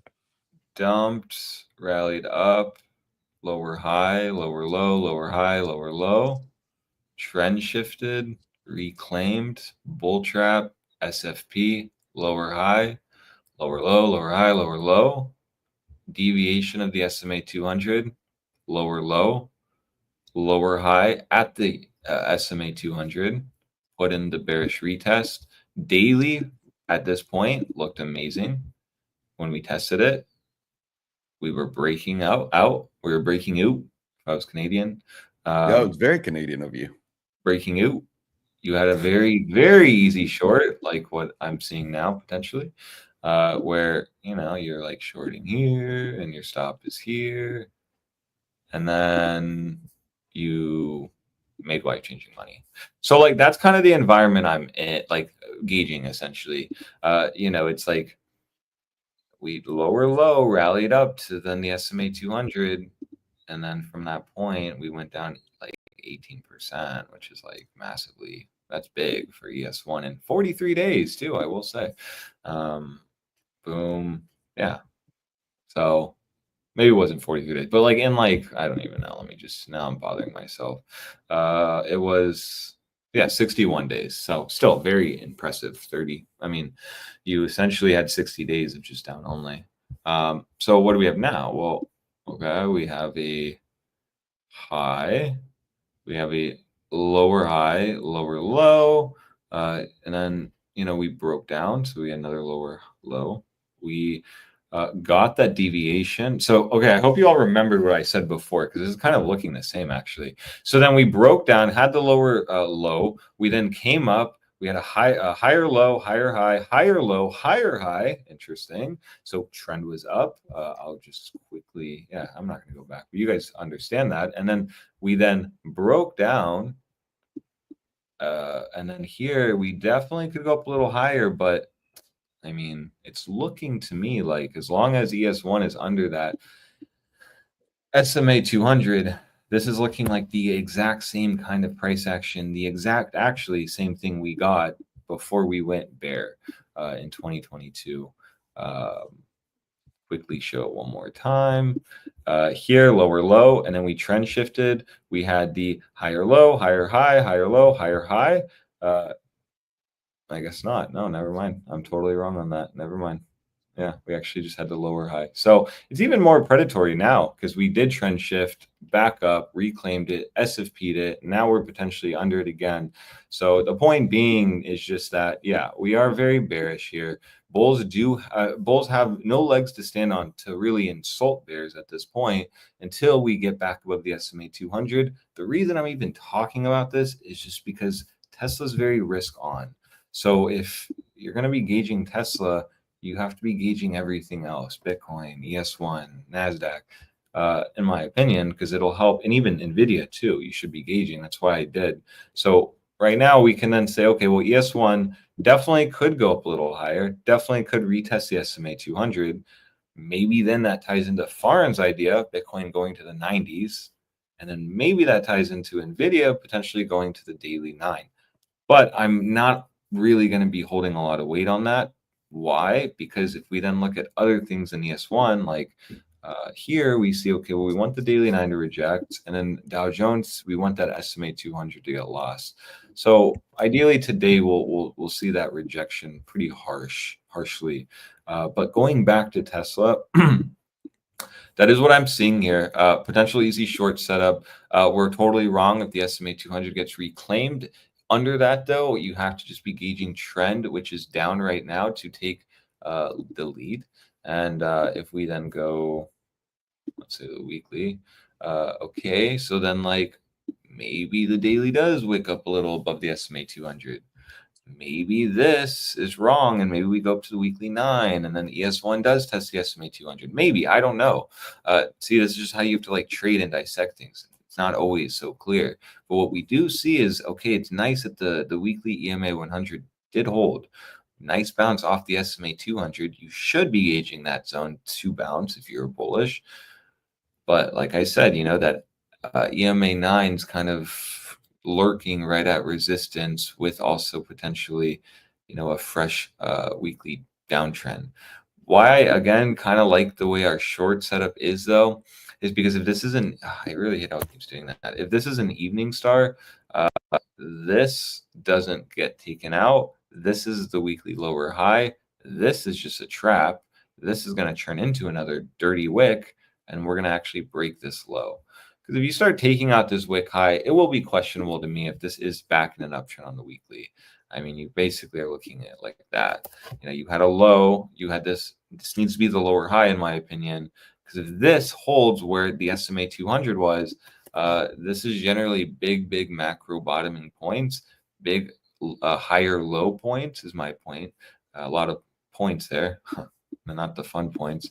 Bad joke. You know, we essentially here we just need this wick high to not get taken out. So honestly, looking at the weekly view kind of confirms that the stop loss I see is true. We don't want it to take this out. Now we easily can like take the stops out, reject, hit the 9, hit the 78.6%, go down. It's choppy, it's predatory, and it's just, you know, just that.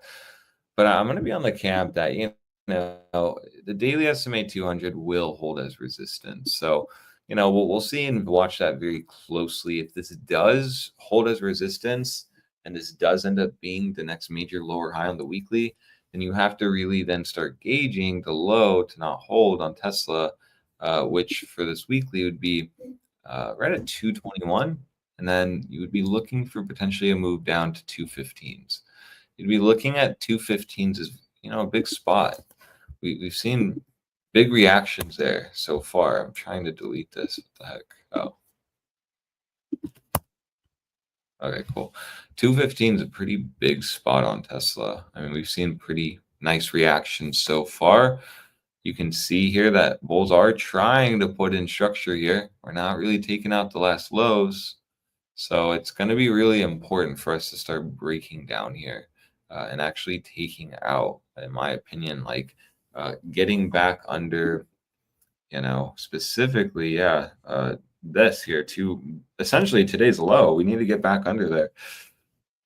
Then all of bull's dreams and hopes will crumble. This looking like the higher low will then be looking like a trap. And then we have to be gauging the low to get taken out at like around 243. You start taking that out, you have a major range, major move down. Tesla very fast can go all the way back to 215. When you're looking at the weekly, though, and you're seeing this get bought up, you're going to mentally note that. You're going to say, yes, buyers have shown up here. But you're also going to know that the more times we hit support, the weaker it gets. And so if we do end up coming all the way here, taking out this low, and now we're testing 215 again, I mean, like I want to say it bounced 100% right there, but you have to really wonder if like we're gonna take this low out. We could very well do something like this, come up, maybe reject, capitulate. We go up to the actual 100%, take the low out. There's the lower low, and then we start going up. Like we could do that. There's some hopium there, but just the way Tesla is, the way it looks on the monthly, the way it's so. And look at those.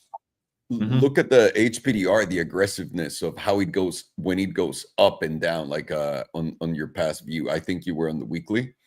Like it's just so aggressive. So from one week to another, it can give you just it can give you that extra room that you're looking for.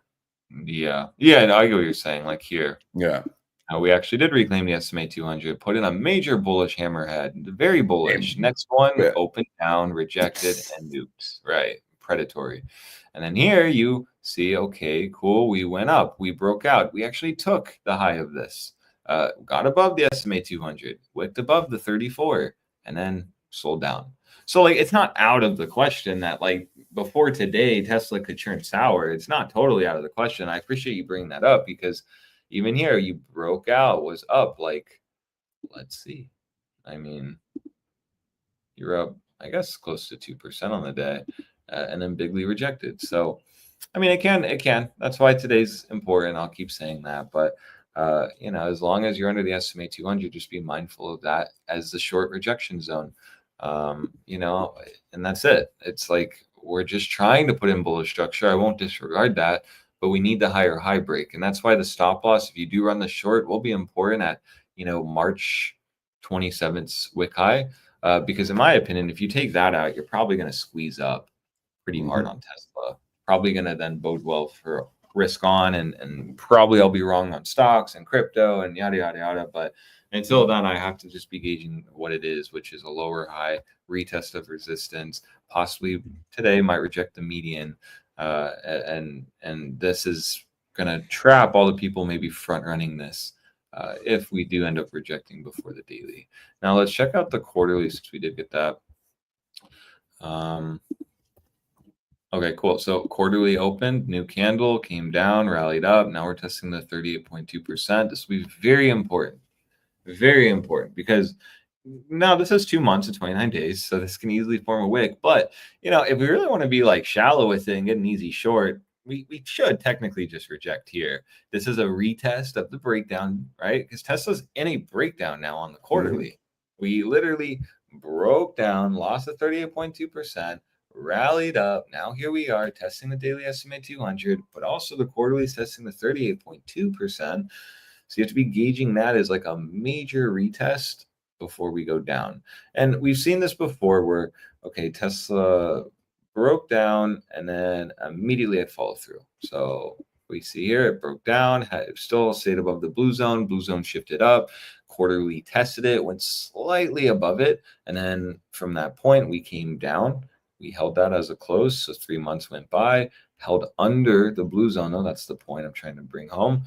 Opened here, was under the blue zone, and then mega capitulation. Let's see another time. Oh, and I didn't even reclaim it. Wow. And then here we rallied up to it, and then another dump. And this one actually almost to the T tapped it, which is very significant for us when we're literally there right now. You can see there, like it was at 255 basically. We went to 251. That's interesting. Yeah. So we haven't really. So then this one as well didn't really go that high, honestly. Once you were under this blue zone and breaking down freshly, it's like didn't really go that high on like the next candle.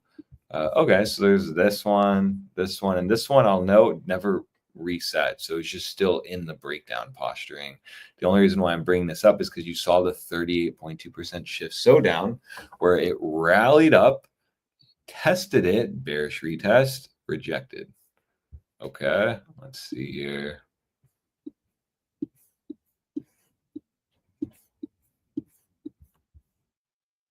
We're trying to break out, but could not. Here it did, opened up and didn't notice this though. When we did break out and confirmed it, we didn't really have a shallow, like we didn't have any pullback. It was very shallow again. It's like You had none of the upside, none of the downside. It's very interesting for me to see that. Kind of makes me bearish. Okay. Here you had one. Lost it, closed, opened up, tested it, went a little above, went to the median, came down, closed under it. Here, wicked up, lower high, boom, lower low. So, okay, there's one. We found one so far where the only thing I'm trying to find is when Tesla does lose the 38.2% on the quarterly, do we usually wick up pretty harshly? So far, that hasn't been the case. This is one. And out of the last three, it wasn't really the case.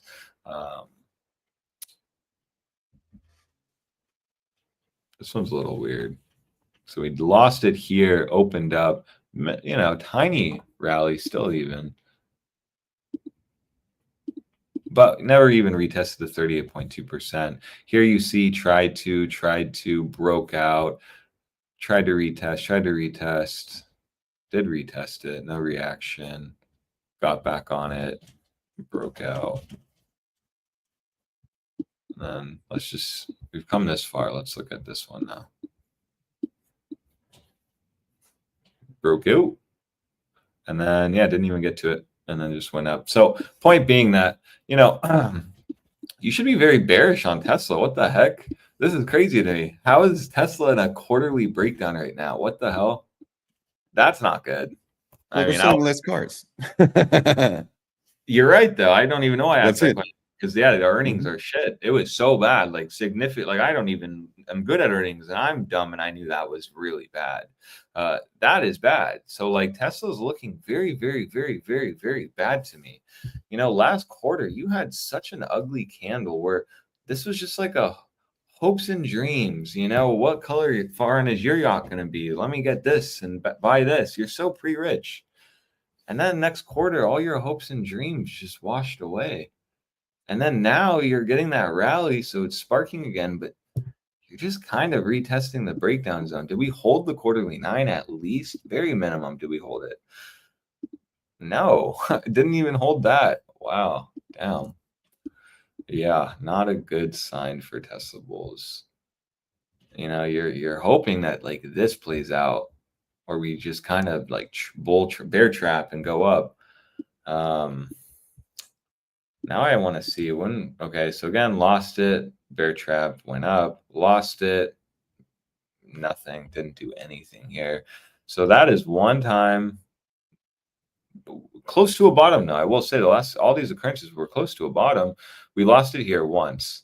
Okay, that led to, you know, something. I guess I shouldn't say it led to nothing because it did lead to something. We're on a quarterly view, 16% down. Okay, lost it here. This one was pretty obvious, actually. I'm just taking it from the 9. That was a 37% dump. Lots of chop in this zone, though. You essentially had a zone here that Tesla was trying to hold. You take it from like here. Held it, lost the quarterly 9, chop around it. You know, it's like what I said, all the like shorts that were trying to play the quarterly 9 deviation got chopped. Then you finally got it. You finally had the retest. You finally got the follow through. Interesting.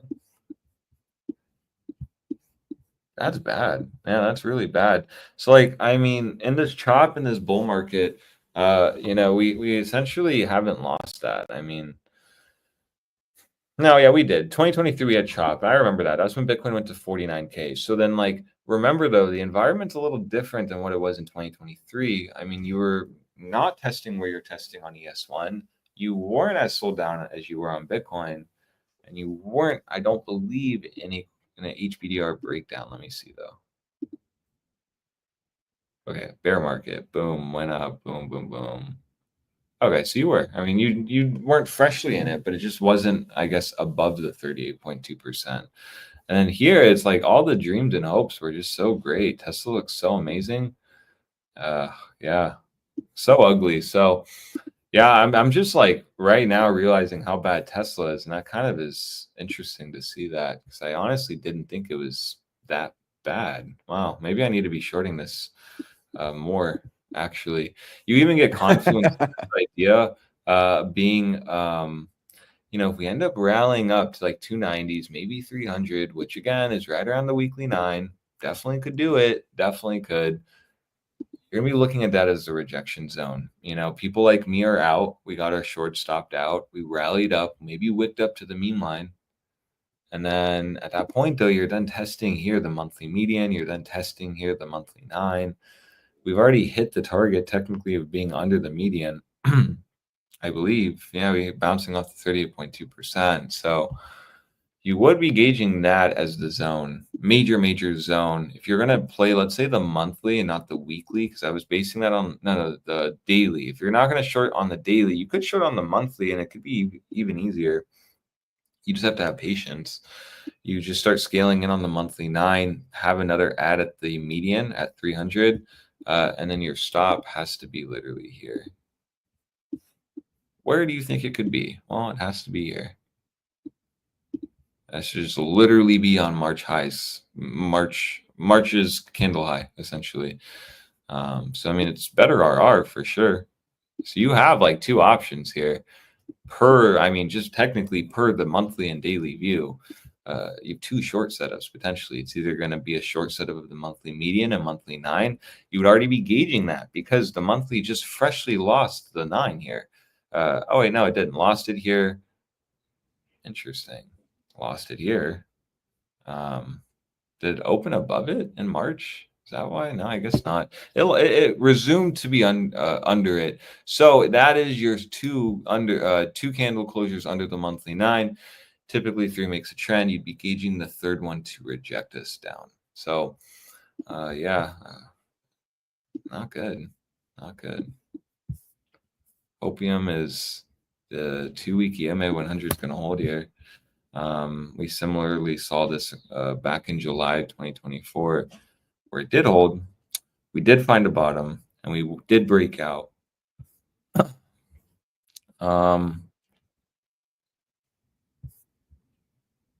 Yeah, it's a big spot. I mean,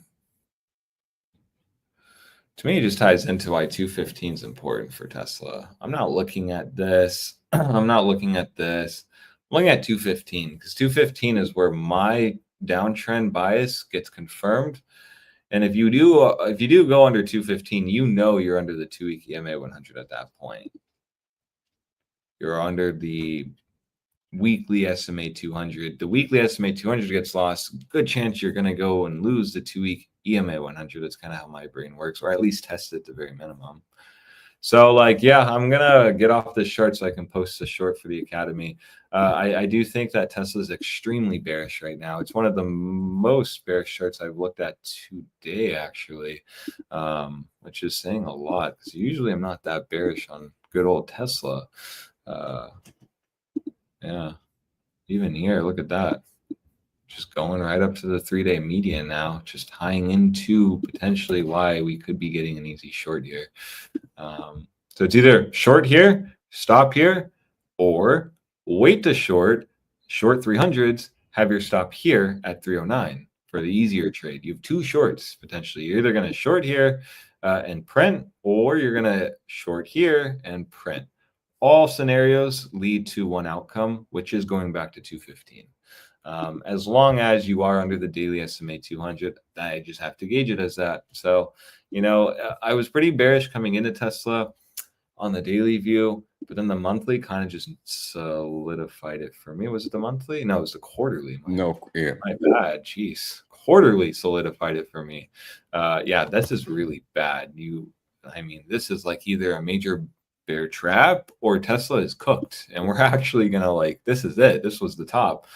We're in a bear market on Tesla now, potentially.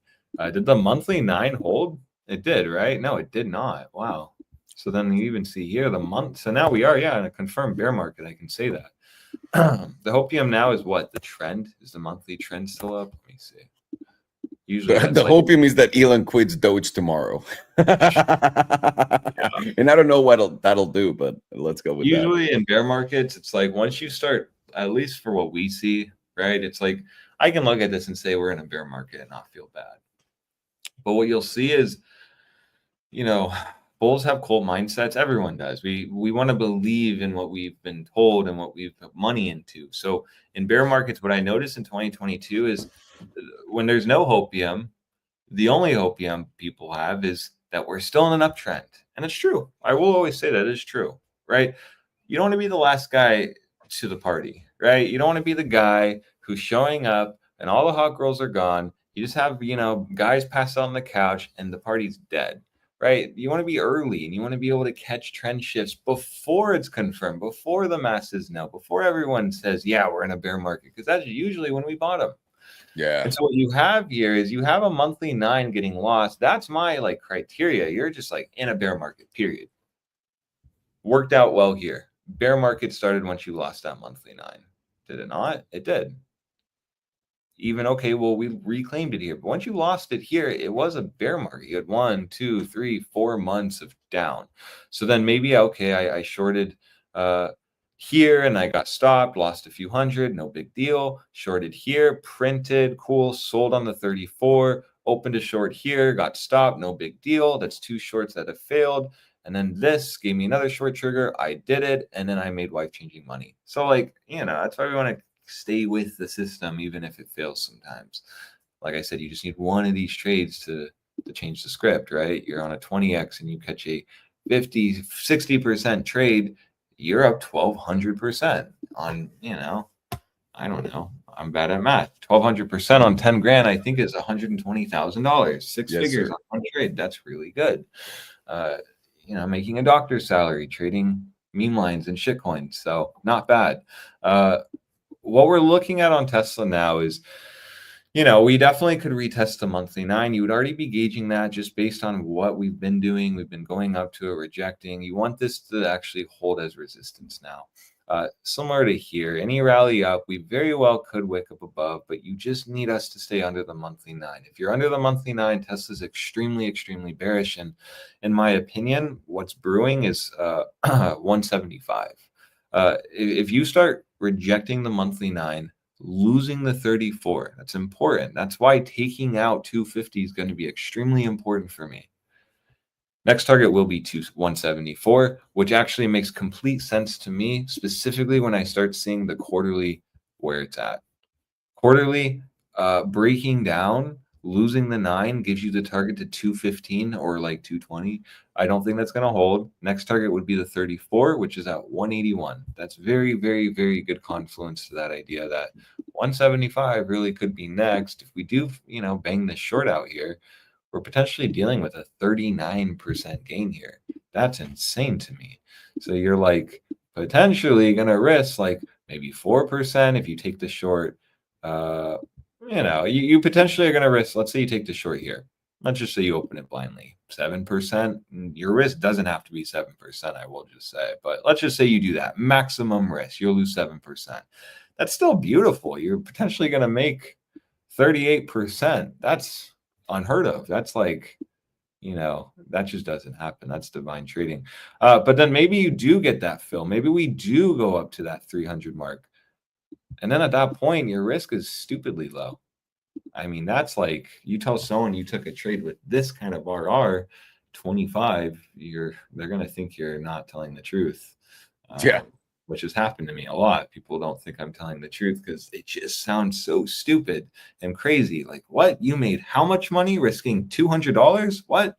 But yeah, that's why we do crypto and not Forex. Yeah, exactly. Because with these trades, you just get beautiful RR sometimes. SAGX. It's very, very rare, though. Very rare you get these kind of RRs, and it's only with the right conditions. And that's why my system really does work more better on the short end, the short side. So that's it. I'm going to get off Tesla. I'm extremely bearish on Tesla. I'm as bearish as I possibly could be on Tesla now. Your only hopium, as I said, and you're going to see this with Bitcoin, when we do start breaking down, we do start going to 60s, what you're going to see is everyone's talking about the monthly trend is up. I promise you that's going to be the next narrative, is the monthly trend. It was in 2022 before we capitulated when the monthly trend changed. But at that point, you were holding on to hopium that everything else was telling you, no, bro, get the hell out of here. We're literally freshly in a trend shift. You don't want to, like I said, be the guy that sees this, understands this, and says, well, monthly trend is still up, so I'm a structural man and I need to play the trend, and then you just like capitulate down to 175, you get out. You could have just de-risked here. So that's my point. That's kind of I've been going on lots of tangents today, but I think today's a good day to do that because it's just kind of like there's a lot of like bullshit today and like a lot of just stupidness I'm seeing. And to me, this is screaming possibly free money. So if there's free money, the Academy will catch it. I'm going to post this right now, actually, while you translate this chart. Perfecto. What I'm going to do is I'm going to just hop into Farhan's meta so that we can just finalize this bullshit. 1 second. Alrighty, let me share my screen.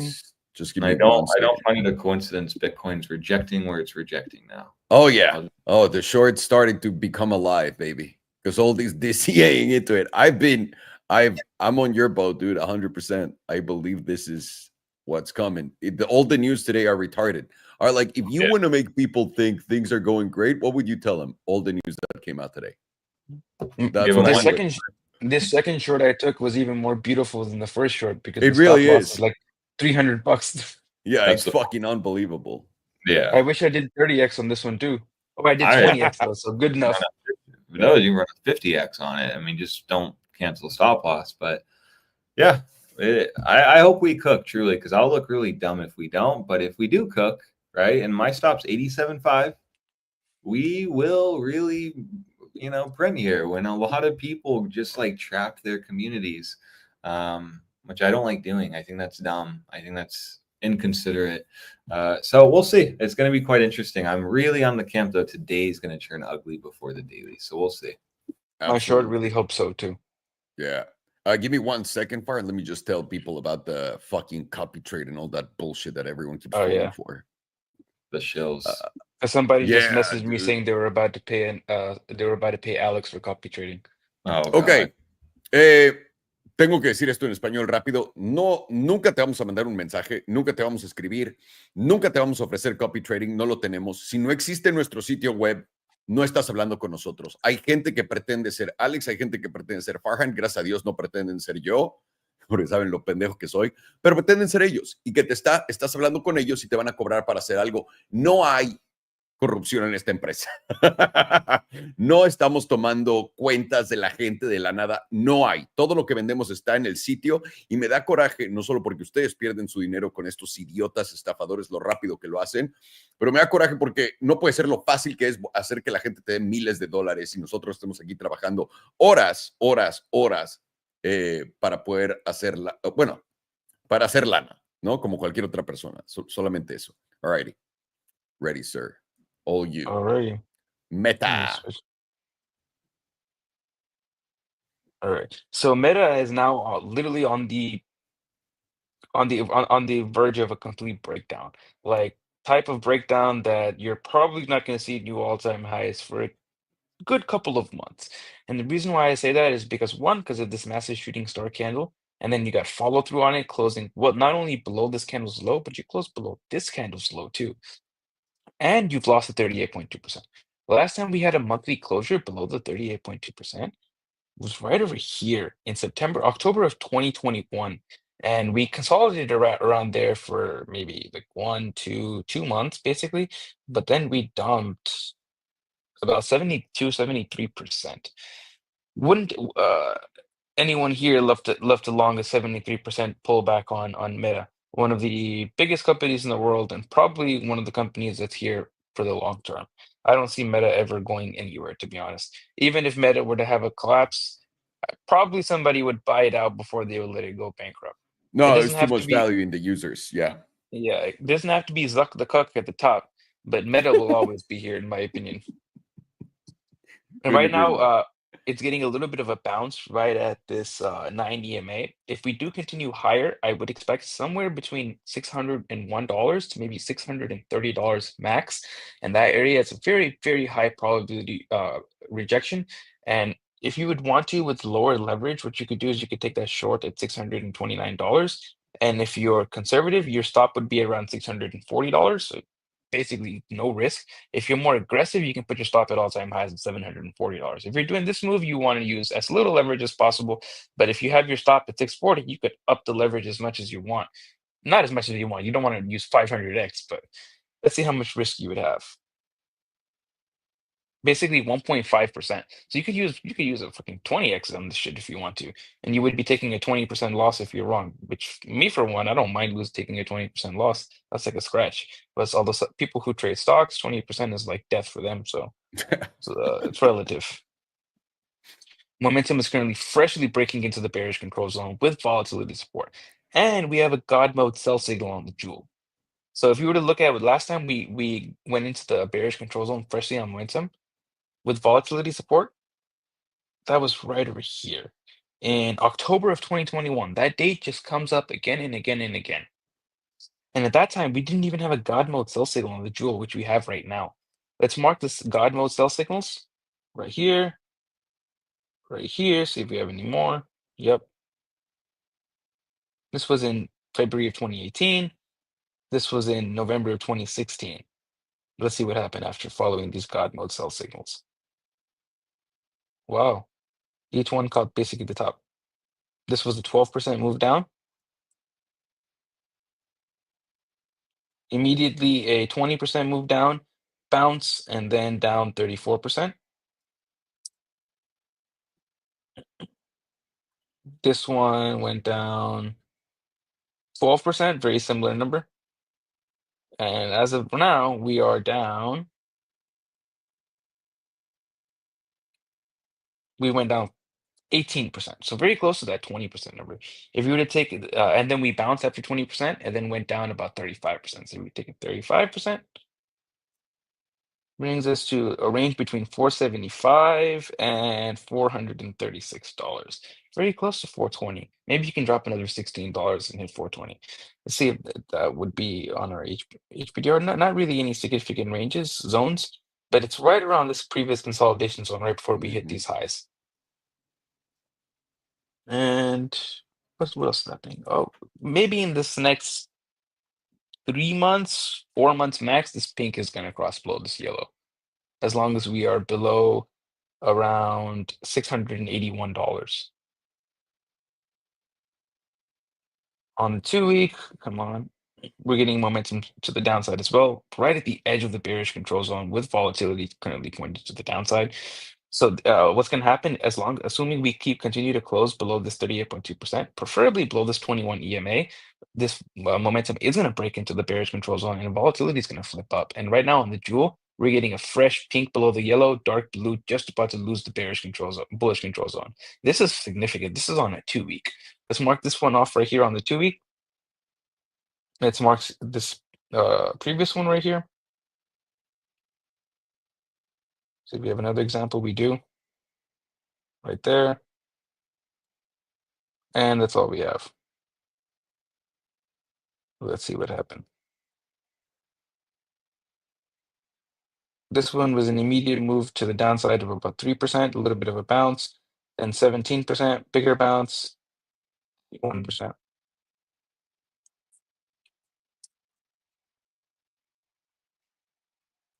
This one got a little bit of, well, first it immediately went down, then it got a little bit of a bounce.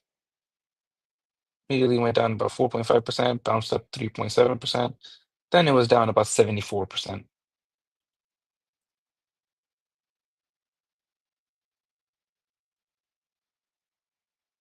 This, as of this moment, down about 18%. So it has filled roughly that 20% move.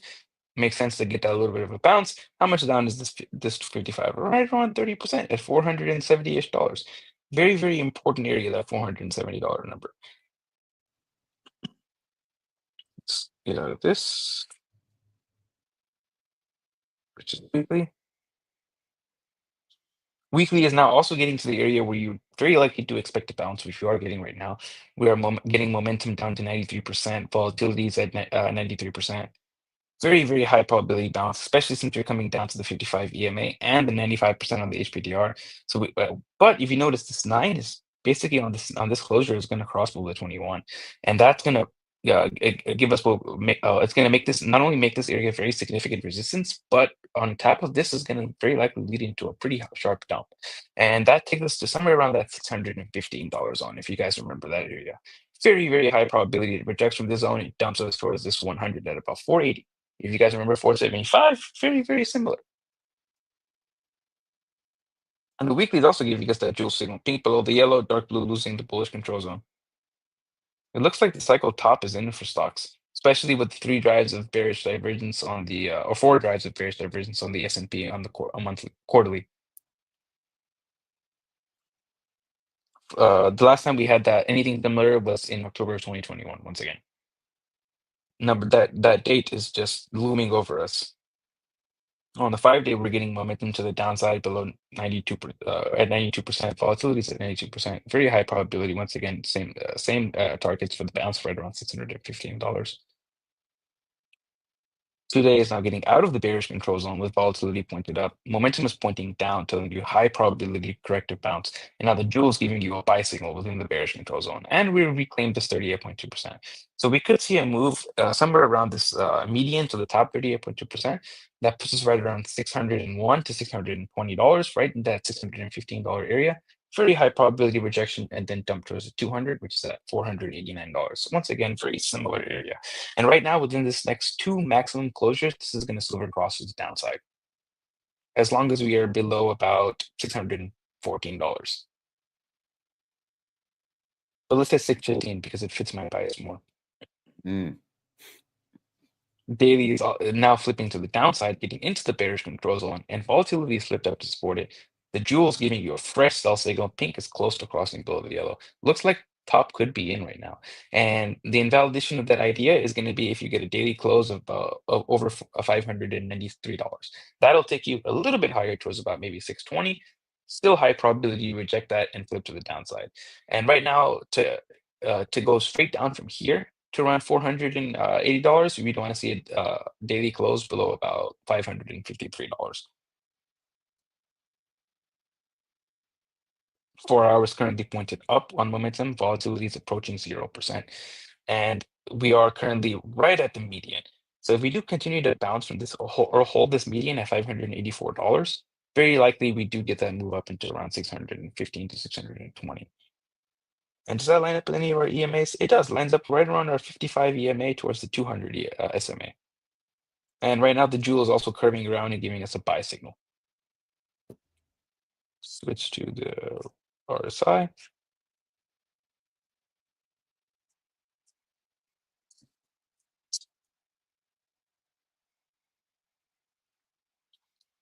You know, it is very interesting. Right around the point where ChatGPT and all these AI started to get as advanced as they are now is when Mark Zuckerberg had his personality change.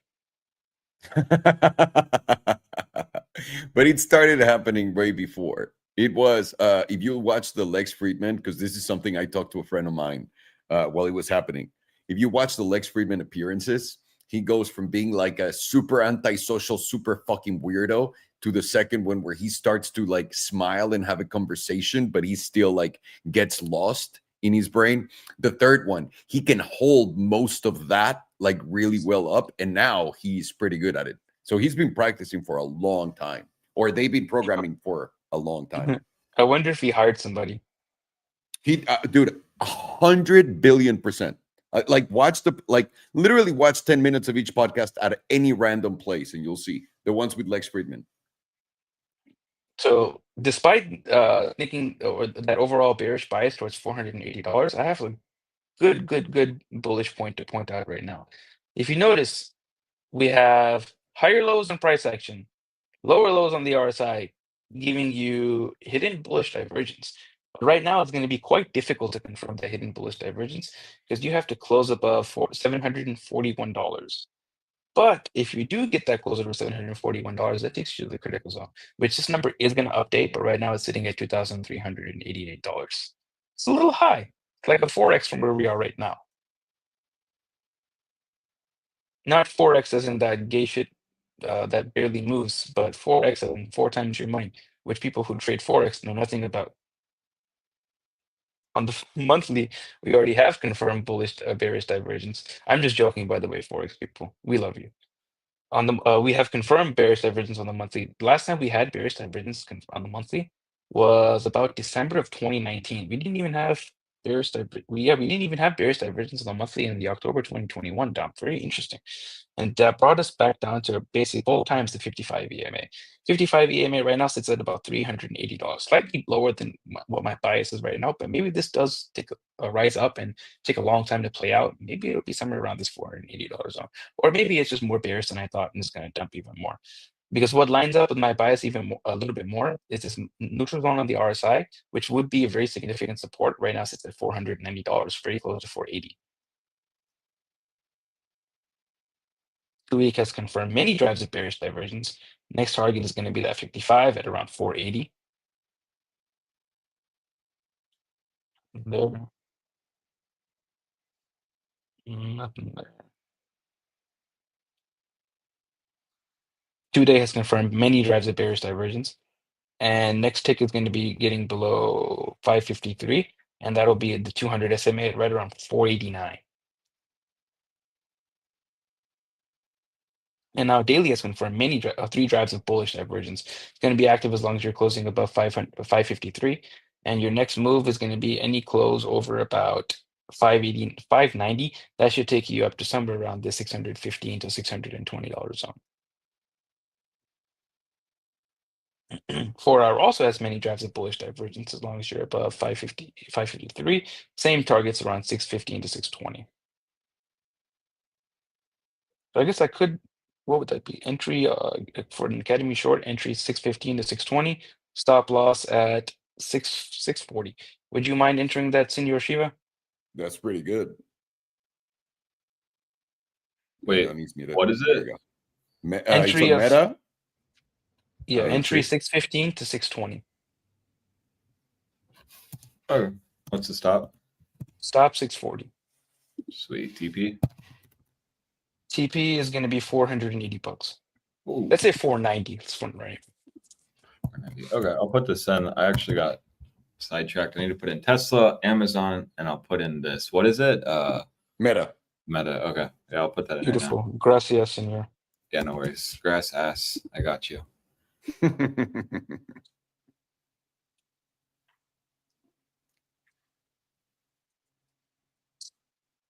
I almost instinctively typed in USDT. Of course. Some more sombering information with that bearish divergence on Meta. Momentum is freshly flipped to the downside on this quarterly, which flipped down on this last close, putting in the mother of all shooting star candles. And we are flipped down as long as you're below $680.50. The last time we freshly flipped down, what do you know? October of 2021, that date once again.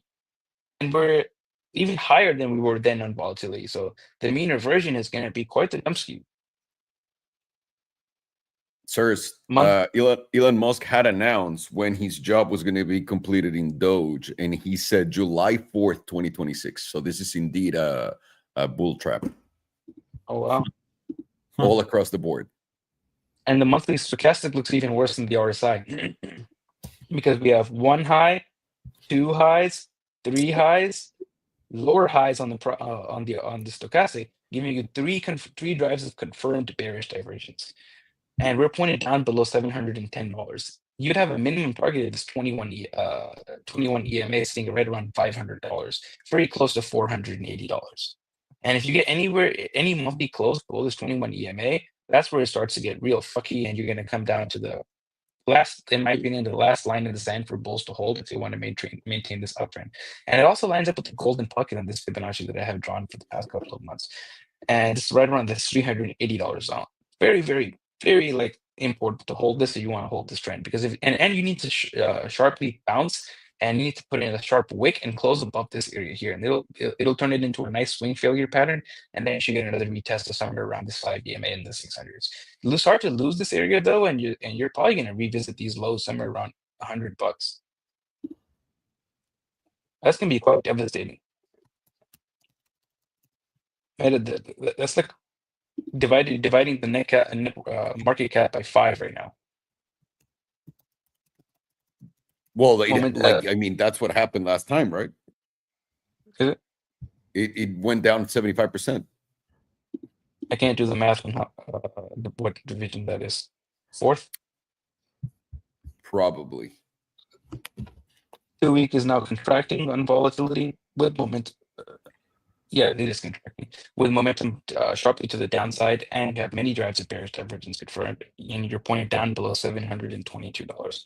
What's likely going to happen though is volatility is going to start expanding once you drop below 553. Weekly is getting volatility expansion with momentum to the downside and a derp of death pointed down below $673. This is the last time we had a derp of death. October 2021. How many? I've lost track of how many times that date has come up now. I wonder why. Every time October 2021 comes up, take a shot. You'll die of alcohol poisoning. I'm gonna try it on the next stream. See where we stand. All right, so then I'm gonna do everything I can to bring up October 2021. On the 5-day, we're also expanding on volatility with the derp of death pointed down below $661.50. 2-day, slightly pointing up with contracting volatility, telling you likely should be looking for a lower high, landing at the 2-day, freshly about to give you that silver cross. Maybe you should see that bounce into the 90 EMA, maybe into the 55, which is about $600 to $615, same area as before. Very likely that takes you to somewhere around the edge of the bearish control zone where the pivot goes up. Daily is now freshly turning down, telling you high probability the lower high is already in, if not somewhere around that $615 zone. And it will flip down, reject getting out of the bearish control zone as long as you close below $604. Come on. Come on. And 4 hours also flip to the upside with contracting volatility, telling you high probability lower high as long as you're below $566. So right now on the high time frames, Meta looks extremely bearish as fuck, especially with this quarterly shooting star candle and quarterly momentum freshly turning to the downside. You're getting signals that you have not gotten since October 2021 on several different time frames, several different setups, multiple different indicators giving you exact same readings as October 2021. You have many drives of bearish divergence on your monthly stochastic. You have 3 drives. You have bearish divergence on your monthly RSI. Everything is telling you you're likely going to go lower. Right now, our lower time frames like before are flipped up on our momentum with contracting volatility, telling you if we see a move up from here, should be somewhere around $605 to $620. Very high probability of rejection. And then from there, I would look for a move into somewhere around $480. Right now, the invalidation for all of this is going to be a monthly close over $640, and then you're probably going to go to new all-time highs. 1 second. Let's see if this works. All right, now we're here. You boys are free to go. I'm gonna also run because it's Belen's birthday tomorrow, so gotta travel. Anything else you guys want to add? See, any last final thoughts? No, I hope you have a good rest of your day. The Academy just posted Amazon, Tesla, and Meta. So watch that. Our boomer shorts that we posted last night filled. Our stop loss is 87.5 on Bitcoin. So let's see how the day closes out. Hope you all have a good rest of your day. Thank you, Alejandro. Thank you. You too. Absolutely. Buenas tardes and hasta luego, muchachos. Buenas tardes. Rápidamente, estábamos viendo antes Tesla. Muy fácil. Tesla somos bajistas. Rápido, un segundito. Quito eso. Tesla somos bajistas hasta que no podamos romper el SMA 200. Y ahora también tenemos un posible escenario donde llegue hasta los 2.99 y ahí podamos invalidar con esta vela en un corto. Entonces tenemos un escenario 1 y un escenario 2 por acá. Se los mandamos. ¿Por qué? Simplemente esto no se ve bien, todo lo que están diciendo, y ahorita acaban de sacar la noticia de que Elon Musk va a renunciar de Doge. La noticia completa es, cuando Elon Musk acabe su trabajo en Doge, se va a salir, y eso es el 4 de julio del 2026. Entonces están pendejeando a la gente en este momento, simplemente es una trampita bonita. Ok, eso es Tesla. Meta. Bajista de madre, bajista, divergencias bajistas, todo bajista. Estás siendo rechazado por tu promedio del 9 y el 5, y acá tienes tu SMA 200. pusimos un corto ahorita para ustedes en la academia. Este fue un alto más bajo. Vamos a formar un alto más bajo y de ahí vamos a dar continuación a la baja y tenemos más o menos por esta área el take profit. Así que pongan muchísima atención. Perdón que me tenga que ir tan rápido. Es cumpleaños de mi mujer y nos vamos a ir no de vacaciones. Bueno, sí, más o menos de vacaciones, pero los vamos a ver mañana todos ustedes para nuestra clase en el E-Trading Academy. Aquí 7 de la mañana hora de Los Ángeles, 8, 9 hora de la ciudad de... No sé qué hora sea en la Ciudad de México. Si ahorita son las 11 aquí, piensa, son las 11 acá. Entonces a las 7 mañana de acá los voy a ver en la clase exclusiva para todos los miembros del E-Trading Academy. Gracias por todo, pórtense bien, nos vemos pronto.